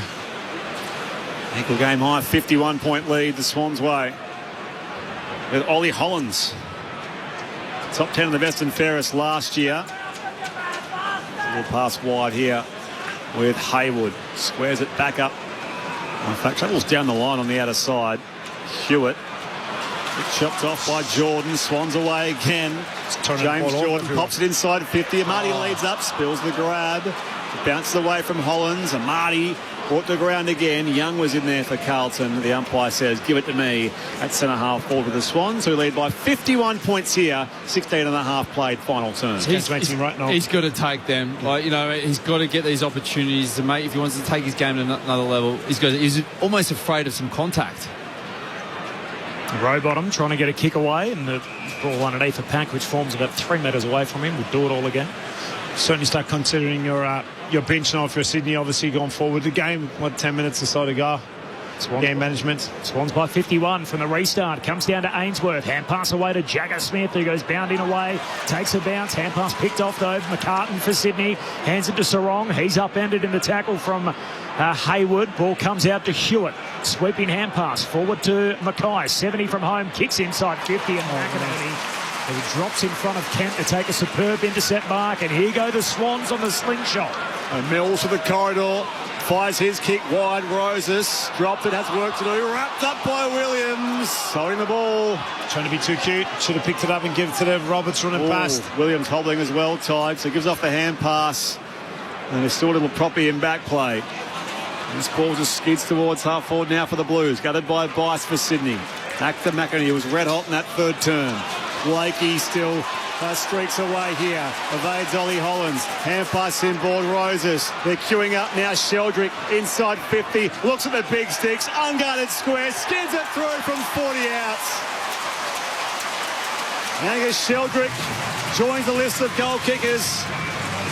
And Sydney continues to extend their lead towards 10 goals. It's 57 points the margin at the 18-minute mark of the final term. Sydney 18, 10, 118. The Carlton 9, 7, 61. Declan Byrne on the boundary. And the Knights going from bad to worse. Carlton just confirming hamstring tightness for Adam Sard. He'll sit out the rest of the game, and Zach Williams is just hobbled off. I'll keep an eye on that. Yeah, it gets when it rains it pours, doesn't it? But no exaggeration. Carlton going forward, they've turned the ball over at least 8 to 10 times in the last 4 or 5 minutes, and they're just giving Sydney all the momentum. Sydney with all the class now coming out to the show, and that's the kicking efficiency. We were joking about it before, but it's very evident now with how poor it is from Carlton perspective. Blues' worst field kicking team in the competition last year, 18th of 18. Back in the middle, Cripps and a little hand pass away underneath all of that to Walsh, who tried to get it back out, did so eventually. Jagger Smith hands it to Walsh. Kicks hurriedly into space, out on that eastern side of the ground. Lloyd hunting out after it, wins it for Sydney, gives a hand pass to McInerney, who rolls out to his right and now retreats back by hand to Mills. Hand pass back to McInerney. McInerney short kicking game to Lloyd. And the Swans running on top of the ground, and the Blues feel like they've had the life punched out of them here after that dramatic third quarter in which Sydney kicked 12 goals to 2 after falling 22 points down. The Swans go inside 50 again. Comes to Wiedering, and Kurnos has come here and wraps up his old mate. Takes him to ground, and a ball up centre half forward for the Swans. Sydney by 57. About hit time on in the final term here at the SCG. Hitting that hand pass, spilled by McGovern. In comes McInerney for the Swans. And worked forward again by Goulden. Towards that vacant pocket. Young chasing it. Kerno was well in the contest with Wiedering. Now he's been brought down. It'll be a hold, I reckon, going Charlie Kerno's way. Yeah, Sydney free kick. This time Kerno's slow getting up. Well, Carl, the lack of pressure and defence, like they're just allowing Sydney to do what they want. So they're spending all their time chasing, not really defending, but chasing. So when they do get the ball in the hand, they're so exhausted and tired they're turning it over. If you're not stopping the ball at the source and you're spending your whole game trying to attack out of your back half, of course your kicking efficiency is going to be horrible. 150th AFL game for a two-time Coleman medalist. He's first in Sydney colours. Their boom recruit with 2 goals this evening.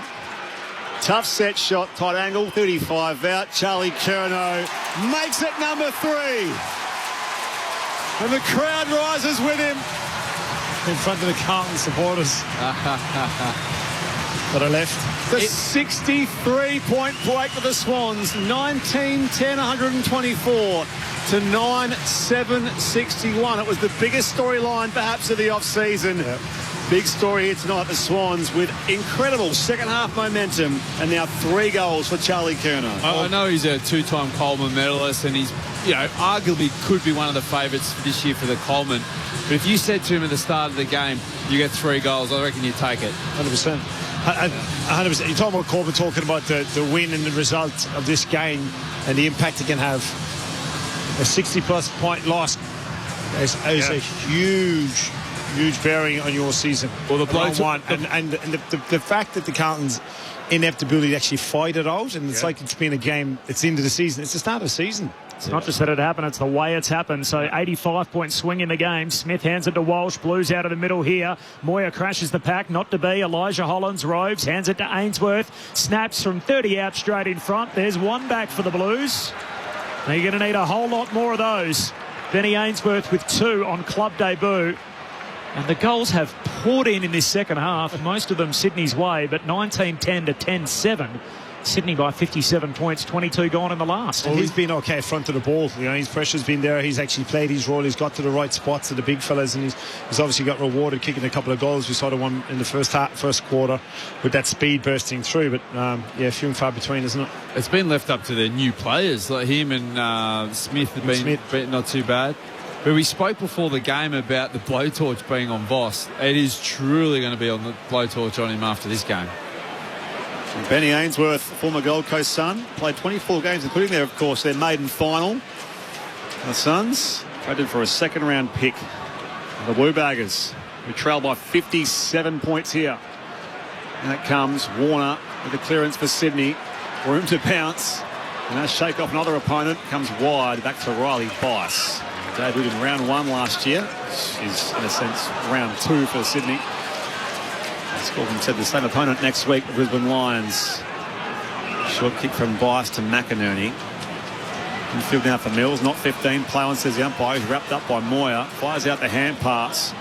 Wasn't kept alive there by Elijah Hollands. They pile in from all angles now. Lord gets there first. Shares it with Moyer. The Blues are away. Hand pass to Jagger Smith, who runs, carries, gives a handball in the middle of the ground for Walsh. Turns, kicks inside 50. Reedy, the target, takes a juggled mark. And the former Docker pulls one down at left half forward for the Blues. It's a good strong contest, and again Smith getting his hands on the ball. The young fella's running the game out, isn't he? With Darcy and Jackson in front of him, sort of move in the off-season. Liam Reedy only played the 1 game for Fremantle last year, and that was way back in round 1 against the Cats. Charlie Curnow hits the bench beneath us. Hugs all rounders. Isaac Heaney, and then taps it up with Simon Goodwin in the process, and the kick from Reedy, by the way, misses near side, so behind. I'll just put him on ice, I'm sure. Charlie Curnow ahead of next week. And that's a huge pass mark first up in new colours with 3 goals in what's going to be a lopsided win for the Swans. They lead by 56. Chip it around in their defensive 50 here, the Swans. Sarong finds McInerney as now Blakey onto it from left half back. Bounces. Goes down the line towards Amati and Wiedering. Spilled by Wiedering. Gathered by Florin. And he's hustled towards the boundary by Malcolm Roses. Declan Byrne on the boundary. Huge turning out for Charlie Curnow and his new colours. The Swans fans have come along on this opening round. 40,372 people the crowds flashed up, and the noise when he kicked that first goal, I'll remember that. 156 points the Swans' way.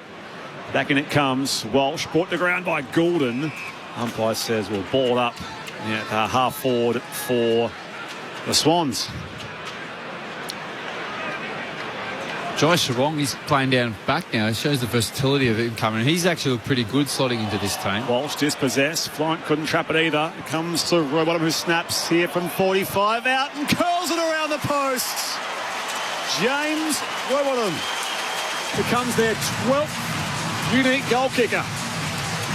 Margin now back, in fact, out to 62. So, yeah, not quite the game high, but 62-point break for the Sydney Swans. 20-10, 130. The Blues, 10-8, 68. This is opening night on ABC Sport, and it keeps getting better and better for the Sydney Swans. Well, lucky there's a wild card round at the end of the year, so, you know, it's not all doom and gloom. You talk about the pressure, and Rob Bottom's had a typical game, 10 contested possessions, but he's had 9 tackles, and Errol Goulding has had 10 tackles, or 63 tackles to 36. And they only the shift, they're only at 24. It was 24 at half time. Yeah. Well, that's the defensive pressure is what's been the catalyst for it. It hasn't changed in football, does it? You put pressure on the opposition, you get it back and rattles them. Ruckshare it down. Pitten at a second time. Knocks it clear. Goulden as though pushes it into the path of Warner, who's still got pace to burn. Burns off a couple. Kicks it deep. Kicks it long but misses. A behind. Makes it 63 points. Makes it an equal game high. 31 shots a goal. That's what I like about Chad Warner when he plays like that. He just go for it. He missed it. Doesn't matter. But just go for it. Lewis Young kicks out beyond defensive 50. Robert spills the mark. Out the back, Hewitt runs into traffic there with Heaney. Former teammates are wrapped up. So all up here. So 23 shots to 8, Tig, after they were 22 down. 23 to 8. Jeez. Yeah. Ruckshare it again at the feet of Goulden. Had it, lost it, wrestled from him. Pitnet got a kick away. Moyer just hacks it out of the air. Elijah Hollins, hand pass for the Blues to Fogarty. Hands it off to Law. Dumped as he gets a kick inside 50. Trying to take the one-hander. Cripps, not to be. Falls to Mackay, still with the Blues. Kicks to a dangerous spot, but Bice is there.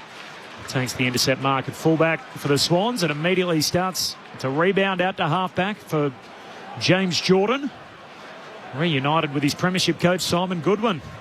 Of course, now on the bench as a director of coaching for the Swans. The long kick beyond the wing, and Young punches it out of bounds in front of a Marty, so we'll have a throw in beneath the Bill O'Reilly stand.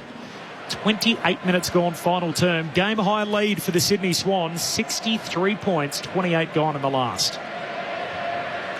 Trailed by 22 after 2 Carlton goals to start the second term.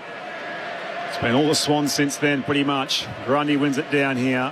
Overton was held. We'll see the free kick here for the Swans. Crowd thinned out a bit on the back end, trying to beat the lockout laws in Paddington and sneak one more in. They've got rid of them now. There were a few Carlton fans. Yeah. Welcome back, Corbin. Inside off hands. Laurent goes wide. And now Chasser back to McGovern. Can clear the area here for Carlton towards the outer side. It's been a minute since I resided in this city. Is that ball towards the outer wing, picked up by Malikan. He's taken high, and a free kick for the Swans on the wing.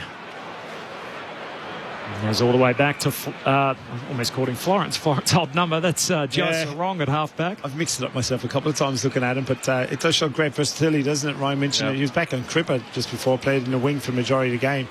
Sarong, long kick to half forward. Dean's back out there. Good to see after being hobbled earlier. Had the calf cramp. Got a hand pass away. Grundy had it, lost it, coughed it up. Young to Dean. Back flank. Hand pass over the top to Chesser. Outside of the right boot. Kicks to a contest on the wing. Carries the pack. There's a free kick. It's going Mackay and Carlton's way. 63-point lead for the Swans. Really all the Blues are doing here is trying to put a pretty face on it. And they did lead by 22 up in the third quarter. And an 85-point swing in the game from that point on. Kick goes down to half forward. Goulden picks it off though for the Swans. Rebound off half back. Hand pass away to Warner. Back city speed. Takes a bounce. Grundy gives it back to Warner. Now at centre half forward. Kicks to Heaney. No mark. Spills down. Roses went without it. And McGovern, hand pass away to Dean for the Blues. Dean can clear back towards the members' side. McInerney floats across the contest there with Kemp. Wins it back here for Blakey. Pops it inside 50 for the Swans. And Heaney beaten through the air by Dean. We'll try again here. He's been good, Dean. He's like, for a young player, he showed some composure, compete, read the ball well. He's a likely prospect. Top pick last year, the father's son. Pick 3, wasn't it? Yep. West Coast matched the bid. Yeah. There you go. Or they match the bit of West Coast. They go back towards the members' side. Kemp up in the contest. And now Fogarty fires it back. Little 1-2 job there with Jagger Smith. Towards half forward they go. Mackay, second bite. Pulls it on the way down. And he's 60 from goal here for the Blues at right half forward. Mackay loads up. Goes long to the top of the goal square. Sydney with the numbers. Sarong in the pack. And in the end, it's punched through for a minor score. So one more for the Blues. Makes it a 62-point game. Sydney's way. One shy of the game high lead. 31 minutes gone in the last. Sydney by 62. And Jake Lloyd takes his time with it. Talk about versatility. Started forward wing and now he's back. Long beyond D50. Up goes the pack. Slides out towards McInerney, gives off the hand pass there towards Roses. In some space, lost control of the ball. Sockers to advantage, turns back on his left and now right side. Hand pass back to McInerney and now the Swans come back inboard. Roberts marks, plays on quickly, bombs it long inside 50. Unguarded square, misses to the left-hand side. Right on the bell, and gee, they're bullish on these Swans in 2026. It's only early, but there are some promising signs for Sydney after a blistering 12-goal quarter and an eventual 85-point turnaround. Shake down the thunder from the sky. Whether the odds be great or small, Swans will go in and win overall. While our loyal Swans are marching onwards to victory. 63 points, the equal game high and final margin in the end. They trailed by 10 points at the half, by 22 after Carlton's first 2 goals in the third term. And from that point, that amazing 12-goal third quarter sets up the win in the end. 20-12-132 to 10-9-69, led by Charlie Curnow with 3, Amati with 3, and McInerney with 3 1/4. The Swans raise the curtain at home and win on opening night.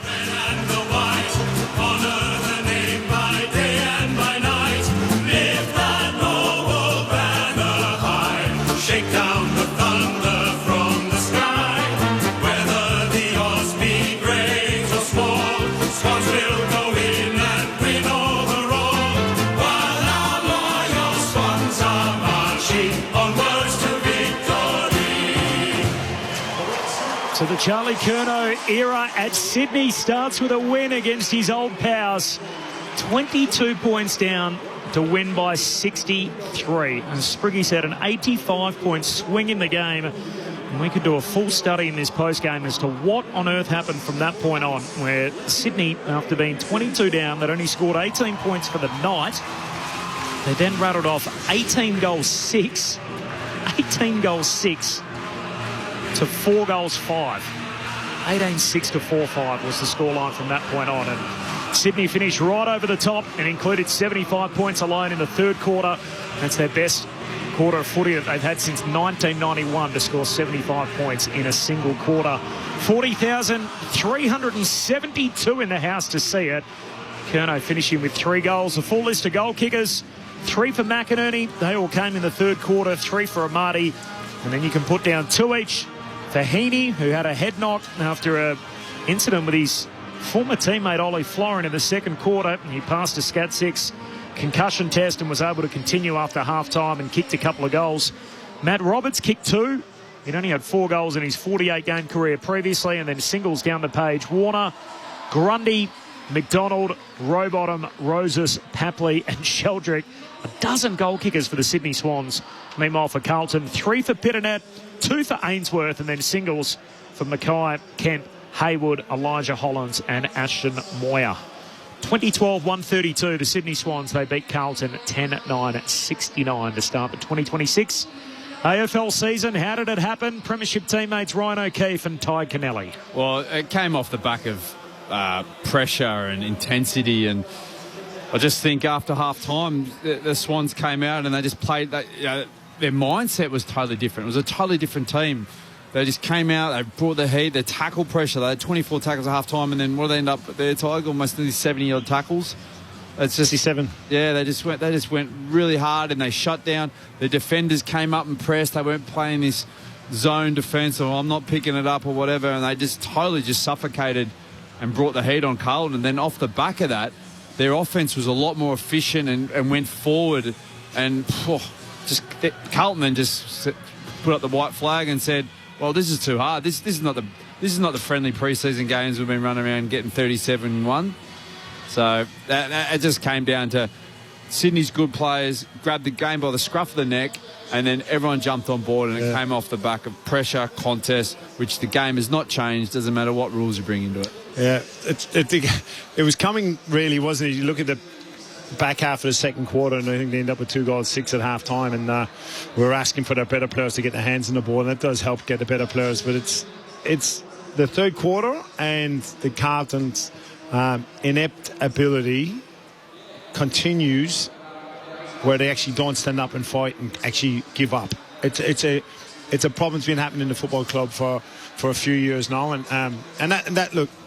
People think I'm saying that to the coaching group. I'm not. I'm saying that to the playing group themselves that have been there and on that field for a while, because if a loss like that in round one is very, very heartbreaking, and it's very difficult to turn your year around so quickly. I know people say, oh, it's round one and I'm jumping at conclusions, but I'm not. The reality is what we could see out there, and actually the way their body language, their ability to not fight for the contest. And you got a player on debut, young Smith, and we know he's a good player, and he's leading from the front. That's not healthy for your football club. It's great for him and it's great for the individual, don't get me wrong, but if you got a young fella like that leading your football club, well, where your leaders, you got to look at that. So that's his story in the side. But Sydney's third quarter was it 12 goals they scored in the third. It was incredible to watch, you know. So it was and great for that guy on the screen there, Charlie Curnow, obviously, to get it off, the big story.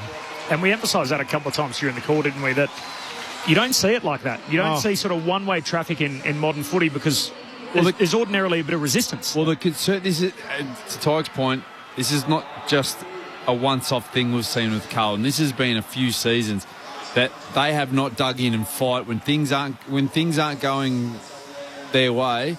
It's like, nah, this is too hard. We'll just get out of it, and it's just no one stood up. The new players, you could say, Dean, Smith, Ainsworth, these new players to the club, they're the ones that sort of kept going and showed a little bit of fight and energy about it. But the other players, and then they start blowing up each other, and, you know, why you move.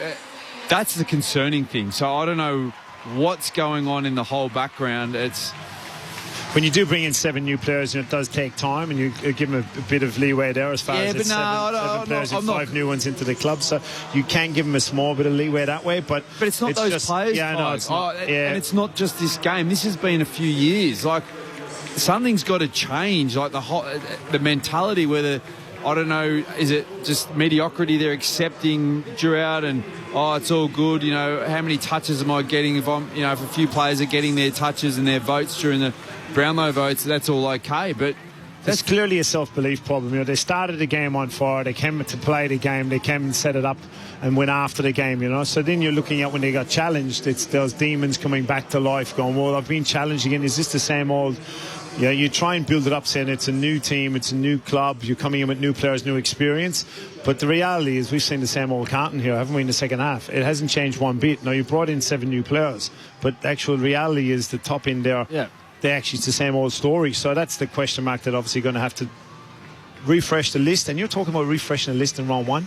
Yeah. No, that's a strong...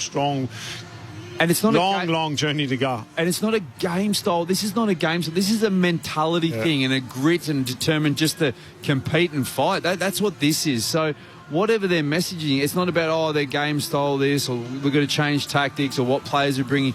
No, this is an underlying issue in competitiveness and willing to go, hey, enough's enough, and we're going to fight for it. There's so much to study out of all that. I mean, I'm sort of fascinated to look at some of the scoring from the second half and how the numbers break down. And yet, last year they were good at clearance and contested possession. They still won those numbers in the second half, even though they got absolutely smacked, which again goes to show you that it's not the modern game anymore, is it? No, it doesn't matter. As much as you win clearance and contested possession, and we get that drummed into us in junior footy and everything else, it's when you got the ball, how do you use it? So what do you do with it when you got it, and how do you stop the other team when they got it? Well, the contested possession stat's a little bit not what you think in your head, because it can be free kicks against and all this sort of stuff. And stoppage and clearance stoppage is the way teams are set up behind the ball.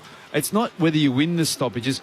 Do you win the stoppage, and is that a positive for you? Or if you lose it, are you rebounding off it? Let me ask you, are you surprised by this? The result? Yeah. No, but maybe not the margin, but are you surprised? Yeah. I'm not surprised. So that's probably the biggest indictment on the football club. Yeah. That I'm actually not surprised. It was kind of half coming thinking Sydney will have this easy. It'll be a cakewalk. you know, and that's a bigger indictment on the football club than anything else, when it's actually the perception coming into the game is that this is going to happen or potentially can happen. That's the bigger indictment, isn't it? Well, I knew the Swans would be good. I think the Swans are going to be back this year. That's just my prediction. It's easy to say that after 100 points. No.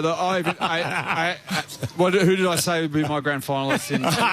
Not the only one. They are considered to be. I think there's a consensus on the Swans this year. They're going to be a good. They won 8 of the last 11 coming back half of the year. So clearly the issues last year with injury. They're a top 4 side. They're good. When the Swans were 22 down, you felt like they could come back. When Carlton were 22 down, you thought it was over. It was like 35 points, thinking, God, this is game over. Sorry.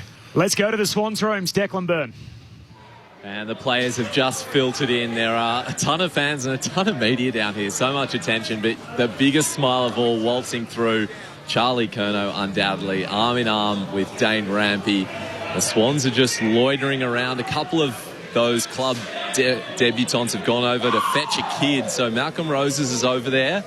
I'm sure he'll be in the middle. Jai Sarong as well. And Charlie Curnow. They lost the season opener last year here against the Hawks. And the spray of the sports drink goes over those new boys. Here they go.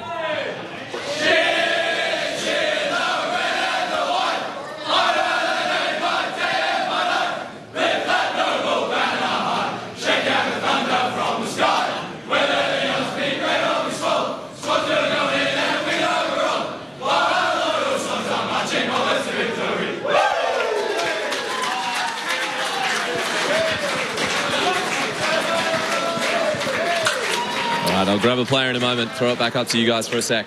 Sounds good. We'll chat to you then. Thanks, Declan. So a 63-point win for the Sydney Swans, an 85-point turnaround in the game after trailing by 22 in the third quarter. They ran away with it from that point on. 12 goals in that third term. It was their highest scoring third quarter since 1991.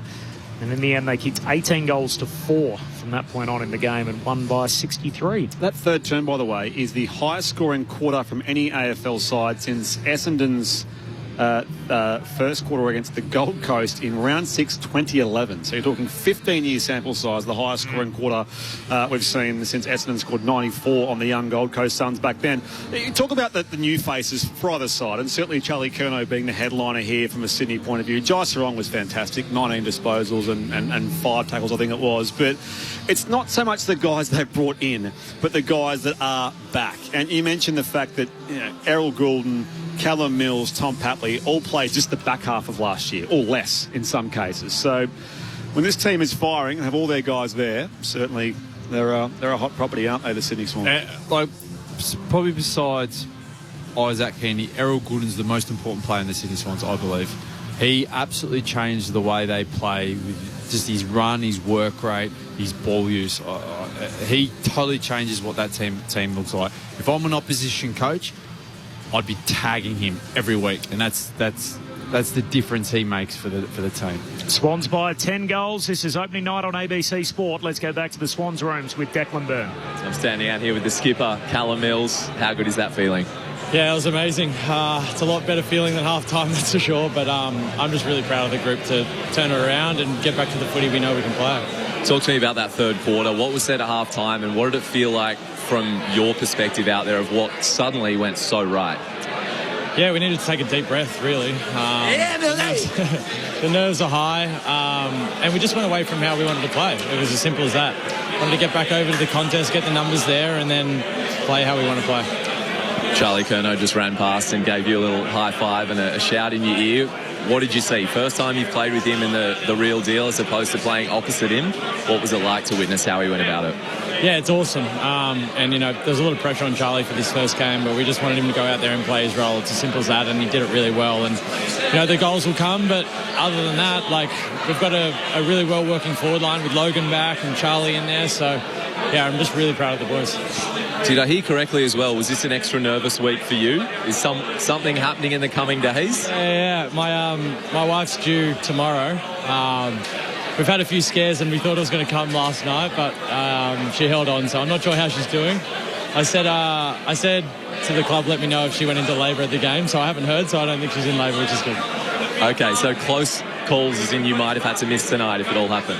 Yeah, if it all happened, I would have missed for sure. Yeah. All right, I'll throw it upstairs. Sydney captain Callum Mills with us here on ABC Sport. Hey, Callum, well done. Ron O'Keefe here, mate. Congratulations. It's always, everyone builds up round one, but it's always good to get off the mark with a win. In terms of, after half-time, besides, it was clear that the tackle pressure and your defensive pressure was a big focus, and that was the catalyst for your attack. Was that the big focus coming out of half-time? Yeah, it was. It was a contest, and then it rolls off the ball. It's easy to get turnovers when that pressure's high, and then we got people closing outlets and really organised behind the ball. We were a bit all over the shoppers' backs in the first half and just being really reactive, and then we got our shape right. The boys got our contest right, and then, as you know, it flows on from there, so it's pretty cool. Yeah, Millsy, Tyke here, mate. Well done. I'm sure the missus was a bit nervous after quarter time. She might have been running to the hospital. But it certainly looked nervy and jumpy, and the change in the game plan, try to play really fast and surge in the ball, and blokes look a bit disorganised. And it was great just to see the adjustment itself. But I'm more concerned about yourself. How have you been? How are you physically now? It's good to see you had a good 2 months of under your belt, and how are you feeling physically? Yeah, I'm good, Tyke. It's been a really good pre-season, to be honest, and just getting the consistency right and the balance, not doing too much, not doing too little, is sort of helped me, and I'm just so happy to be playing footy.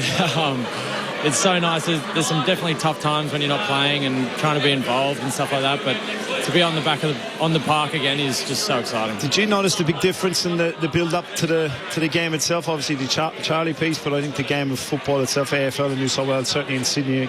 How did you feel the build-up? Yeah, the build-up was awesome.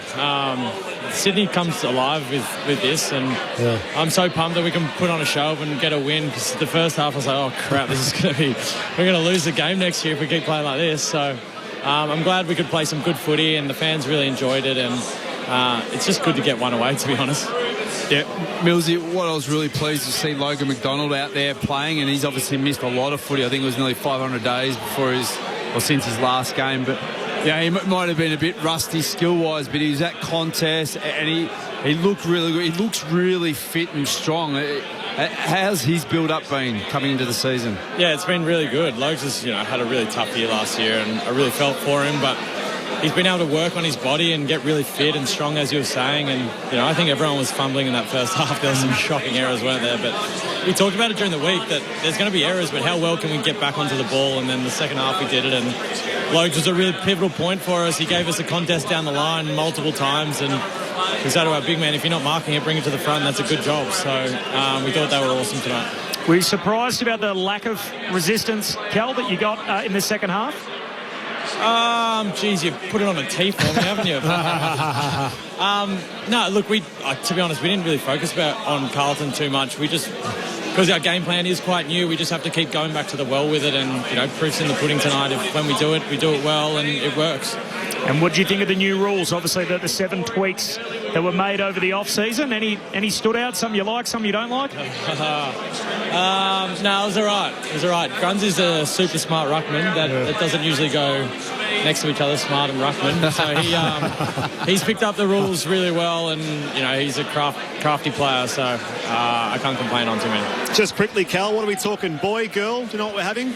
Everyone reckons boy, so I don't know. Got a great name for you, Callum. Got any names picked out besides Tig? I reckon Tiff will love Tig. You can go Charlie. That's a good boy or girl name. That is true. There we go. Thanks, Cal. Appreciate your time. Thanks, guys. Thanks for having me. Callum Mills, the captain of the Sydney Swans, third year as the sole captain. Big win for the Swans, 63 points after trailing by 22 in the third term. Was a staggering turnaround in the game. Charlie Curnow finished with 3 goals after kicking his first. It sparked a little melee with his old team, and the Sydney Swans racked up 75 points alone in the third quarter, having only kicked 18 up until that stage of the game. What do you make of the Charlie Curnow theatre across the course of the night against his old team? Oh, look, it's great. I think Sydney loves a big story or a bit of a show. I'm not talking about the Swans, but the city and the supporters.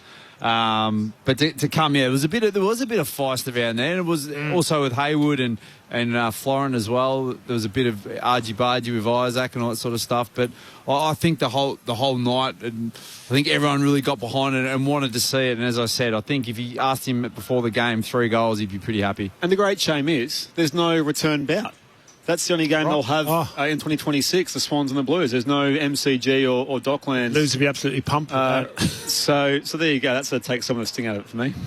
Just there was another little incident in the game, by the way, Isaac Heaney, where he suffered a head knock from Ollie Florent. So let's just have the replay up, and he was sort of... his eyes are up. As he's lifted as he hit, but I don't know. He looked at him initially. When he went from the other way... He's looked down, but I think he's just noticed he's there. I don't think he's done it on purpose. The replays always look bad. And knowing Ollie, I'm telling you, there's not a malice bone in his body. It's part of his problem with his football, to tell you the truth. But it's, the angles can look bad. For people that haven't seen it, say you're on the way home from the footy or driving out and about, basically Heaney goes to ground, so he's face down, and then Florent comes running through in your usual sort of running gait, and as he lifts up his left leg to keep running, his knee goes straight into the side of Heaney's head. So...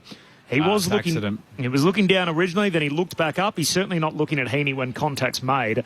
Heaney went off the ground, had the Scat 6, passed it, came back and continued. The issue is you can damage your own knee by doing that as well if you're the guy. Right? So you wouldn't do it on purpose if you can. No, that's pure accident. Pure accident. 3 weeks. We'll wait and see as the weekend. Who knows? Headbutting Isaac under the knee. I noticed Fox Footy shared it and they put it down as an accidental knee to the head. So we'll see if Michael Christian sees it the same way. The match review. Well, they got enough. They're going to get enough fines of that from all the Malays, so I think they don't need to worry about that stuff. Yeah. Just on the Carlton guys we didn't see tonight. So the injury list as it stands after at opening round. So Adam Chera. Talking about the ones we didn't see playing, or there's a few that we didn't see in the second half. But Adam Chera has the hamstring, so he's due back round 3 or 4 because they have the round 2 bye, so they'll face the Tigers next week. Round 2 It'll make bye. a difference. Matt Cottrell has the knee as well, due back around the same time. Nick Haynes, of course, the former Giant, due back either next week or after the bye. And then the likes of Blake Acres, Lockie Cowan and Matt Carroll are playing in a VFL practice match tomorrow. So that's for what it's worth, a few of the Blues that were missing. Well, if you look at that list, they're really not going to make too much of a difference, I wouldn't think. Cowan's probably in their best team, but he's a role player. Chera. Haynes. Nick Newman's the other one. He got suspended, by the way, in a VFL practice game or something, which was a bizarre incident. So he's not back until round 3. He'll miss the first 2 games. They clearly have depth problems. Yeah, it's clear as day, and everyone has known that for the past 18 months since they've gone to the draft early and trying to get what they need to get. But there's lots of worrying signs as far as the depth itself is concerned with Carlton. And that was clearly the big difference with Sydney's gears, to be able to actually up the gears when they needed to do it. Carlton really were pulling goals out of there. Well, the other thing too, compared to this time last year, is Sydney's list looks healthy. Yeah.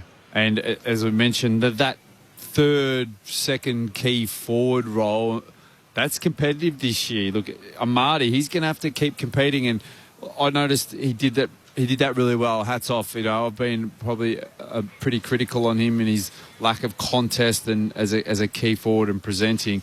But he did that really well tonight. He's going to have to. Hayden McLean, Laddams, these guys, we saw what Logan's done. Grundy for me is probably the most important player in the team. Talk about Errol. Grundy's probably the one for me. If they lose Grundy, we're talking about losing players and all this early, but it's the first time I've seen him run and jump at a centre bounce since he's been in Sydney. He was a big instigator of actually stepping across himself and felt comfortable. But he's very, very smart, like Millsy said. But he was jumping and he was pushing his right hand in and tapping off his left, so he had a big game as well for mine, and I know Pittenard's kicked a couple of goals that were really flukes, but kicked 2, but certainly Grundy. Well, Grundy had 46 hit-outs. Oh, yeah. Let's go to the Blues room. Swans by 63. Opening night on ABC Sport. Declan Byrne. Really appreciate Sam Walsh putting up some time here off the back of that loss. Sam, at half-time, how are you feeling going in before we get to that second half? Yeah, it was a solid first half for us. It was obviously high pressure. We felt like we were really in the fight, getting a lot of good looks with our territory game, and from there it was pretty disappointing. Tell me what was going through your head out there in that third quarter when the Swans went nuts. Yeah, well, we couldn't stop the centre bounce stuff, so that's on the mids there to be able to review that. I feel like our body work probably wasn't good enough, and we didn't put it back into a fight for our backs to be able to get some dirty balls down there, and we've got to look at that pretty hard. What was the message from Voss and the coaching staff after the game? Yeah, it's not. Obviously, it was pretty hard one to take that, but we've also got to remember it's one game, so we can't let anything affect us from here on. We've got to stick to what we know. We did say that first half, that's our footy. I think we can get to work on the fundamentals a bit more and be able to be clean and strong over the ball, and we'll be able to turn them the other way and really get the ball back into our forward line and put the pressure on the Swans that way and the teams in the coming weeks. It was a frustrating 2025. You were 0-4. What is the one positive you can take out of tonight to hopefully build on? Yeah, I feel like there was still a lot of guys that impacted well, and the challenge for our group has been playing 4 quarters. So I do believe we've done a lot of work on the mental side of the game, but we can't expect these things to change overnight. So we've got to create habits that we want to become. A lot of guys that made their first game for the club, so that's a positive, and we can keep building with those guys. I thought Harry Dean and Jagger showed the players that they're going to be, and they're only scratching the surface. So still a few positives in that sense. There's a lot of intertwined stories. What was it like to come up against Charlie Curnow tonight? Yeah, obviously, still really good mates with Charlie, and it was business for us. We wanted to come up here and win. Didn't matter who was out there, but it was. Yeah, I suppose when you're playing in the midfield, you don't really see it much, but it's one that I feel like we've got some good players from Sydney too, so we wanted to support them, which would have been nice to get the win for those boys tonight. But the energy that they brought to the group, and you can see what they did tonight. I thought they played well. Yeah, Florent and Hayward had big moments as well. It looked like there was a lot of chat going on between. There were spot fires after certain goals. How hot was it out there between a lot of those ex-teammates? Yeah, it definitely was. And I suppose in the first half, when you play like we did, you're in a position to throw that at them. But the way we played in the third, we've got to get back to the football. We probably carried away a little bit a few times. So the best way to respond is in the contest. So you reckon you got carried away in that first half, getting chatty and reminding them how good you were going? No, I just think it was in the third. We probably we've got to get back to what we know. Obviously, we wanted to stick up for a few younger boys. I get into Danny and stuff, so sticking up for him. But it gets to a point where you got to let the footy do the talking too. All right. Well, not long till your next game. You'll beat the MCG. So good luck for that, and thanks for sparing some time for ABC. Thanks, guys. Cheers. Appreciate Sam Walsh's time in the Blues rooms. Awesome. It's not easy to front up like that, and I just wish they had another 10, 15 of him. His ability to walk hard. He walks hard, and he leads by example. They need 5 or 6 of them, and you can see clearly he's flat and all that, but it's left for too few of that football club, and he's one of them, and it's not easy fronting up like that round one, and he was pretty candid on it.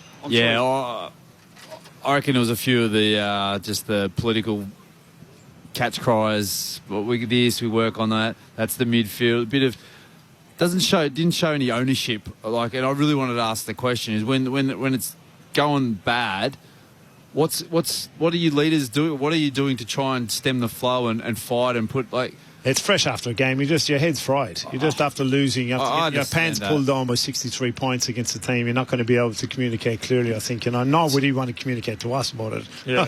Get back into the rooms and look them in the eye and say... The bit that he did take responsibility for, he did say, look, it was on the midfield, that's for us to pull apart, so there's that part of it. The second part I agree with you, though, where he sort of spoke about saying... our challenge is playing 4 quarters. And we get that. I think we certainly understand that, they're a team that is on a journey. They've had a whole lot of new faces. But the effort's the one thing that has to be 4 quarters, doesn't it? And you got to say in that second half tonight, there were moments where you thought they've rolled over and they got their bellies tickled and that was it. And that's the thing. It's not about the way their style or play their brand and all that. It's just when things aren't going well, and it happens to all clubs and it happens to all teams, and the game's all about momentums and peaks and troughs. When it's going against you, are your ability just to scrap and hold on and just not let the team absolutely steamroll you, just to hang in there, because the momentum will swing. If you can hang in there. You just got to rope the dope for a bit. But and this is, he talked about, it's only game one. That's a red flag for me already, because this hasn't just happened this round one. This has happened last year, year before that. So they can't waste a minute in their development, and that's the issue I had with them in the third quarter. The game was gone, but they've lost an opportunity to learn as a football player and as a football team in the fourth quarter. They've just really didn't put up a show, and that's the worry. If they're on the journey into developing as a coaching staff, you need to be going, well, we're gone, forget about the scoreboard, we're trying this, we're trying that, our effort intensity, all these things just wasn't there, and that's the worrying signs. And the guy we just heard from, he's an ex-captain. Yeah. He's one of the vice captains. He signed a recent 8-year extension, the longest deal in Carlton history. He's not thinking too far ahead, I'm sure, Tiger, but he's probably thinking, well, we don't want to have 8 more years like the last 8 or 16 or 20, 30. Well, he mentioned the positive, which is the young players, Smith, Dean, all these guys. That is a positive. But what worries me with these really good young players, if they get caught in this spiral of how the mentality is, they're going to get the life sucked out of them. Yeah. And then they'll end up becoming... Or a club will come and take them. Yeah, another club will come, we'll go, bang, we'll grab you. Like, there's a reason why Charlie Curnow left Carlton. And he left Carlton for, he would have been on good money there, and he's come to Sydney on less money. There's a reason behind that. The numbers in the second half alone. So if you haven't seen the game and you're just hearing us talk about it and you kind of feel like, it sounds very one-sided and Sydney completely flipped the script and that's absolutely... Boys commentators. That's absolutely what they did. But how about these for some numbers? These are second half numbers. 18 goals 6 to 6 goals 5. So a 73-point gap in the game in the second half. Inside 50s, 45 to 22. In a half of football, 45-22 the Swans' way. Swans had 55 more disposals and led the tackle count 33 to 19. Yeah, you can't take that. They had 14 more tackles and they also had the ball 55 more times. That's a bloodbath. And we were saying they were 20 points up. We're saying it felt like there was 60 points up. Yeah. And it could have been a lot worse. But, look, the other thing that people are, I feel maybe it's a Melbourne thing. I think people are underestimating Sydney and underestimated Sydney on the back of what happened. They're played in grand finals. They're a good football team, you know, and they've had injuries in the front half of the year. And do you know who they've been in recent times, Sydney? They've been in your favourite sports movie. They're the other team. Yeah. That's what they've been in recent times. They're the team that goes to the grand final and gets beaten by the Cinderella run of whoever it's been. So, and that's the thing. There'll be a chip in those players' shoulders. Not only you're playing 2 grand finals. There's a lot of them playing out there tonight, and that's something that they got to get over and get to the grand final itself. It's a bigger picture. But I feel people are kind of thinking too. They're almost surprised in 2 ways. Surprised that Sydney were able to do what they're doing, and surprised at Carlton. No. I was surprised what Swans did or what Carlton give up. So this didn't change your opinion on either team tonight? Not one bit. Brian? I knew, like I said, I think Sydney are going to be very good this year. I reckon they're a top 4 team, and they could quite easily make it to the last game of the year. Probably Carlton I'm a bit more surprised. I thought surely they'd have just the way their effort, and you can just sort of see it. Like they started that first quarter, and I go, okay, this Carlton's good. They're going to put in a good show here. But then once the heat came on, it's just like they all jumped out the ship. It was unbelievable. They don't have the quality. It's as simple as that. And the effort part of it wasn't there as well. And then when you don't have the quality, it absolutely falls away like it did. So you can have effort, and you can put a VFL team in there with effort and effort, but you actually have no quality at all when you've got the ball in your hand, which was very evident in the third and the fourth. The way they just fell over because they actually don't have the quality to play at the level. And that's a list problem, obviously. Off the SMS, so here's a little pulse check, 0437 774 774, 0437 774 774. Steve from Ballarat. Professional sport is tough. After last year's second half fade out, such is the expectation at Carlton that Paul Michael Voss, who I've always supported, probably has about 6 or 7 weeks to turn it around. A bit more on this. Pat from Swanview says, loving the call, guys. To the caller who said you could sync the telly on mute, getting a great vibe from the Bloods this season. So basically, he said thanks to the caller who said you could sync the telly on mute. So he's obviously followed that advice. Appreciate that from you, Pat. And this one here from Rob of Greensborough, who's camping at the moment by Port Arlington Beach. So does Voss last to the mid-season bye or Easter? If not top 8, it will be round 24. But frankly, getting there will be a surprise from Rob of Greensborough. Of course, top 10 nowadays in the competition qualify for September. But as you can tell there by a little bit of that, the heat already and the focus very much on the senior coach. People make emotional calls obviously early in the season as well, and they do, and supporters do, and I get it, and they've probably had a frustration with it, but you do get emotional calls often and emotional decisions. But the reality is, there's an AFL club coming into the competition. There's head coaches out there, and I'm not saying Vossi's gone by any means of imagination, but what I'm saying is he's under pressure, and he knew that, and he knows that. He's aware of the pressure, you're right, Tyler, but they'll face Richmond next week. Could beat them easily. Yeah. And all of a sudden, they're 1-1, and they've wiped away some of the demons of last week, and you can get too caught out in a knee-jerk reaction, can't you? Yeah. They didn't last year, of course, famously in that game where they probably started a hotter favourite than what they will next Thursday night when they play their MCG opener. After that, as you said, Spriggy, they've got the bye. Then they play Melbourne and North Melbourne. So they need to be able to pick off a couple of wins here against teams around their station. It's interesting, though, what does this game knock out of their confidence? Are they going to play next week trying not to lose or trying to win? Yep. And if I'm sitting here and I'm Richmond's coaching staff, I'd be going, all right, we've got a massive opportunity. If we go at them and we put the pressure on them, we saw what Sydney did to them, we put the pressure on them, they're going to roll over. So we just got to keep going. And then all of a sudden... It'll happen at some stage. Then, Carlton, do they start playing, we can't lose this game, we've got to play this, and that doesn't work either. We saw that, didn't we, in the game last year, how tight they played when it got close, and Richmond, with nothing to lose, played with plenty of freedom. Tonight it was Sydney by 63 points in a dramatic turnaround in the game, an 85-point swing. Swans were 22 down in the third quarter.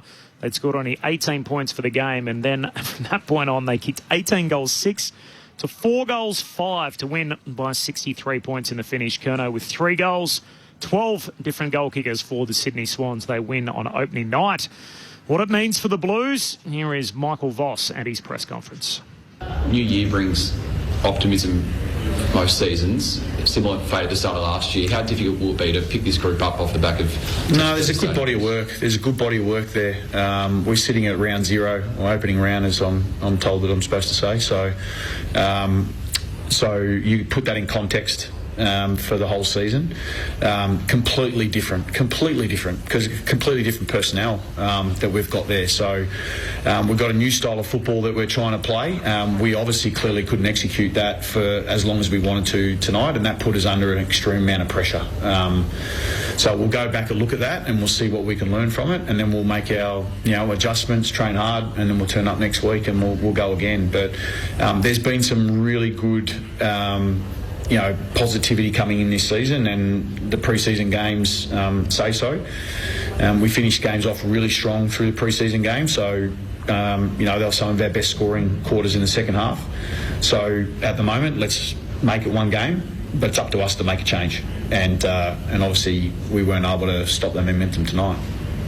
Adam Zard came off with hamstring tightness. Is it just tightness, or is there any worry about actual... We'll get it looked at, enough to get looked at. So we'll obviously assess not to come back on the ground. So we'll obviously take a... whatever day it is now, we'll probably get a scan the next, 24, 48 hours and find out exactly where that lies. You mentioned that you clearly feel you can pick yourselves up. What are the positives that you take out? You had 7 new players and 2 debutants. Yeah, first half was...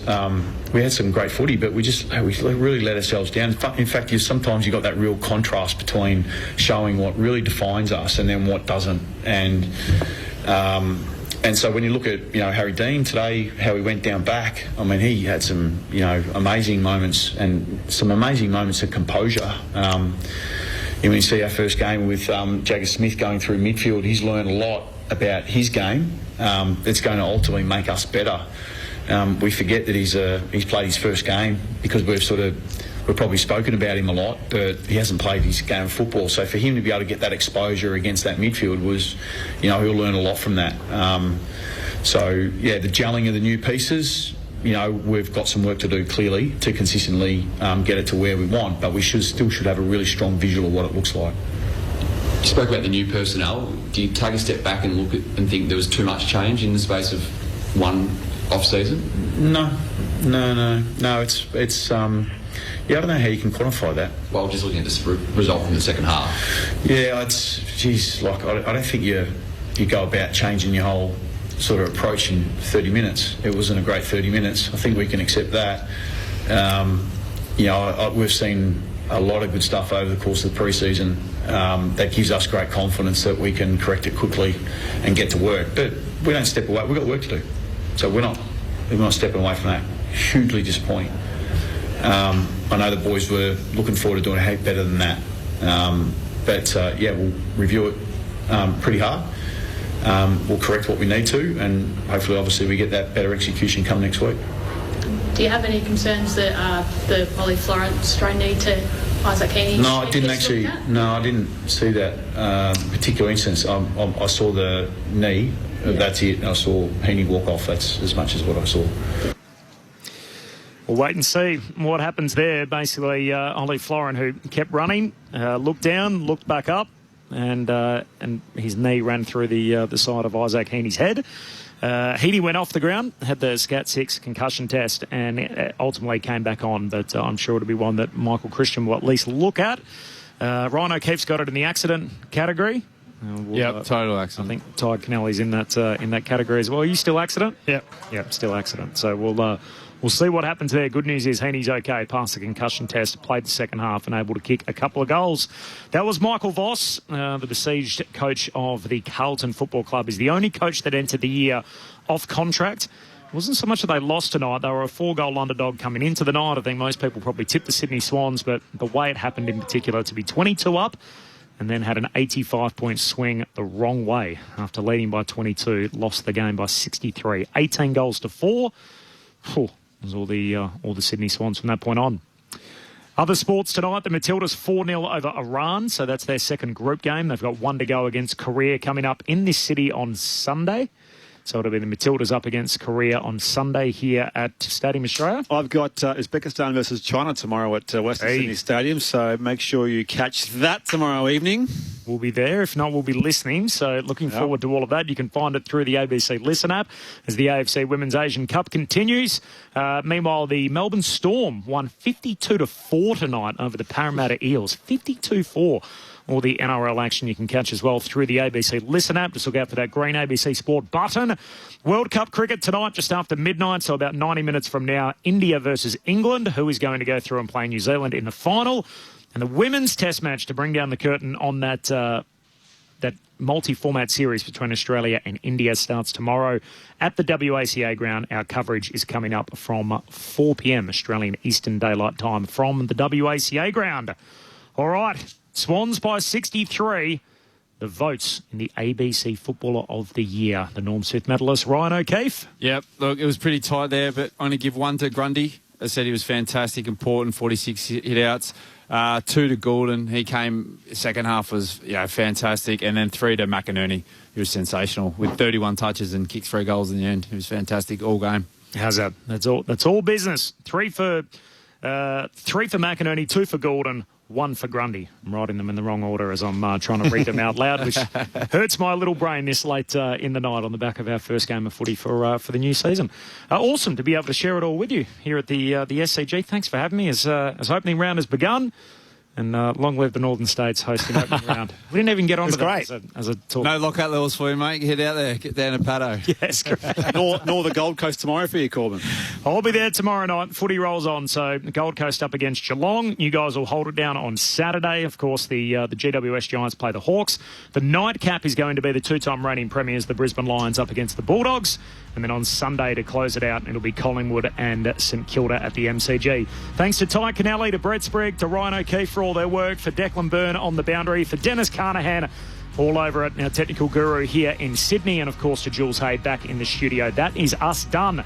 1 game down. The season is underway. The Sydney Swans with a 10-goal win on opening night. We'll catch you tomorrow right here on ABC Sport. During an emergency, phone reception off and on, no internet and no TV reception even with our generator. Find your local ABC radio station. Thank you for being with us. ABC Radio is your emergency broadcaster. ABC Sport Digital Radio. Your home of football. Welcome to ABC Grandstand's Hall of Fame. On mobile, online and on your radio.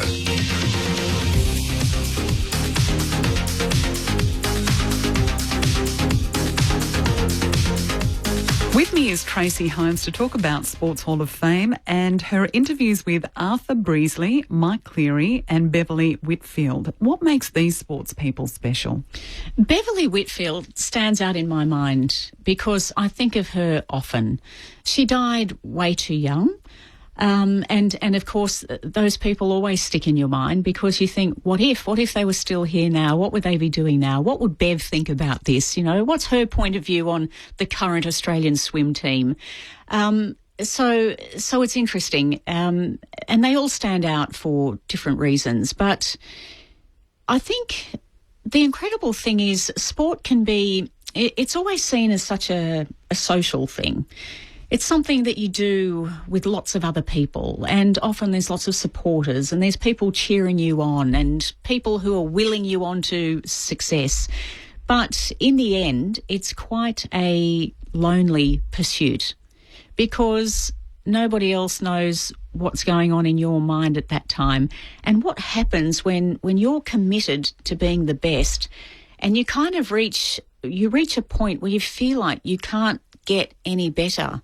What makes you keep going? What makes you believe that by hitting your head against a brick wall another 3,000 times a year, eventually you will jump that next hurdle and get to the top, you know, rather than finish with another second place?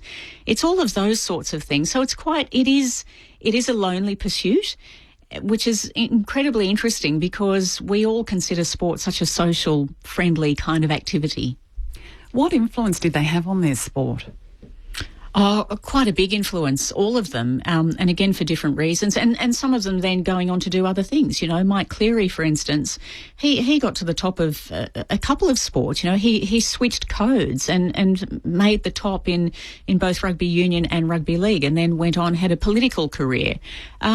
So the impact they have is difficult to measure, and sometimes the impact can't really be known even for many years after they're gone because their example is still used or their training methods are still used. So they're still influencing people even though they may not have been around for a long time.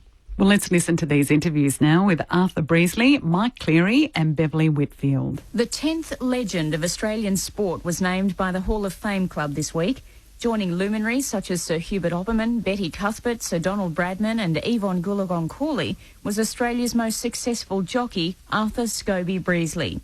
From Wagga, this little bloke sought out an apprenticeship at age 12. He went on to ride 3,251 winners across Australia, England and France. He claimed a record 5 Caulfield Cups, 2 English Derbies and the Prix de l'Arc de Triomphe before turning his hand to training in England, France and the United States. His sporting prowess earned him lasting friendships with people such as Test cricketer Keith Miller, champion golfer Norman von Nieder and former Victorian Racing Club Chief Executive Rodney Johnson, who's speaking with Bob Skilton. 50 years in the racing game, you've seen the best of them come, go, there's more to come. Just how would you rate Scobie Breasley? Scobie is the greatest, and I recall as 50 Melbourne Cups ago this year, I was an apprentice stamp licker at the BRC, and Scobie was the leading jockey. I always impressed as the years went on when I was on the scales, the way he presented himself at the scales, and always he was a delight to be with, both on and off the course. And then going overseas, he was always very welcome to, well, we were all welcome to his home in Australia, and he's just a great fellow. Rodney, there's so many racing people here that we could go on for a long while, but what would the people like Lee Friedman, yourself, Norman Carline, Bill Collins, who's right here with us right now, what would you say to Scobie Breasley at this very moment? He's a legend.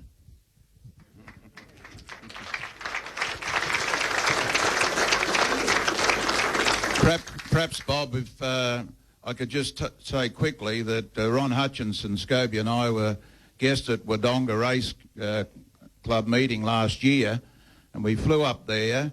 There were a couple of apprentice jockeys with us, David Taggart and Brett Preble, and the lady driver of the taxi took us to the course.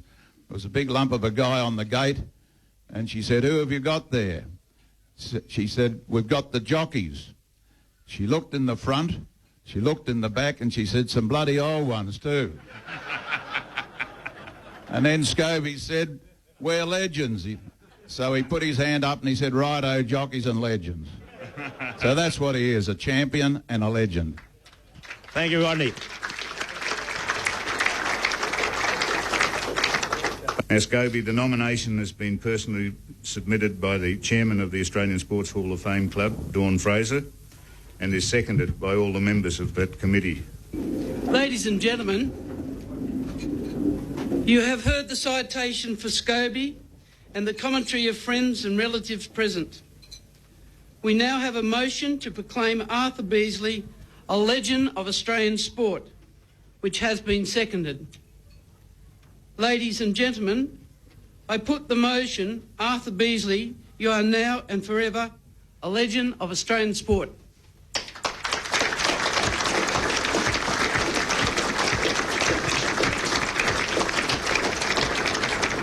Well, Scobie, of the 3,000 odd winners that you rode, everybody talks about the 5 Caulfield Cups and the 2 English Derbies and the rest of them, but is there a little known race and a little known horse, something that's fairly remote and people don't bring up, that you hold dear to your heart?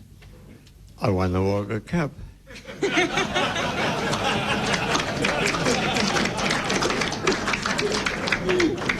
Do jockeys ride better when they've backed themselves $5 each way? I don't think so. I think they ride worse. I don't know. I've never been a bettor. But I remember a story years ago where Jim Pike, who was one of our great jockeys, and he used to ride a great horse here called Gothic. And Statesman had won the Melbourne Cup, and they were in the weight for age race meeting on the Saturday after the Melbourne Cup, and Jim Pike was riding Gothic, and he evidently was going to have a big bet on Statesman in this mile-and-a-half weight for age race, and he told Sol Green to get another jockey, as he was going to have £500 on Statesman. And Sol Green said, "No, you still ride the horse," and he beat Statesman by a head. What did you expect from racing when at 12 years of age you became an apprentice and at 13 you left home? Well, you know, I left home, came down to Melbourne when I was 12 years old, yes. And I hated school anyhow. And I was supposed to go to school. I came down to a stable. The chap came from Wagga, a fellow named Biggins, whom my brother used to ride for. My brother was down here, and I came down. I wasn't apprenticed to him, but I worked in the stable. And I used to look after Pixie Lad. I used to ride him work and so on. But I didn't become an apprentice, and I was supposed to go to school, but I never did. So I left school when I was 12. At least I could add up and spell a little, which rather helped. So I think I've got on all right. The 1930s was an era full of tremendous jockeys, full of tremendous trainers, racehorses, and I read somewhere that trainers were happy to walk into a room, throw the colours on the floor, and it didn't matter which jockey picked those colours up, they were all going to be brilliant. What made you the best of the best? Oh, I don't know. You know, in my day, we probably don't think the jockeys are as good today as we were, but that's only human nature, I think. You know, we have some great jockeys in Australia today, and the Australian jockeys have always been great. And I have always thought, and I have done, they can hold their own with anywhere in the world. And fortunately, I went to England. I was lucky.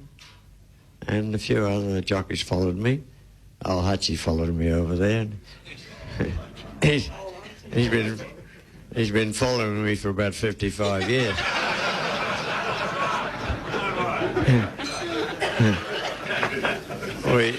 We used to go out in a race, and I'd be on the rail, and I'd look around, and who'd be stuck up my backside? Al Hutchie. And I fell a couple of times, and we came down over me once, I think at Ascot in England, and but he still followed me.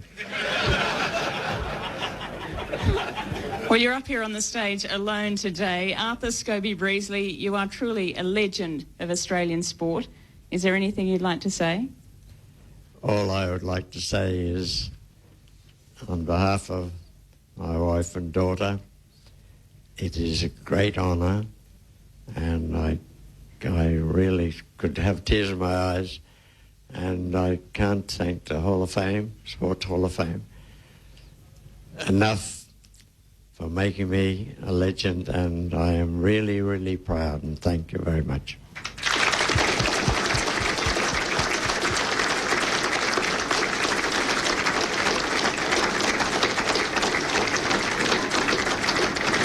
After some celebrating with his wife of 60 years, May, and his daughter Loretta, Scobie reflected on his impressive life over a glass of champagne and says he never thought he would reach the heights he has when at 12 he dropped out of school and ran to the stables. And not in my wildest dreams did I ever think. No, in those days, I used to think of, all I thought of was being a jockey and trying to ride a few winners, and, the wildest dreams, I never ever thought I would get to England or anywhere out of Wagga Wagga.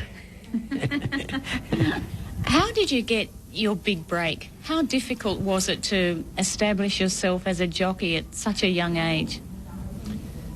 Well, I was apprenticed to a great man, and he obviously thought I could ride all right, and he used to keep putting me on. And I luckily kept winning, and when I was a young apprentice, I used to get a lot of suspensions, and fortunately I managed to keep coming back and battling away there and got on, and my boss used to keep putting me on. He believed in me, fortunately, and a few times in the earlier days, he said I was his best horse. Speaking of horses and jockeys, what do you think the balance is? Where does, you went on to train after many years of riding winners. Did you look at horses and jockeys differently once you started training them? Well, I think you do look at them differently, yes. And you don't realise when you're a jockey how tough and hard training is. And I did say one time when I was training that jockeys should be a trainer before they're a jockey. Then they would get up early of a morning and ride work and help the trainer more. And, that's what I thought. And they don't, I believe, in Australia today, the jockeys don't ride much track work, which for me is very wrong. And they get their living from owners and trainers, and they should help the trainer. Do you think the racing industry has changed very much in the 70 years that you've been involved? It's changed for the better, money-wise. And when I think of what these jockeys and so on make today, and prize money and so on, in my day, you didn't get very, very much, but, we don't want to go into that. What was the difference in the lifestyle? You went and raced and trained. You've been in Australia, England, on to France, and even New York. Is it the same the world round, or is horse racing very different? Well, I think the different countries have different, have different, and they have different styles of training, riding and so on. And Australia is more or less on the American style. It's all for speed and so on. And in England, France, on the continent, you train horses to settle more. And I preferred the English way of training. I loved training in England and France, although I was only in France for 12 months. I loved training there. My owner, I was private trainer for a man. He asked me to go private trainer, which I did, and we went to France, and we had a lot of success. But they didn't treat him very well in France, and he wanted to go to America. So he asked me to go to America, which I did, and we were there for 3 years. But I think the training and everything, when I moved from France to go to America, I realized and thought you had to change your training methods and put more speed into your horse's training. And I think that's the way of training in Australia. When you retired altogether, you retired to the Bahamas. Now, what sort of racing do they have in the Bahamas? Well, they have the racing quite good. And we were in Barbados, which is fantastic. The weather's beautiful. It never gets cold all year round. But the racing is quite good there, and they only have one racetrack in Barbados, and it's rather sharp, like like Moonee Valley, only much sharper. But it's quite a good little track, and they race on grass. And the prize money is I think it's better now than when I left there in 1993. But I won the Gold Cup just about a week before I left there, trained the Gold Cup winner for the 4th time, and I still hold the record there, fortunately. And the prize money to the winner was over $100,000, which would, in Barbados dollars, which would be over 50,000 American dollars, which is not bad for a small island. How is it that you just keep going? I mean, have people come up to you and said, listen, Scobie, I think it's time you moved over and gave us a little bit more room? Well, I think I believe in living, and the only way you can live is being involved and doing something. I don't, when I first went to Barbados, I didn't want to go out there and just lay about on the beach and do nothing, and that's why I bought myself 4 horses to take out there to keep involved. I didn't want to be a beach bum, as they call them, you know. I wanted to keep active, and when my horses finished, the big breeder, a big businessman out there, asked me to train for him, which I did, and we had a lot of success together. And I believe, although I'm now 81, if I was still in Barbados, I would still be training horses, and I still like to keep doing something to keep involved and keep reasonably fit and healthy. Well, Scobie Breezley, as the 10th legend in the Australian